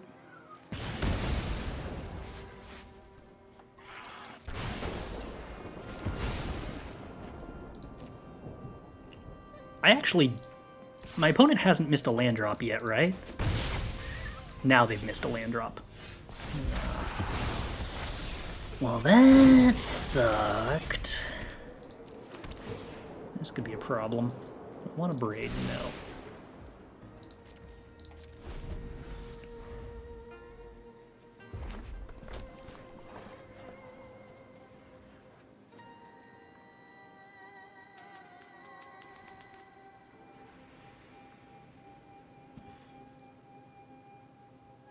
I wonder if I should have... No, I need to play this on black, I'm pretty sure, so that I can actually assemble from parts. Playing it on red to not pay a life for the Tyrant was interesting, but... How's Tyrant performing? Tyrant's been fine. Definitely reasonable-ish. I don't know if this is great, but... Definitely kills something and then blocks really well.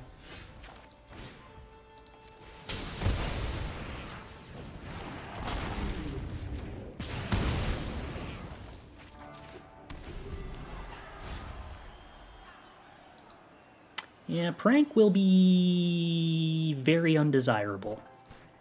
Do not want to be pranked.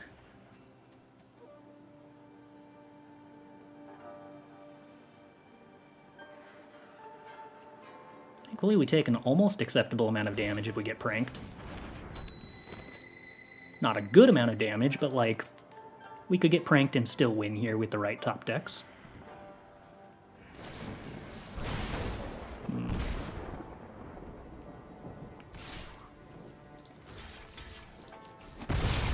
Sure, I'll block.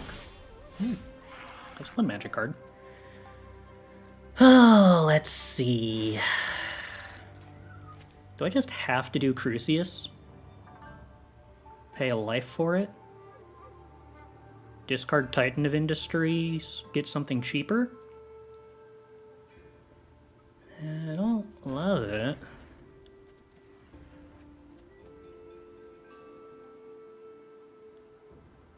Well, not only do I not love it, I don't even think I like it. Alright, we'll pass and then assemble from parts the Crucias, and then get the Crucias back on the next turn. But I don't think I want to pay a life to get a 4/4 right now.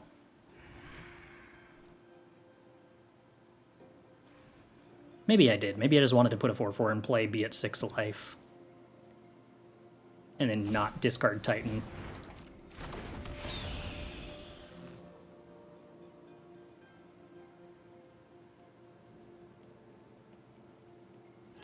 Does the opponent attack here to get 1 point of damage done? If they choose to do that and they're that desperate for 1 point of damage, then I'm really happy I didn't pay a life with the Llanowar Wastes. I guess, no, they wouldn't have been able to pay the 1 point of damage if I had a blocker. Phoenix Chick, like, costs mana to get back, right? Why do they keep throwing this away? True that opponent was willing to attack for 0 last turn, and also this turn. Oh, I forgot to do the assemble from parts part of the plan. Oh well. Do I want Warchief? I do want Warchief in the graveyard, don't I? Because if Warchief goes to the graveyard, then I can assemble from parts it if we miss on the untapped land draw.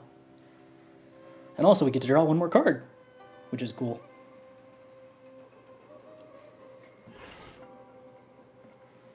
It does feel like we have capacity to stabilize against mono red, given we're a deck where like half of our top end gains life. And by half I mean 80% of our top end gains life.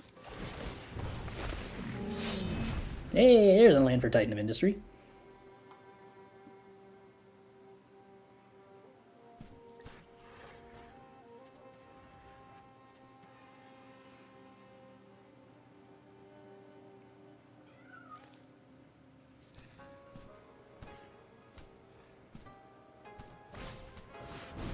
No, my 4/4. Why am I 4/4? Why am I 4/4? What? Why the 4/4? Why not the 4/5? The flyer. What?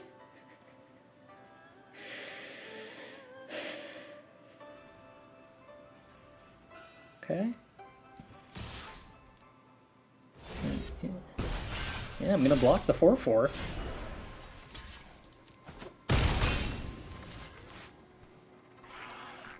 Oh no, I'm gonna have to pay a life to play this Titan of Industry? Shoot.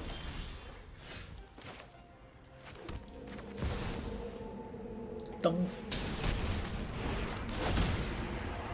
Gain life. Make a Rhino. Pass the turn. I could try to race my opponent, but I'm a little worried that they prank my Titan. I want to be able to double block the Titan so I can assemble it again. I think this game is actually remarkably close.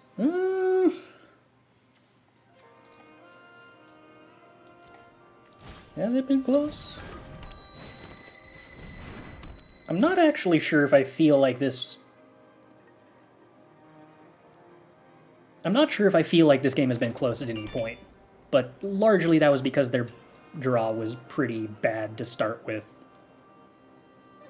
Or rather, that they spent a bunch of time interacting with my stuff rather than developing their board, so like my life total never actually got to the point where it was relatively low.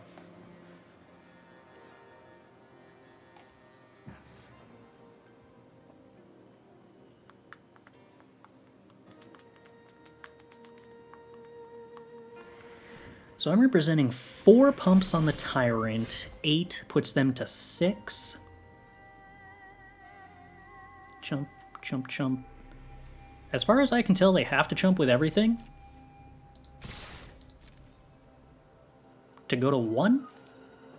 Is that right? 8 puts them to 6. Chump, chump, chump. Yep. It is chumps with every single card o'clock.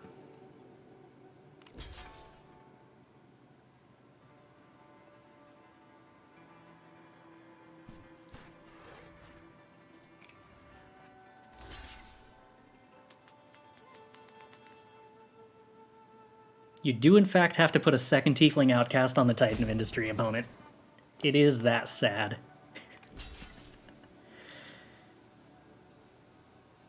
Triple block will not do. You will die.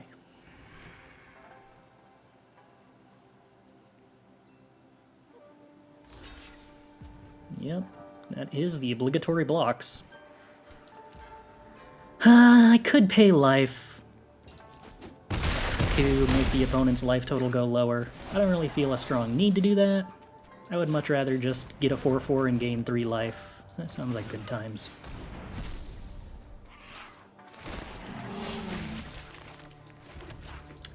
Alright, good talk, opponent, good talk.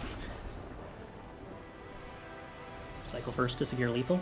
Oh, cycle the land looking for an untapped red source? Yeah, I could have done that. But, like, where's the fun in that when I could just let the opponent live and make another creature instead? Oh, I'm having so much fun playing Bamboo. Bamboo's great. Bamboo makes me happy. This reminds me of getting to play Arboreal Grazer in 32 land Temur Reclamation.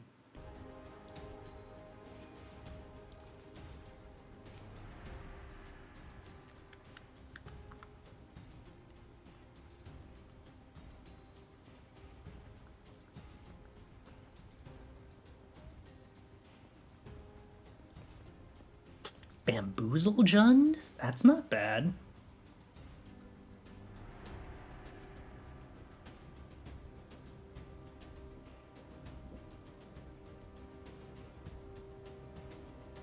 Oh no! Oh no, do I have to play Minsc and Boo regardless of whether I actually want to, just so we can call it Minsc and Bamboo? It might be necessary. Alright, well once again, all we have to do is draw a land and this hand's great. Making me feel very good about putting the 26th land in this deck.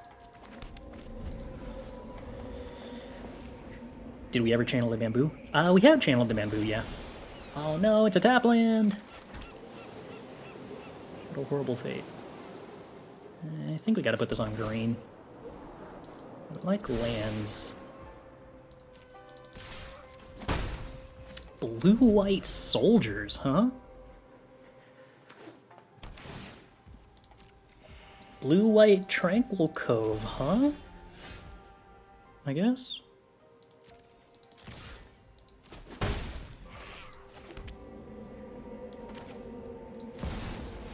Could discard Warchief to assemble from parts here, but I kind of feel like I'd rather just get rid of the Abrade and get more creatures. Look at that, more creatures. Roar. Now we can discard the Tyrant to get a 7-drop. I guess we don't have a way to discard the 7-drop here, though, do we? Speaking of Minsc, shouldn't it see more play even at 5 mana, seeing as it gets Legacy and even Vintage play at 4 mana? I think another part of the reason that it sees Legacy play at 4 mana is that it's a format with, like, Lotus Petal? I don't know if Lotus Petal gets played in Minsc and Boo decks, but, like, City of Traders, Ancient Tomb... 4 mana in Legacy is significantly less expensive than 5 mana in Alchemy. Even more so than you would, I guess, expect.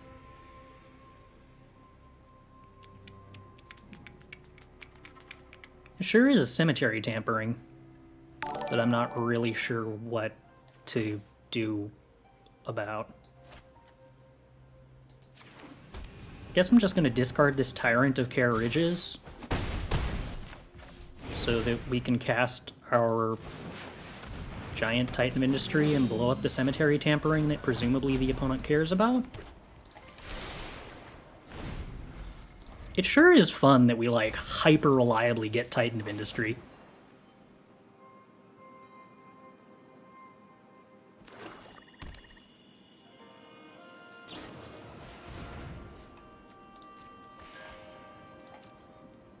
Why are we playing Fortified Beachhead? Is Assemble a 1 mana 4/4? It's more like a 4 mana 4/4. Because you assemble a creature and then you activate the ability for 3 mana. So triple black, 4 mana 4/4, copy of a creature in your graveyard. No, my Workshop Warchief. How sad. Alright, Titan of Industry time. Let's go with blow up a thingy. Make a 4/4 thingy. Combat and swingy. Let's turn Proving Ground into a better card. This sure feels fair.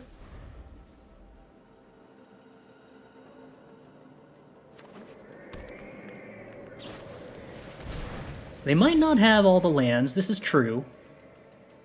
Rare lands tend to be less commonly the budget dual lands of choice. Oh, okay, we're done.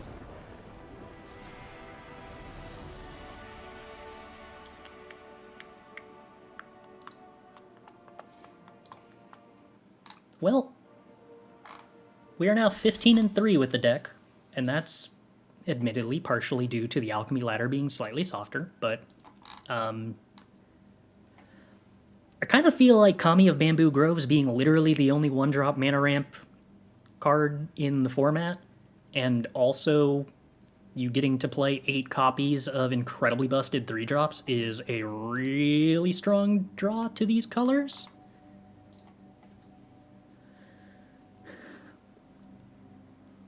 We're probably going to wind up testing Grixis eventually, because I really do want to see if that's a good way to play with, whatchamacallit, Clock Towers? But even if this, like, Reanimator shell isn't the right package for this, just, it feels like Jund with 4 copies of Fable and 4 copies of this other card should, like, be a very real thing. I don't think we can keep this with no red source. I guess we have to keep this. Can you go for the throat, play Crossroads on 1 on red? Still not 100% sold on Kami because it forces you to play such a bad mana base? Yeah, but it's like...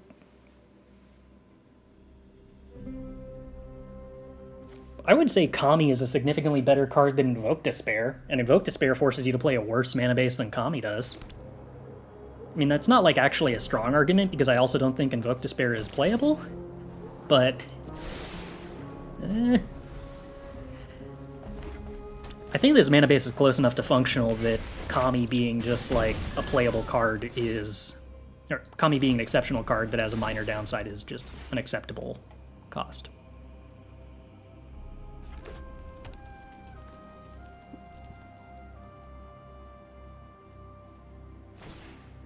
Phoenix chick? Oh no.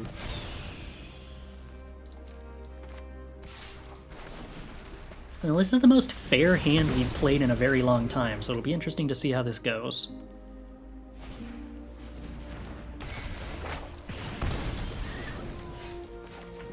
Lacking the black mana.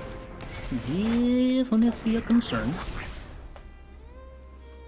I'm pretty sure that I'm just going to block with the 2-2. Despite the fact that I want the mana fixing. I'm probably just going to discard the Go for the Throat and the Crucias.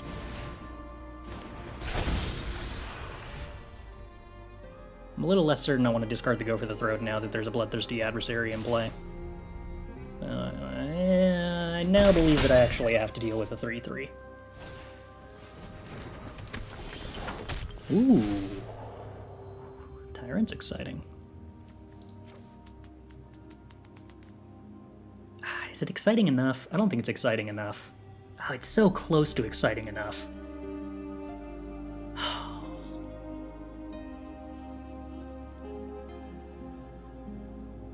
If I want to keep the Tyrant, I think I'm obligated to keep the Go for the Throat, and I'm not sure I can live keeping the Go for the Throat.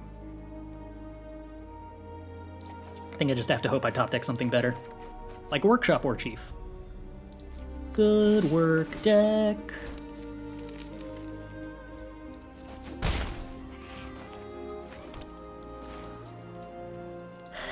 If I play Warchief, I am kind of dead to Traumatic Prank, and that could maybe be a problem. Maybe I'm not supposed to do that? Maybe that would be a bad idea.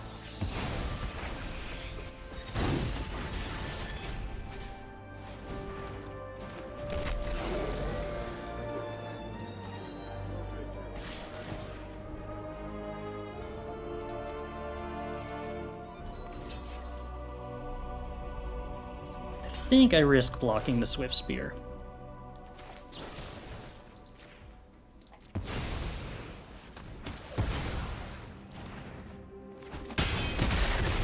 Okay, well, this is actually sort of working.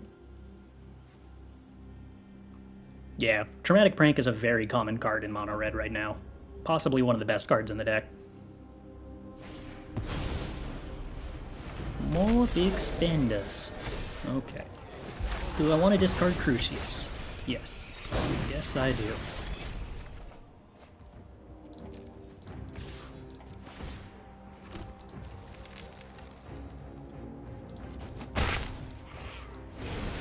Alright, opponent. How doth my war chief perform? One unknown card for the opponent. Sacrifice 2 artifacts, draft a card.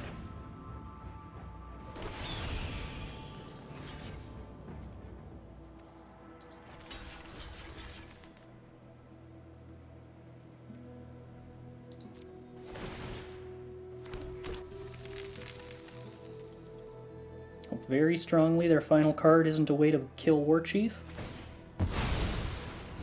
No. Okay.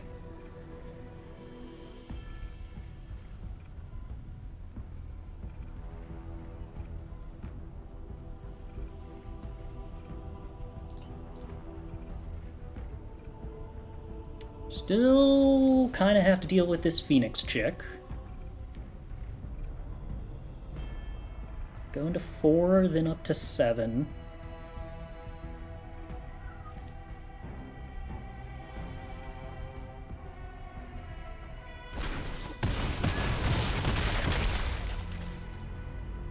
Guess I'm not terribly far away from killing them.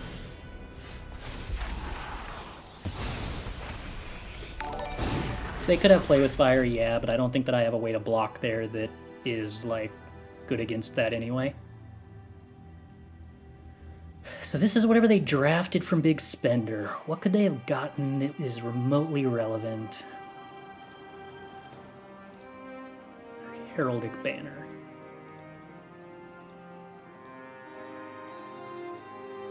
Basically just Banner is the only relevant card possible.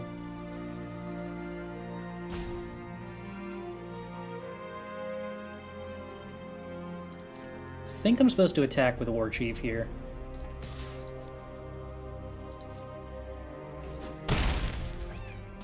Key to the City isn't bad, but doesn't make a very big difference in this position.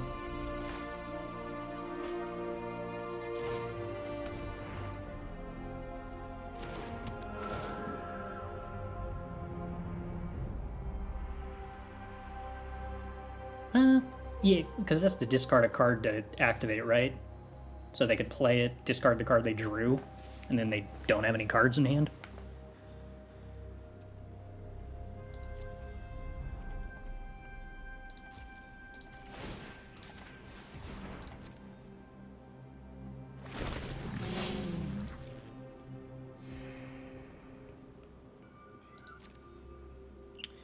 Is there any reason not to activate an attack with the Warchief copy? Then we get the 4/4. That might have been better.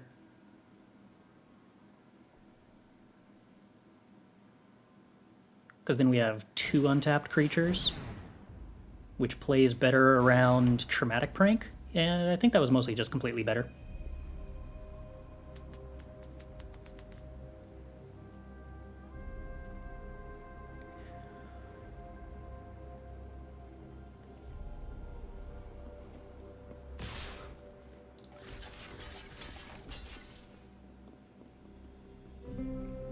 Can't think of any red card that gives trample here.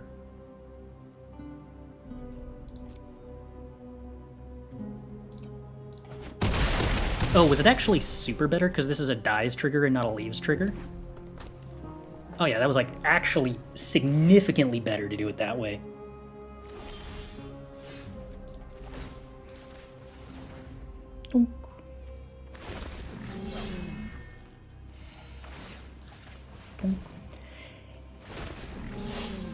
Ending the game with a cozy 10 life against mono red. Huzzah.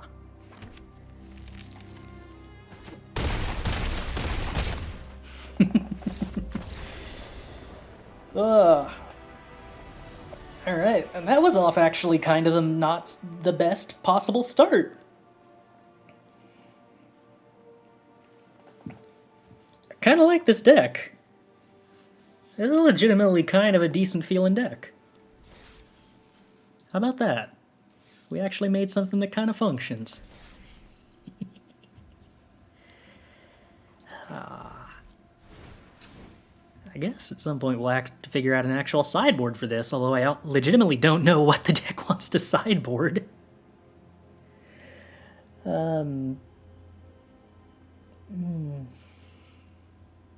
Guess we could also experiment with Minsk and Boo at some point, huh?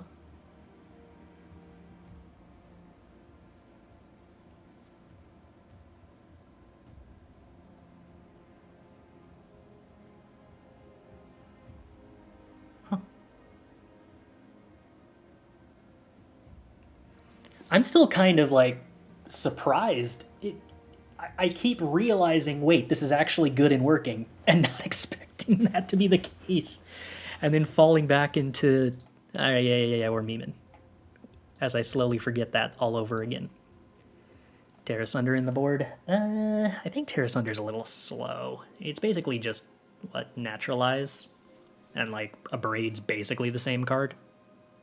In the context of there not being very many enchantments you want to move right now. Ix's command. I don't know. What, like, do we want that over Tyrant? Tyrant's what I was considering cutting for Minsc, but it feels like Tyrant's just a better card to block with. Oh, also, yeah, we can't assemble from parts Minsc. That's got to mean that we're not supposed to play Minsc, right?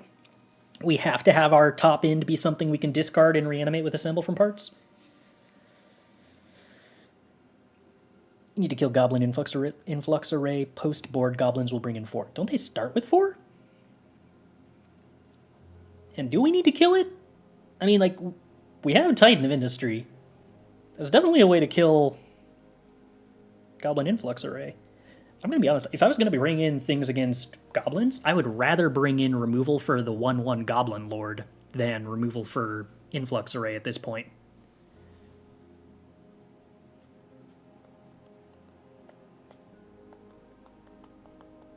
Isn't Goblin Influx Array something you can easily go over the top of? It individually, yes. It in the context of the rest of the deck, no. Specifically, the problem isn't really Goblin Influx Array as a card advantage engine. It's Goblin Influx Array as a card cost reducer that then combos with the 2-drop Lord and some sacrifice outlets. And there's a very real chance that if you give the Goblin deck enough time, it'll just put its entire board into play, or its entire deck into play, and give its entire deck haste. Which goes over the top of a lot of stuff really well. But I don't know if that's necessarily so much of a concern because we have such super consistent access to Titan of Industry, given the Crucias tutoring, that I think we can generally just not give them enough time to do that. Yeah, might be that like the best sideboard option against goblins is just Magma Spray, Flame Blessed Bolt. Not you. Stop. Go away. Stop. Flame Blessed Bolts against goblins, which presumably just replaces some number of Abrades and Bitter Reunions and Go for the Throats and just lowers our removal curve a little bit. And that's a lot better with Crucias. Was the strongest big creature in Alchemy? Yeah, mostly still Titan. Mostly just still Titan. Shigeki, I don't think this deck really wants to do anything with Shigeki, because most of our graveyard utilization is assembled from parts. And those don't really synergize at all. Brotherhood's End in the sideboard. I don't know that I'm super excited about trying to play double red in this deck, and I'm also not super excited about either half of Brotherhood's End, because we play Fable and Crucias and Kami and Warchief, so like 3 damage is kind of awkward. And we often have Treasure sitting around and potentially Celestus sitting around, so we're not really getting a ton of parity out of blowing up artifacts either. If we're looking for anti-aggro stuff, I think our creature package is mostly our anti-aggro.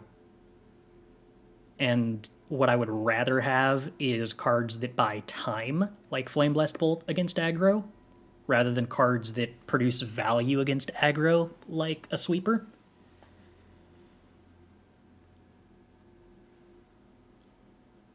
Yeah, we have the 1 Bitter Reunion enchantment to discard stuff and give haste, and that hasn't really turned out to be relevant yet, necessarily. I think we used it once to give Fable haste, and that was fine. But it's felt kind of like a fallback thing, and sort of irrelevant anytime we're ever doing Kami stuff. Is there a 2-drop better than Bitter Reunion? Probably. I haven't been hyper impressed by Bitter Reunion. I wouldn't hate playing Teachings, I guess. It's a lot more castable. And milling when we have Assemble from Parts is sort of relevant. The only trouble is that if turn 2 Teachings does not really give us super fantastic access to the double or triple black for Assemble from Parts. Chris, how would you build a Goblin deck? I dedicated some time today and went 10-0 up to Mythic 222. I don't know. The Goblin deck is like... 80% of it's kind of just obligatory from what I've seen. And I don't actually know enough about the deck's various matchups, having only played against it with a couple of decks, to say that I know for sure what the best utilization of the rest of the 20% of the deck is. Like, what matchups need the most attention for it. Are we interested in assemble the team? That's the green-black super anticipate, right? I don't know, because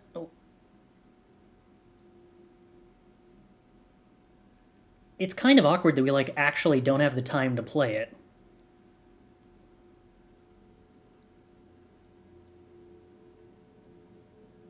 We could...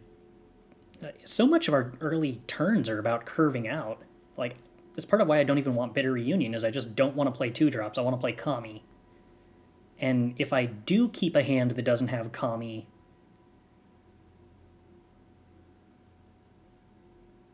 it's probably worth testing.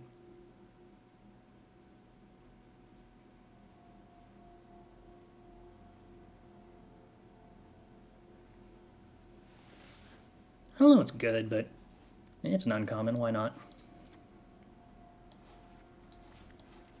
See where that goes.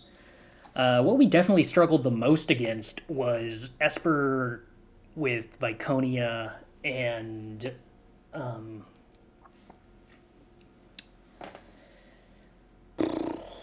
what's her name? Tasha and Kalim.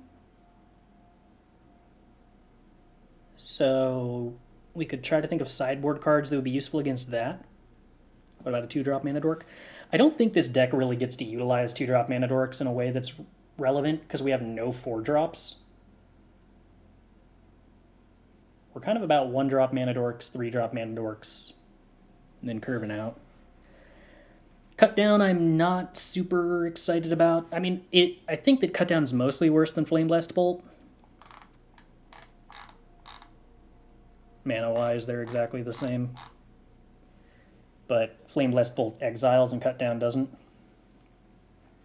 There's not a lot of decks I want to bring in cut down against other than like goblins or regular mono red, and I think Flame Blast Bolt is just better against those two. Esper aggro just doesn't have stuff that dies to cut down because of all the buffs. Red-black doesn't have anything relevant that dies to cut down.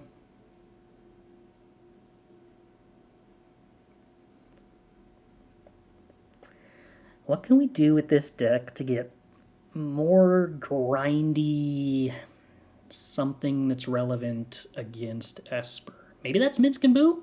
Maybe that is where we, like, care slightly less about assemble from parts and slightly more about a hard-to-answer permanent that makes value happen.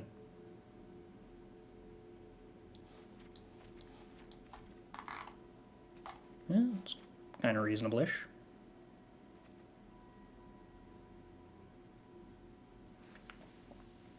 A-Minsc cares about trample and haste, yeah, so relatively good with Warchief and Titan of Industry, and anything that Fable ever copies.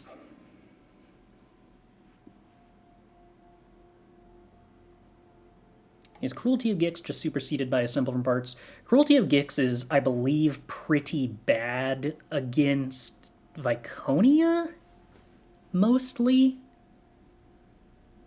I guess it could be a good card against Kalim, if it at least forces them to exile their own graveyard.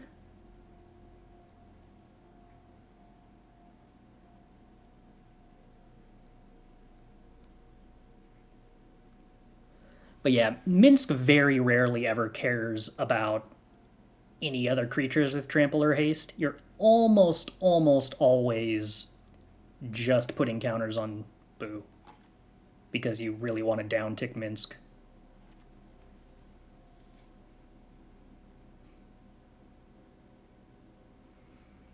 We don't necessarily want to exile the graveyard all at once.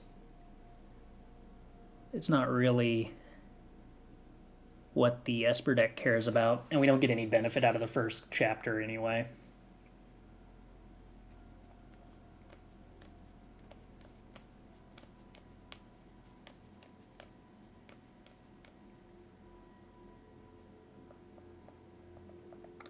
Can you downtick Minsc with one of those assembled 4/4 zombies? You can downtick Minsc on any creature, but you wouldn't draw cards unless the creature is a hamster. Which, in the context of this deck, would just be boo. Charm too expensive? I think Charm isn't very good in this deck, because the card draw becomes the card draw element of the Jund Charm that's like exile the top 3 cards of your deck, you may play them until the end of your next turn, is very bad when you have expensive cards, or a lot of expensive cards, because it makes it really difficult to play multiple of the cards. Like, if we exile 2 Titan of Industries, we're just very sad, especially if we played the Charm early on before we had 7 mana. And we can't even discard the cards that we do hit to keep them in the graveyard.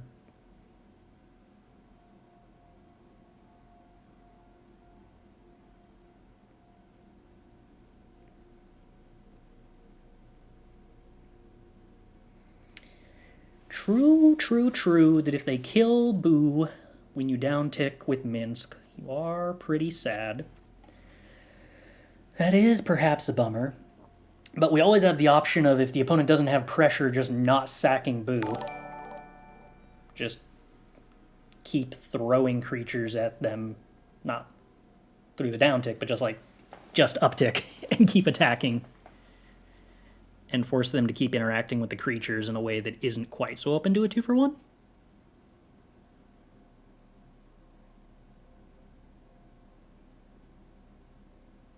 Prosper is an option. I don't know if Prosper's like terribly exciting as far as beating control goes. When would we side in assemble a team? Oh, just when I wanted to test the card. That's all. Not in there because it's actually good in the sideboard, just in there because, why not see how it works? We will probably never side it in.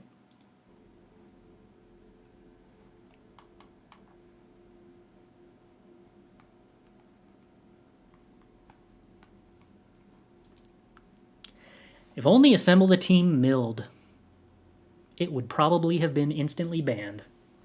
But for the context of this deck, I would have appreciated it.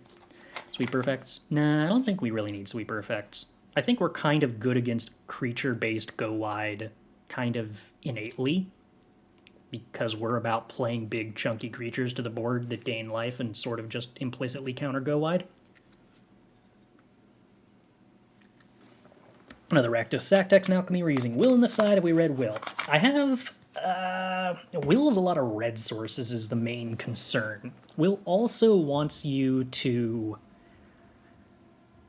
have the ability to specialize Will reliably, which... The trouble is the green Will is pretty bad, right? And that's most of what we could specialize into.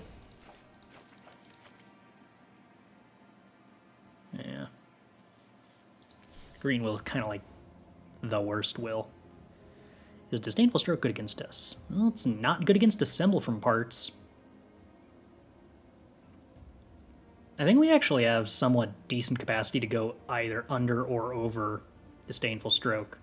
Like, if a deck wants to board in Disdainful Stroke against the deck that's playing Commies and Fables and Crucias, it's going to need a lot of answers to the 3-drop stuff. Or else it risks just getting overwhelmed by those. Galagreeters. I don't think Galagreeters is a good card. I've yet to see a single deck where that card actually, like, held up. The fact that it takes so long before it produces any mana is brutal.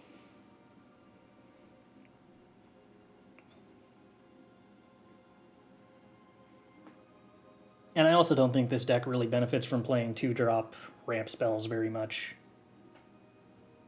Because, again, we're not playing any 4-drops.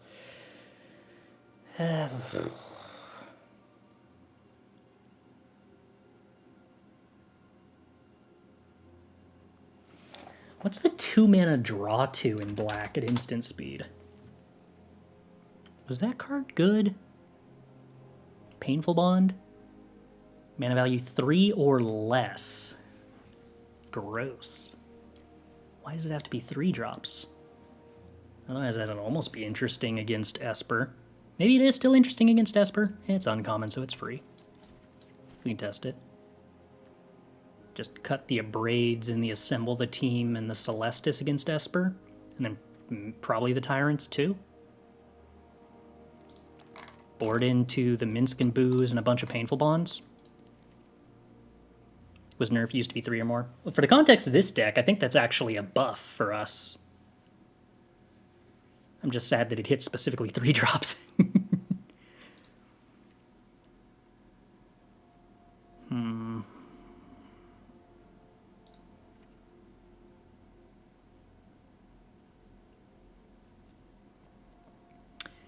Esper, Esper, Esper.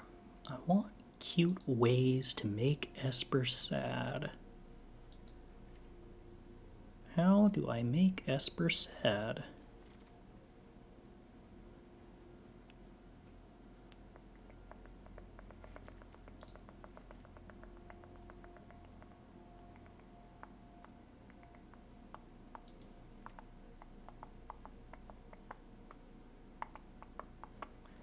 Well, this might be about as good as it gets.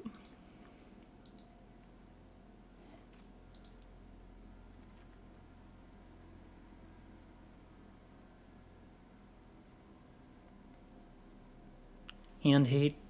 I guess? I don't really want to try playing hand hate against the decks with Diviner Fates, though. Do we have an Edict effect for Lae'zel? That's true. Lae'zel's sort of an issue. Raffine I'm not so worried about. Raffine we can kind of just go over the top of, I feel. But maybe we should try to figure out some way to kill Lae'zels.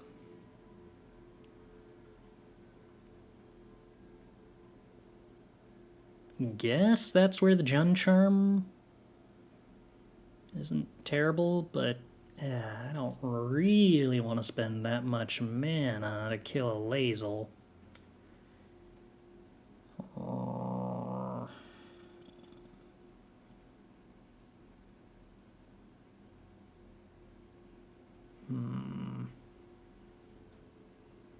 Or at least not without more value than that. I mean, mind you, there's a lot of times that I love the Jund Charm, but I think a deck with this curve just is not one of the ones where it is amazing. Gix's Command, yeah, but I don't think I want to bring in Gix's Command against decks that are playing Viconia. Retrieve Socks. I think he got let out not too long ago. And to be honest, I was planning to wrap this up like half an hour ago, but now we're thinking about sideboard cards. Tyrant just blocks Lae'zel? Well, not really. Lae'zel does a very good job of having 6 power, functionally. And 5 toughness.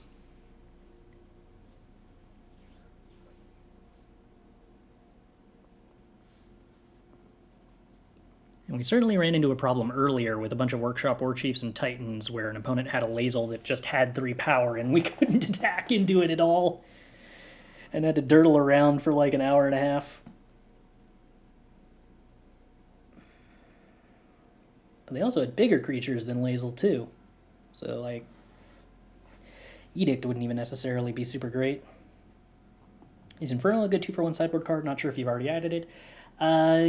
Unleash the Inferno I'm not a very big fan of right now because the primary decks where you would want to blow up artifacts and enchantments have access to sacrifice effects that fizzle Inferno and make it really unreliable.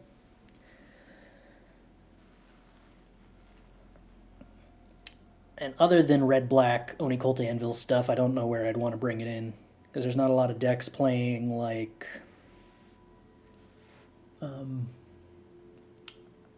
Wedding Announcement. And it's an answer to Fable, but it's kind of a 4-mana answer to Fable, and I think my answer to Fable is typically to go bigger than Fable. Faster than Fable.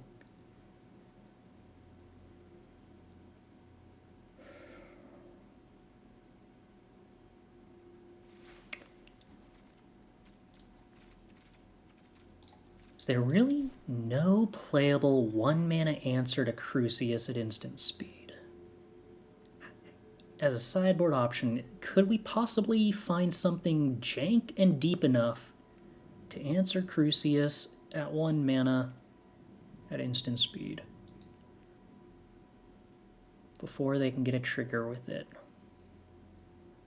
I'm kind of spoiled by the fact that we actually had a 1-mana answer to Diviner of Fates in the form of the card that gave -4/-4 to a white creature. And weirdly, now that Diviner of Fates has been nerfed, they have printed a new Diviner of Fates with no 1-mana answer. If I wanted to play MTGA versus MTGO, which would be better if I wanted to spend as little money as possible to play consistently? Arena. MTGO has functionally no way to play for free at all. Now, little money versus no money is kind of a different story. Like, if you're a relatively experienced player and you use a rental program for a monthly fee on MTGO, and that's your thing, depending on what formats you want to play, then that's a different story. I don't know how much monthly fees for MTGO rental fees are, but Arena, you can play an infinite amount for free. It's a question of how good you are at Limited and how interested you are in Limited versus how long are you willing to wait before getting a fully fleshed out constructed deck. Answer Crucias for 1 mana with a black mark, exiling 2 cards. That's sort of true.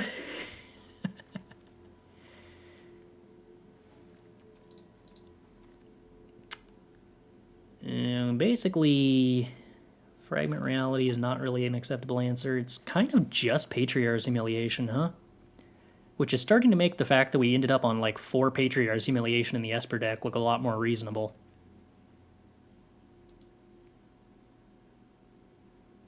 Maybe that's actually a really good reason to look into Mardu Crucias, that you then get to play 4 copies of Patriarch's Humiliation in Mardu Crucias.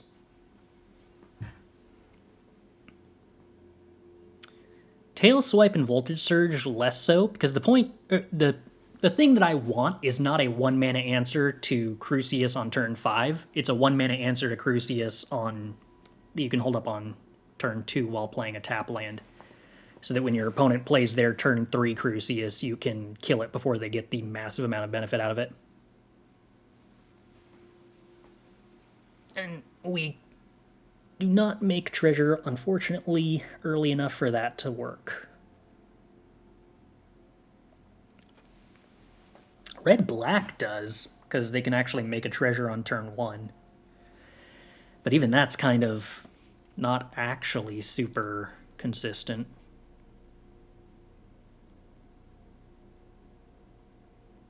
Fading Hope and Rona's Vortexes... I mean, I guess those are also decent answers to Fable. Could be interesting in Grixis. Blood Tithe doesn't do it. Blood Tithe gives you potentially the ability to answer your opponents on the draw Crucias, but not an on the play Crucias.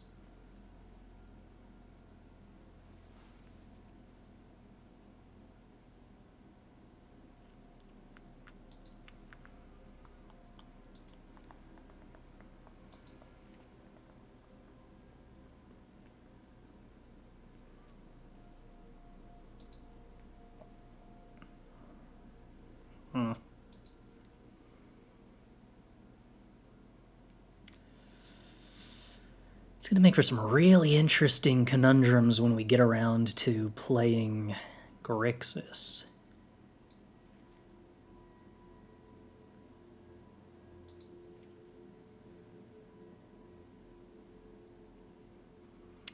Well, the problem with Quench is that you have to hold up 2 mana for Quench. Because, like, if I was willing to spend 2 mana to kill Crucias and just rely on having my turn 2 untap land, then Go for the Throat and Abrade are plenty fine. When's the date for the MCQ? Which one's an MCQ? Magic Mythic Championship qualifier? Is that still what they are? Or are they just Arena Qualifier weekends now? In which case, I think the Arena Qualifier weekend is on like the 14th or something. Could do 5 color and go Leyline. Yeah, that is a way to be able to have a tap land on turn 2 and still remove it. It does mean playing a lot more tap lands in your deck that I'm super comfortable with, though. No,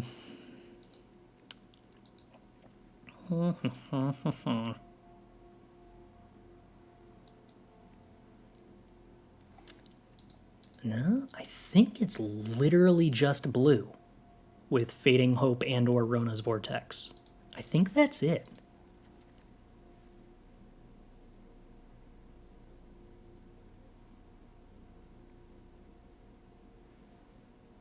Huh.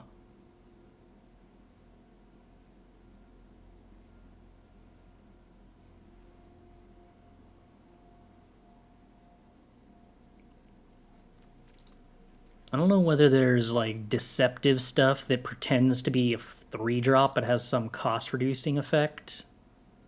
Like Whack. Well, Whack isn't instant because they decided not to make that card good for some reason. But yeah, I don't know. I think it's Patriarch's Humiliation and blue bounce spells, and that's it. How about Witness Protection? Not instant, unfortunately. And the goal is mostly just, I'm curious what you can do to get your number of answers to turn 3 Crucias up. And specifically, before your opponent gets to get a free treasure out of the Crucias. So it has to be instant speed, and you have to be able to play it on the draw. And if it's a 1-drop, it's way more consistently playable on the draw than if it's a 2-drop, like Go for the Throat or Abrade. Because obviously, if your hand is 1 untap land and 2 tap lands, you'd like to be able to go turn 1 tap land, turn 2 tap land, answer Crucias, then play your big swingy 3-drop. Bouncer's Beatdown is close, but again, you need to have a creature, and I don't think you can. Even Patriarch's Humiliation in Crucias just to remove the text is kind of heinous. It's probably correct if Patriarch's Humiliation is in your deck and you're in that position, but gosh, that's not exciting.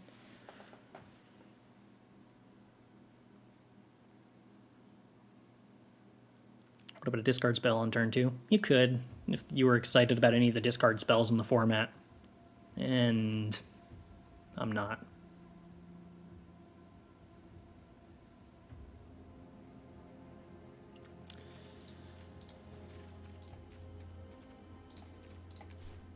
And that one of the problems with discard spells like Break Expectation or Dreams of Steel and Oil is that if you cast it and see your opponent has 2 Crucias or a Crucias and a Fable, then you kind of wasted your turn.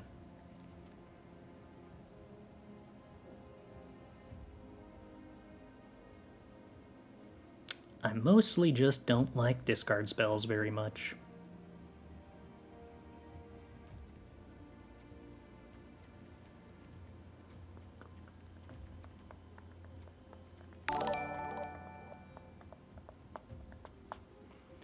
Did we feel like Altar of Baal mostly wound up being worse than Assemble from Parts?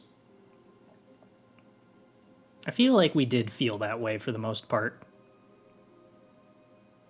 Altar of Baal costing 5 mana instead of 4 mana is a pretty big difference, even if it costs less black sources. Also, we got legitimate value out of the fact that Assemble from Parts cycled our giant creatures back into our deck, and then we wound up finding them again with Crucias. Like, I think we managed to get 3 of the exile from the graveyard effects off of the same creatures.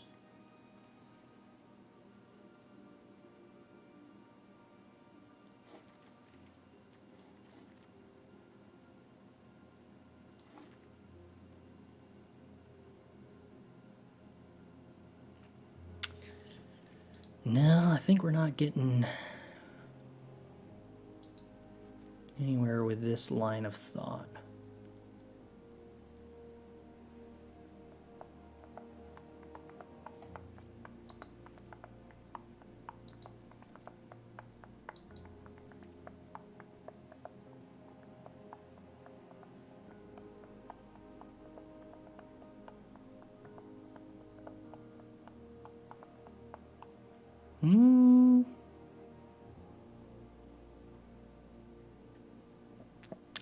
I got no clue what to do for the last 2 spots, folks.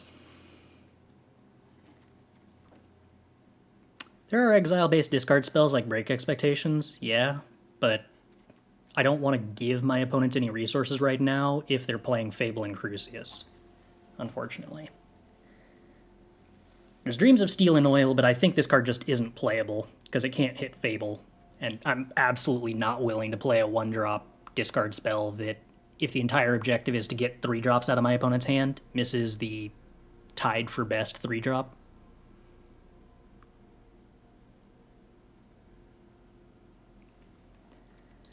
Not acceptable, sadly.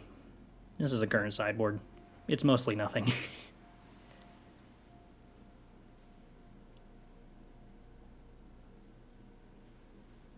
But the only matchups we really even felt we wanted any help at all were like Flame Blessed Bolts against mono red and random cards that might improve our matchup against like Esper mid-range-ish control.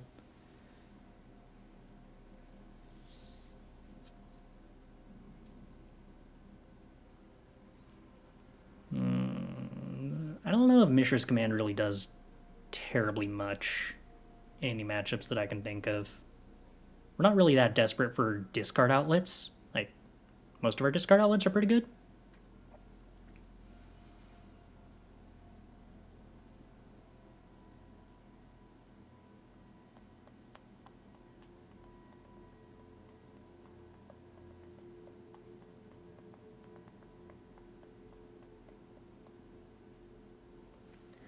Are there any giant creatures that have, like,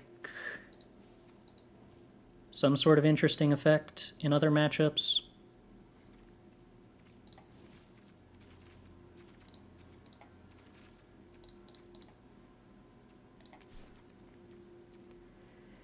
Anything fun we could tech into? Cemetery Desecrator might almost be okay against Esper. Exiling stuff out of their graveyard to keep the Kalims in play is kind of useful.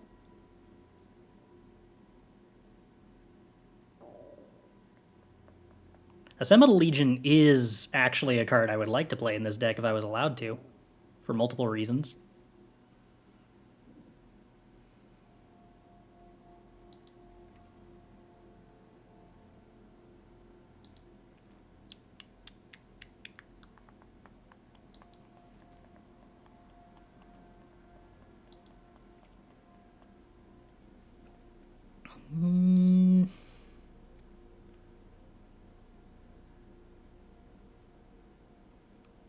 Livia's cute, but probably just overkill.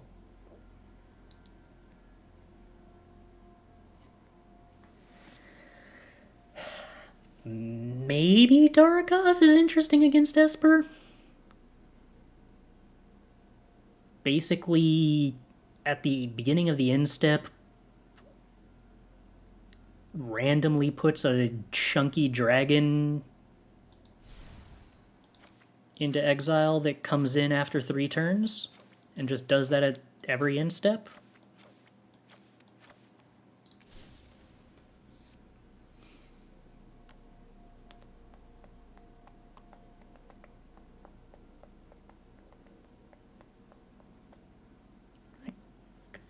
I guess that could be interesting.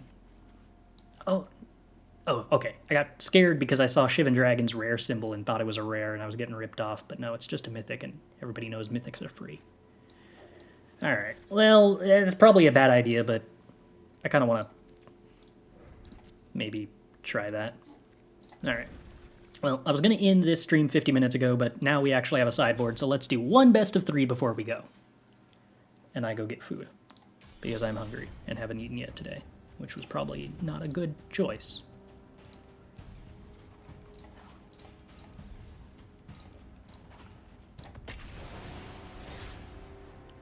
It's too bad I can't play with a sideboard in best of 1 to make this a little quicker.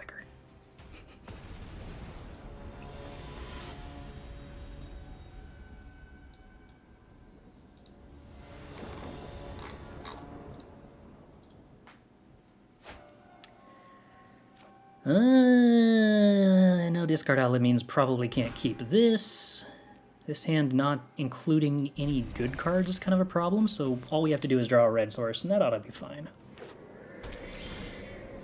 Or we could draw more red 3-drops, that could also be an issue.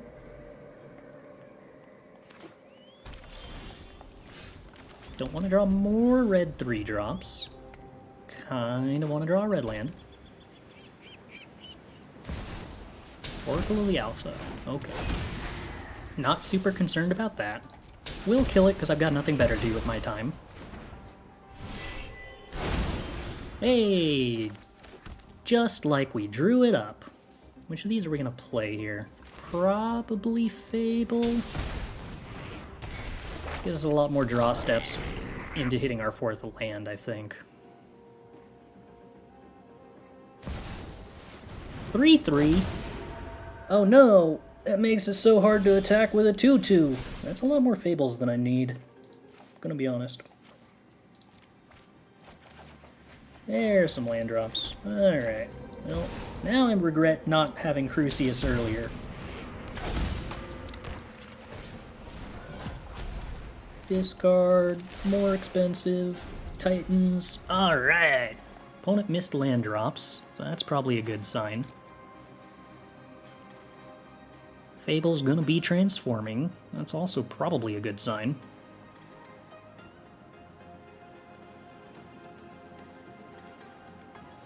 Opponent's sort of obligated to not attack with the Ethereal Escort. Or the opponent plays Rafine and then attacks with the Ethereal Escort, and I no longer care about anything. We simply take the damage. And attempt to draw a land, and if we do, we play Titan of Industry, and then we assume the game is over. That's the game plan.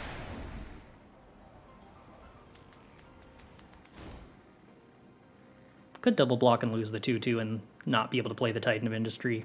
That'd be pretty sad, though, wouldn't it? That would be pretty sad. I guess they're actually more likely to kill a Crucias, huh? Maybe that's fine. Yeah, that's probably fine.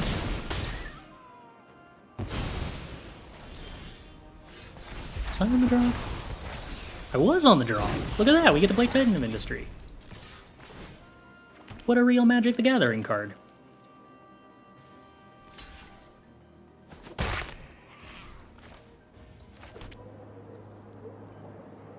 Guess I don't really need to do this for green, because we're just going to play the Titan of Industry with the treasures anyway.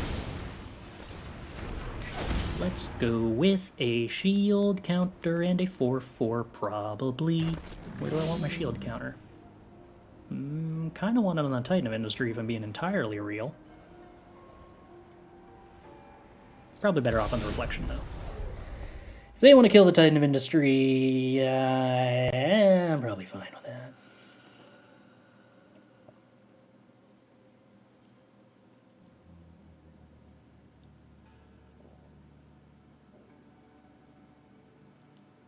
Still not entirely certain what my opponent's doing.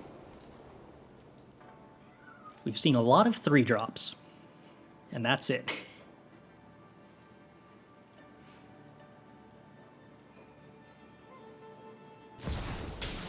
That is a draw 3. Definitely fine. Some blocks. It's definitely fine. These are real magic cards. They do things.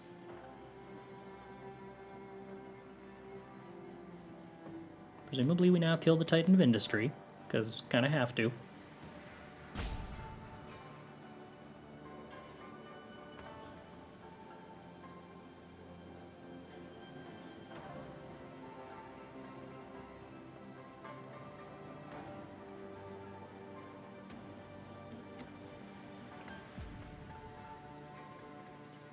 Hi to Lee as well.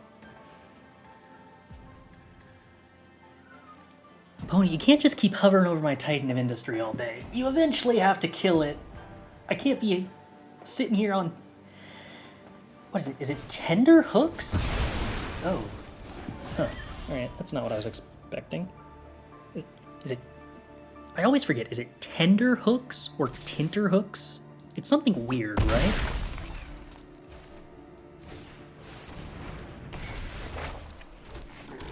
Tenter hooks.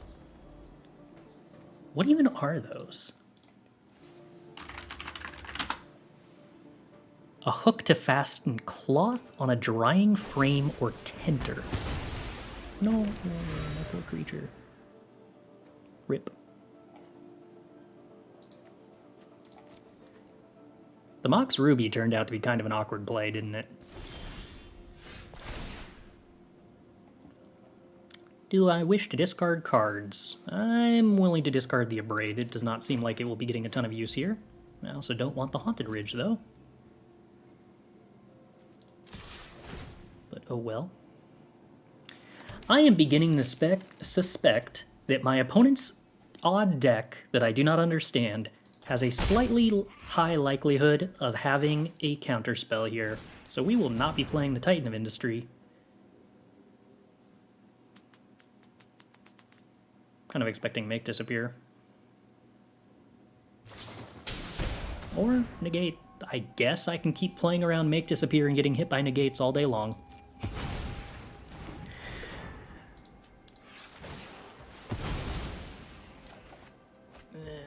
More lands than I'd like. Alright.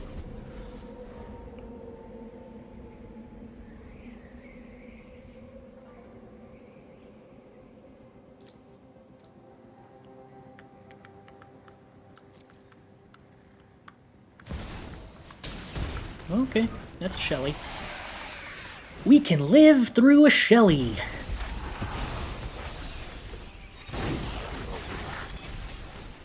Mostly, we will start by killing the Shelly should they choose to block. Oh. I think we're going to keep holding on to this forest, given how many discard outlets we have. Shield counter, make a 4/4. Shield counter on Titan. This time around.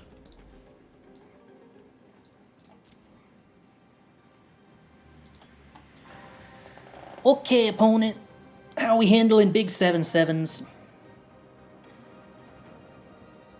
I can certainly Divine Purge to clear out everything except the Titan of Industry. I was not expecting Divine Purge in my opponent's Rafine Ethereal Escort Oracle of the Alpha deck, but I got by it once, I'll play around it the second time. I'm willing to respect it.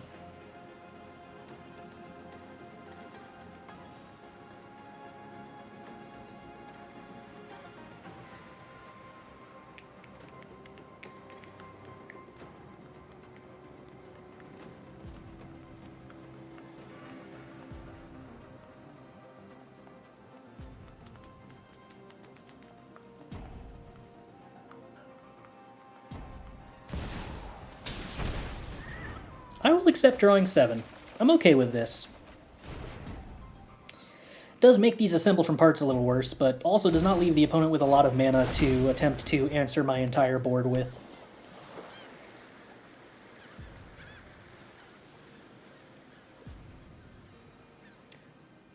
Not undoable. Yeah, Divine Purge. That keeps him in it all right. I would like to put my opponent to 2. And I would like to play another Titan of Industry and continue making my opponent's life extremely annoying. Alright, opponent. Limited mana.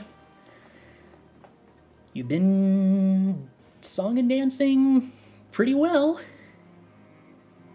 Barely staying alive. This one's gonna take a farewell this time around. I'm not sure there's more or less literally any other card in Alchemy that I can think of that would keep them alive here. I guess a bunch of tap effects would do it. But does not look like that's what they are on. What am I supposed to do against this? I don't know what my opponent's doing. So I'll tell you what. If I don't know what they're doing, we're not going to play Tyrants. We're going to play these Darigaazes. Because gosh darn it, I got to play these Darigaazes. I probably am not supposed to want Abrade. I don't think. Maybe? I don't know. This is what we put assemble the team in the deck for. So that I could, like, put it in when I can't figure out what else I want to do.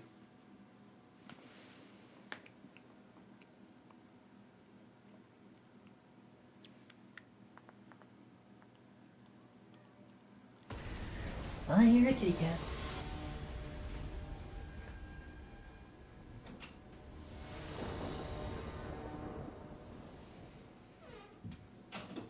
Did everybody else go to bed and now you're here to see me? That don't look keepable. This looks keepable-ish. Yeah? Yeah?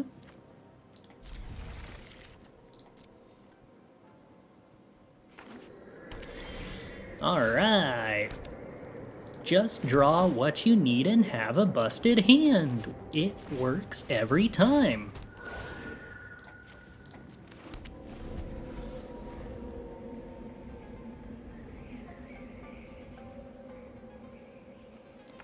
I still don't understand when I'm supposed to play Crucias and when I'm supposed to play Fable. I do not know. I am pretty sure against 2 open mana that is capable of being removal, it's completely correct to play Fable, though. That, at least, I feel relatively confident on. Opponent does not kill the Kami. What's up, bud? What?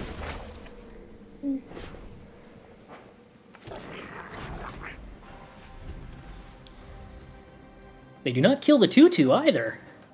So, hey. Diviner of Fates. That's technically a magic card. Sure a lot less impressive than my stuff. Yup.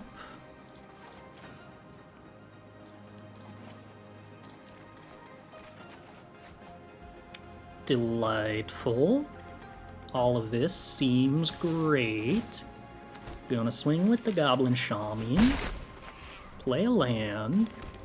Play Crucias. Discard the Assemble the Team. Get a more expensive card.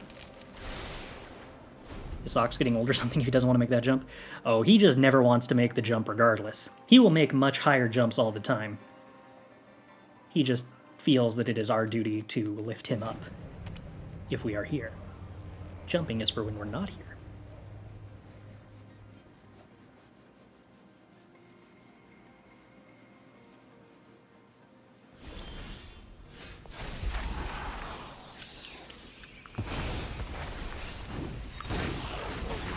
Opponent has the blue manas.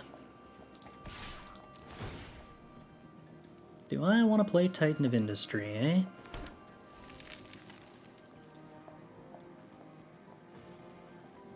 I mean, yes, but no. Oh, I guess I have to worry about Divine Purge, don't I? This whole massive amounts of treasures game plan could be pretty awkward with Divine Purge as a thing that exists. Complicated.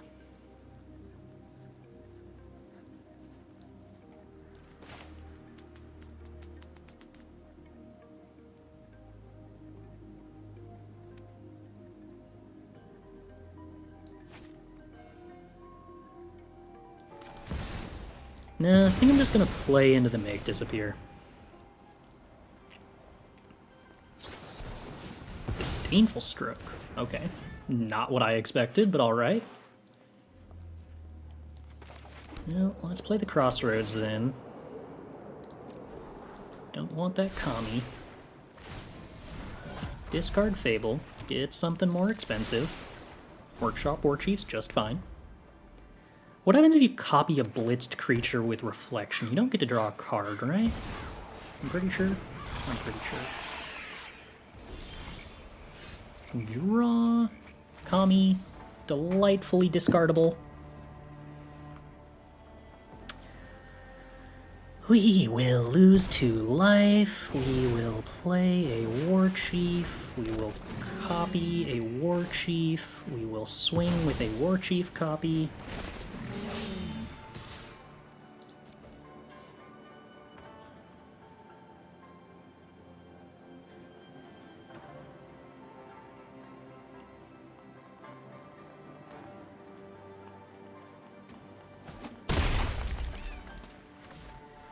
We will discard a Kami and get a more expensive card.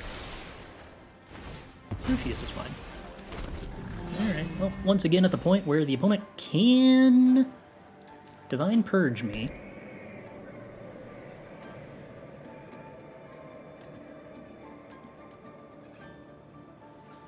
Do still get to have a Warchief to their Shieldred in that case. If they can kill Warchief and then Divine Purge, I'm in a lot of trouble. I mean, not necessarily, like, trouble, on account of I still have a lot of life, but it would be inconvenient. Diviner of Fates. Sure. Good with Shieldred. Discard a land to draw 2 lands.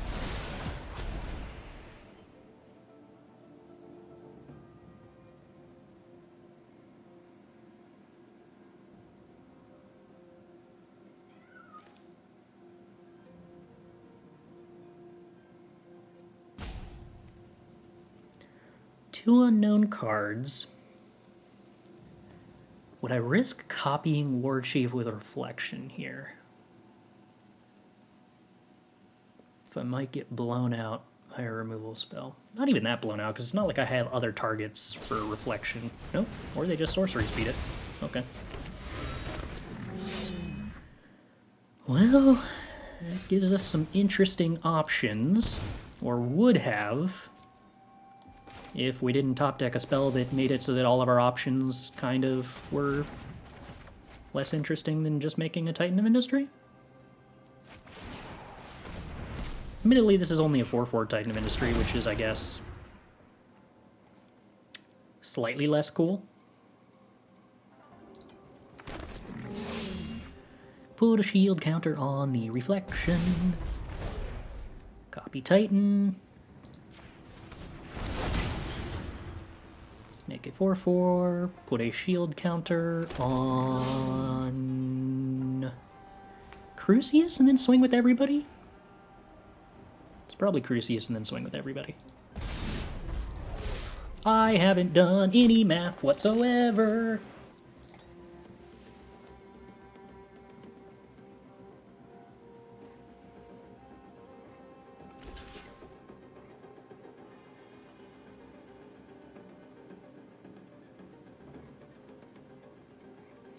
The fun part is our 4/4 reach trample token doesn't even go away if the opponent hits us with the Purge of the Divine variety.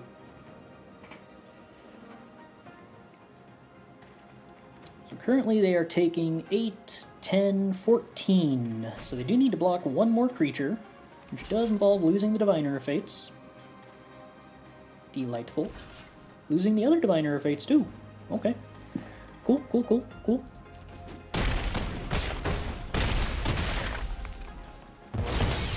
Would rather remove that shield counter than go to 1, I guess? Fine with me. Would like to get an expensive card, thank you. Titan of Industry sounds delightful. Slightly worse than a Workshop Warchief with haste, but what you gonna do? Do I have a job outside of streaming MTG? Yes, I work at a card store in Vancouver, Washington, where I manage inventory and price cards. And do some retail some of the time. Let's see. We will sacrifice a 4/4 and a Kami. There's a synergy. The Kami is an enchantment, so I don't have to sacrifice the reflection. My opponent draws 1 card, goes to 8.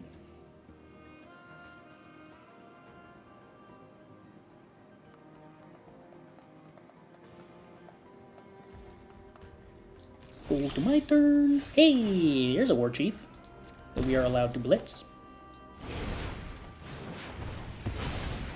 That sounds like a good time.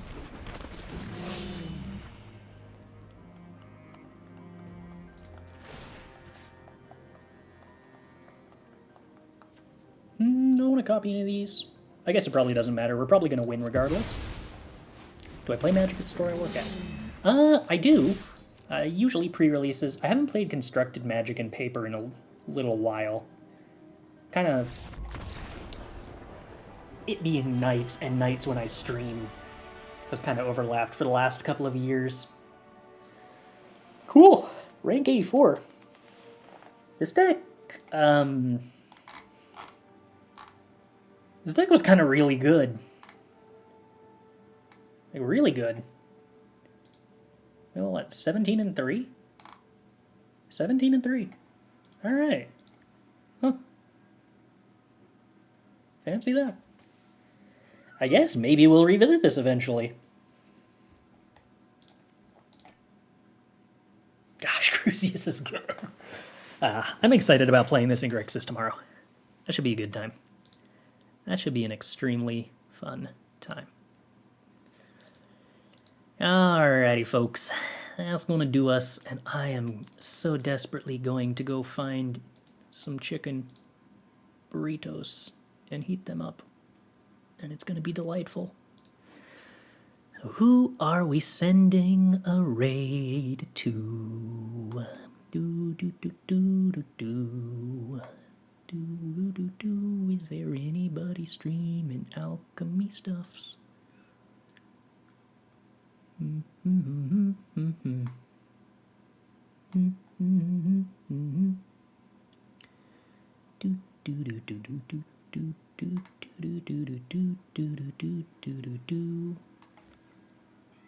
know, I've said this before, but I do really, really wish more people put the format in the title of their stream. It would make specifically my life so much easier, and probably basically nobody else, but, like, me, though. Me.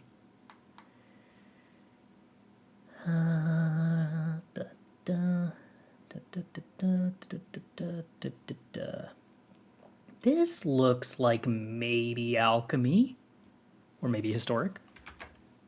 But on the off chance it's alchemy, we're gonna head over to Abajiji's stream. Oh no, the game's already over. That's why the leave match button is up there.